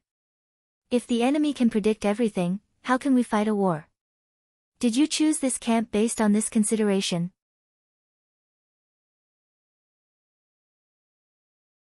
Athena's disinterested tone suddenly disappeared and was replaced by a tone of praise. "You're right. If everything is predicted by the enemy, then there's no way to win the battle. Although this camp lacks a sense of tension, it's not a bad choice to let the enemy catch them off guard. It's my fault for not thinking it through." After that, Athena's body floated up, and her toes left the ground. Like a ghost, she drifted into the room next door. "In that case, let me investigate this camp of yours that is beyond the enemy's expectations." After saying that, Athena disappeared into the room next door.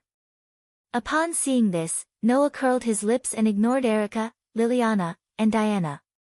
He sat on the only seat beside the desk, picked up a book, and flipped through it casually. Only then did Erica, Liliana, and Diana rush out and gather in front of Noah. "What's going on here?" Liliana deliberately lowered her voice as if she didn't want Athena to hear her, but because of this, her expression turned sinister. "Why is the goddess here?" "You're asking the wrong question, Lily." "Lily." Erica also deliberately lowered her voice and corrected Liliana. "What you should be asking is why Athena followed him here." "Athena?" Diana was startled. "You mean Athena? Could it be that Athena?" Looking at the shocked expressions of the three girls in front of him, Noah rolled his eyes even though he had expected it. "It's simple. Athena and I have decided to work together. Join forces." Erica, Liliana, and Diana were all stunned. "That's right," Noah explained concisely. "From now on, until the appearance of the Steel Hero is destroyed, Athena will temporarily be our ally. Just treat Athena as a guest star that I've invited." "That better be the case." Liliana could not help but raise her voice. "By the way, isn't the goddess our enemy? Should we say, so that's how it is?" Erica said with a fake smile. "Do you think such an explanation would make us say such a thing? An alliance formed by the god Slayer and the god of disobedience?" Diana was even more confused. Is that even possible?" The god slayer was born by killing the god of disobedience. It was also the demon king that was specifically used to deal with the gods. The god of disobedience was the common enemy of the humans who appeared on the ground. She also saw the god slayer who killed her own race as an enemy. An alliance between these two existences? How was that any different from the absurdity of a weasel and a chicken eating peacefully at the same table? Besides, not only would the god of disobedience see the god slayer as an enemy who killed their own race, but even the god slayer would see the god of disobedience as a target that must be killed. That was the instinct of the god slayer. In this way, it was hard to imagine that the god slayer and the god of disobedience would form an alliance and fight against the enemy together. However, Noah and Athena managed to accomplish something that no one could have imagined. This was because Noah had never treated Athena as a target that he had to kill. As long as Athena didn't cause trouble for him or the humans, Noah wouldn't go looking for Athena to kill each other for no reason. Athena did have the idea of fighting Noah, but it didn't seem to be the time for now. For Athena, Noah was one of her favorite dishes, and it was best to leave it for the end. Therefore, before the final battle, Athena would not be hostile to Noah for no reason. Although Athena's most important snake was in Noah's hands, which was enough reason for Athena to see Noah as an enemy. Well, whether you find it unbelievable or not, this is the truth. Noah stretched out his finger and flicked Erica's and Liliana's foreheads. Calm down, the reason is actually very easy to guess. It's just that you lack calmness. After Noah said this, Erica and Liliana did indeed calm down. Then, the smart Erica was the first to understand. So that's how it is. Because the hero of steel is likely to appear in Nabali, the snake goddess' desire for revenge has been provoked? For Athena, steel is much more annoying than me. Noah said lightly. And our enemies are not just steel, so it's not that hard for us to join forces, right? But Athena's snake is still in our hands, isn't it? Liliana said worriedly. Is it possible that the Lord chose to join forces with us temporarily just to get the stone of Gorgon? Who knows? Noah closed the book in his hand and turned his gaze in the direction of Athena's room, the corners of his mouth slowly raised. I don't want to fight with the goddess of wisdom. It's better to pull her over, isn't it?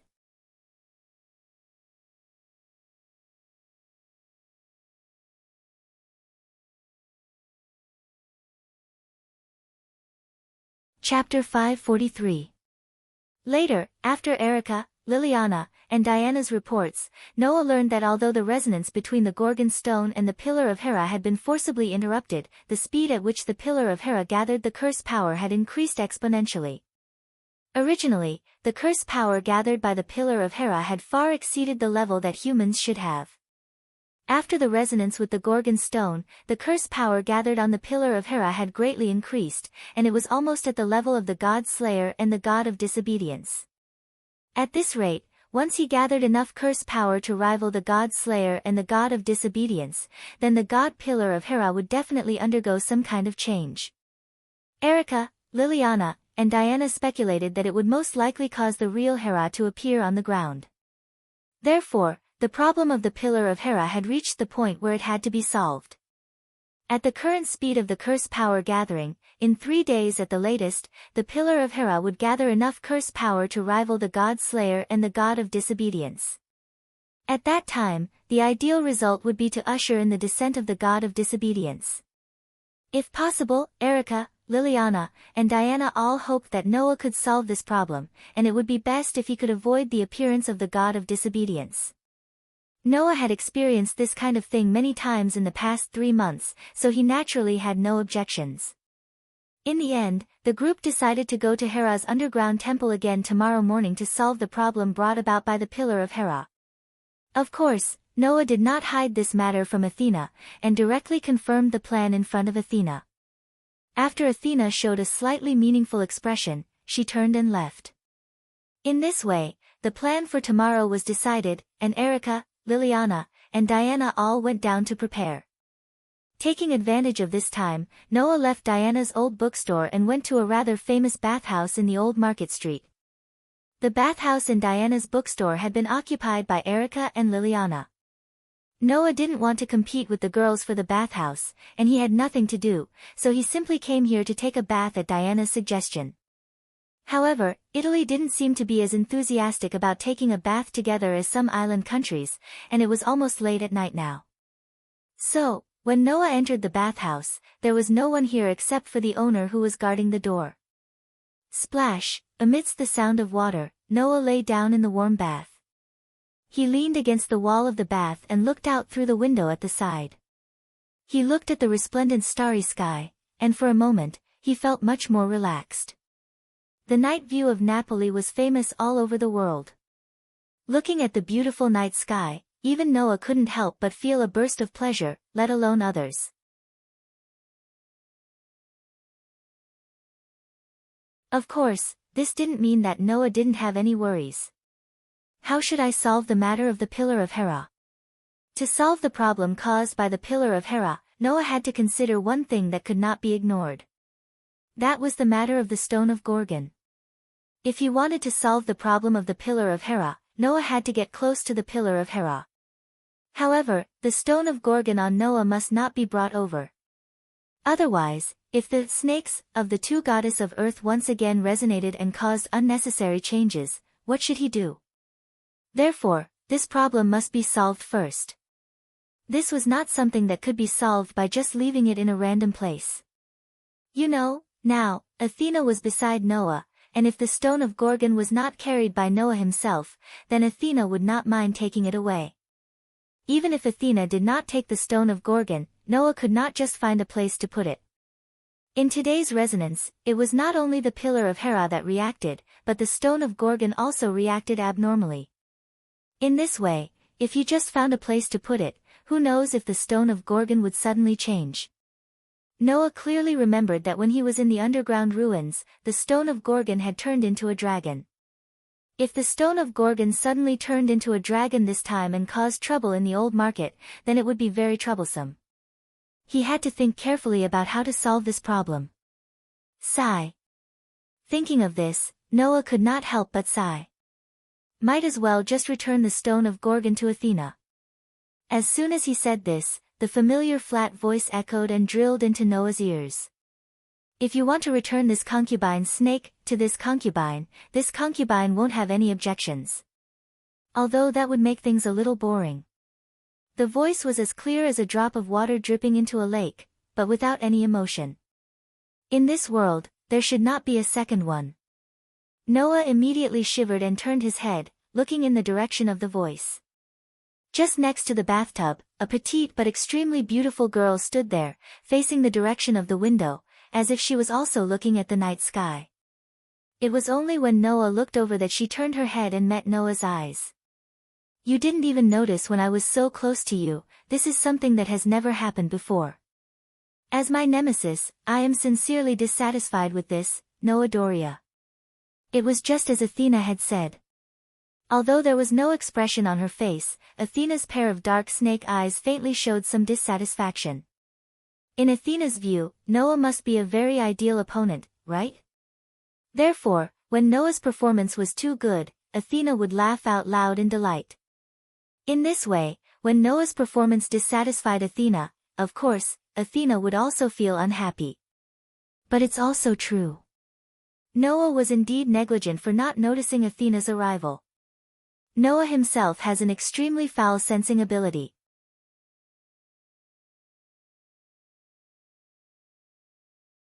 And when the god Slayer's physique encounters the god of disobedience, his body will be filled with power, which is an obvious hint.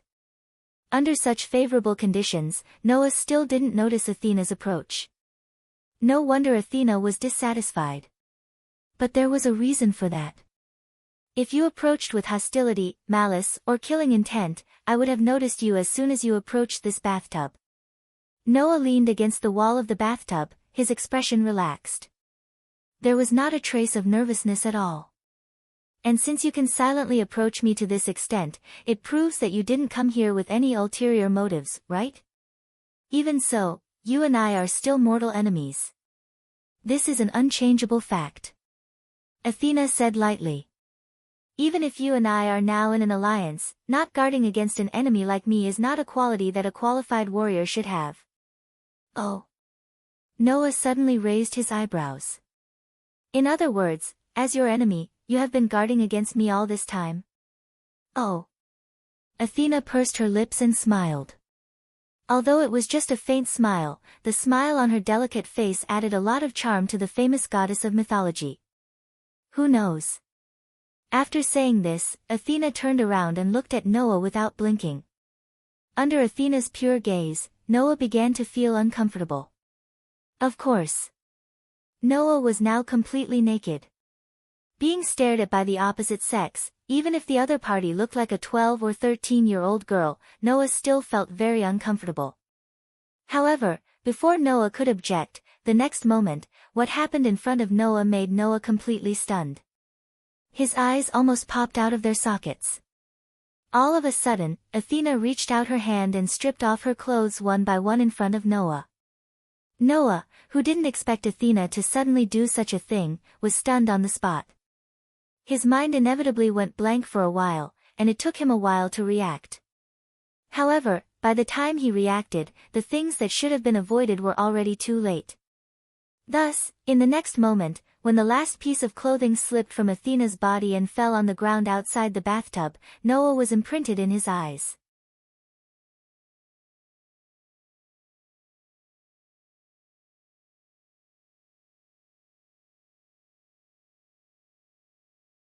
Chapter 544. People would often compare a pearl to a young girl's skin. People would often praise a young girl's skin as white as a pearl and very lustrous. Then, what does a pearl-like white skin look like? If it was the current Noah, he would definitely be able to answer this question properly. Because a delicate body with such luster was now presented in front of Noah without any concealment, giving Noah the best reference.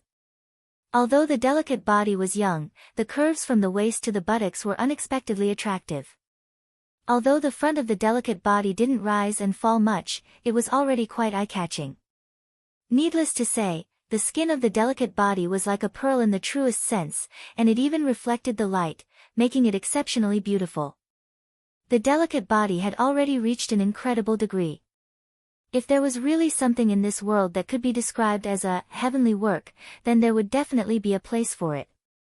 And when such a delicate body was presented in front of a man without a trace of concealment, what would that man's mood be like?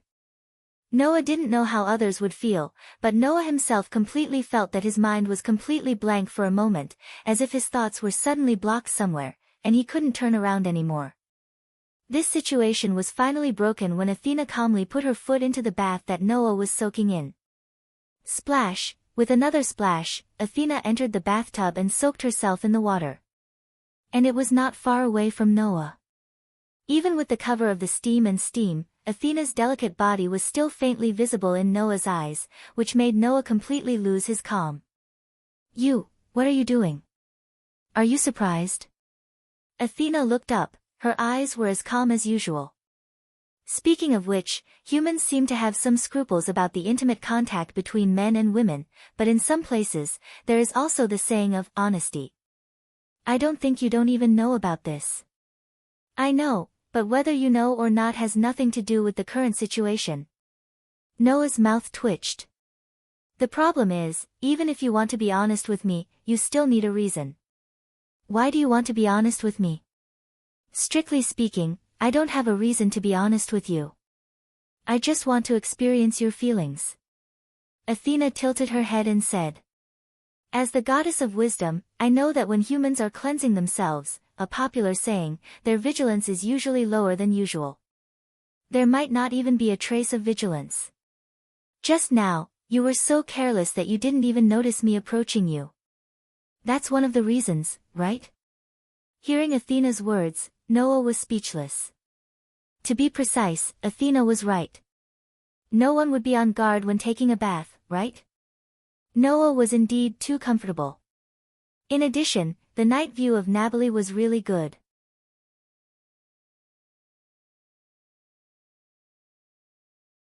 Under the combination of the two, and because Athena didn't approach with malice, hostility, or killing intent, Noah didn't notice Athena's approach. There was nothing he could do about it, right? But Athena herself seemed to be very dissatisfied with Noah's performance. She was so dissatisfied that she didn't even hesitate to experience it herself. To be able to make the goddess Athena so concerned, should it be Noah's honor? From this, it could also be seen how satisfied Athena was with Noah's performance in the past. She was so satisfied that a trace of carelessness this time made Athena so dissatisfied to this extent. It seems that under the influence of the god of disobedience, Athena, who was once the queen of the divine realm, seemed to occupy more of the goddess of war's divinity. That's why she was so emotionally affected by Noah, this so-called fated opponent. Understanding this, Noah was speechless.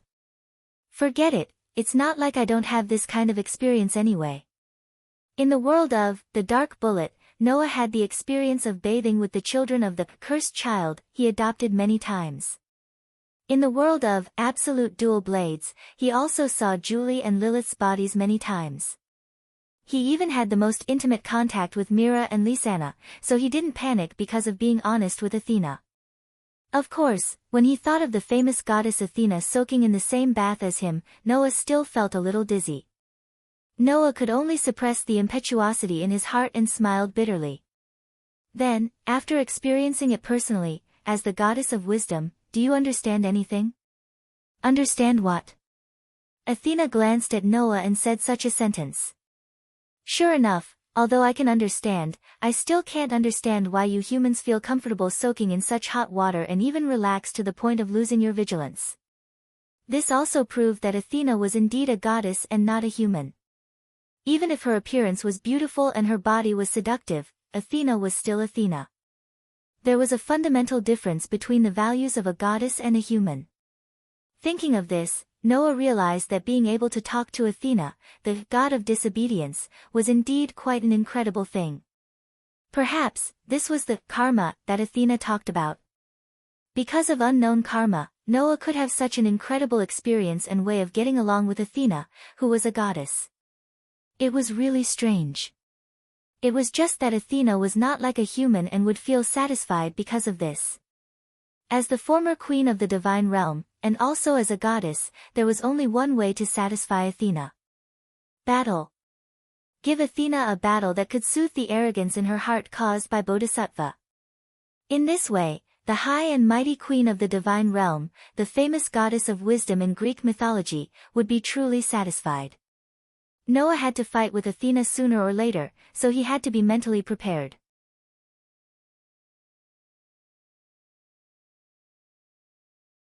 This was not only for Noah himself, but also for Athena.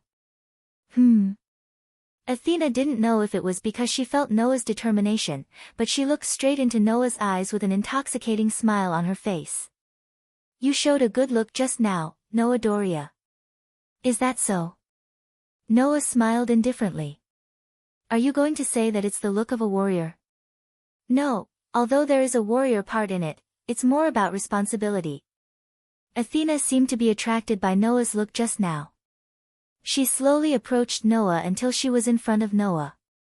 She looked up at Noah with sparkling eyes. That's right, that's the look of a real man. Noah suddenly became silent and sighed. I just realized that you really need me to be the one to defeat you. Hearing this, Athena revealed a joyful expression. Do you feel the same as me? Sure enough, you and I are fated enemies. In other words, Athena had the same feeling as Noah. She felt that only she could defeat Noah. That's why she regarded Noah as her so-called fated enemy. I don't know if I'm your fated enemy. Noah fearlessly met Athena's gaze. It's just that, if you have to choose one person to defeat you, that person must be me. I just realized this. That's enough. Athena's joyful expression slowly turned into a satisfied look. With a splash, she stood up from the water, revealing her naked body in front of Noah. This concubine will taste the karma between us bit by bit. Noah Dole, before one of us disappears from this world, this concubine will not allow you to die a miserable death at the hands of others. We're the same. Noah narrowed his eyes. There was no blasphemy in his eyes toward Athena's naked body, and he responded in a dignified manner. Before I defeat you, don't die in the hands of other gods' layers, Athena. Athena took a deep look at Noah and gave him a faint smile. Then, she turned around and disappeared into the pool with a surge of darkness. At the same time, the clothes that Athena dropped on the edge of the bath also disappeared. Seeing this, Noah smiled helplessly. She's really a goddess who appears and disappears like a ghost. You're tuning into the Blissful Bookshelf YouTube channel. We're so grateful for your support, and don't forget to subscribe to join us on this incredible journey through captivating stories. Your generosity through donations truly makes a world of difference, as it's the primary source of revenue that allows me to expand and enhance this channel for you.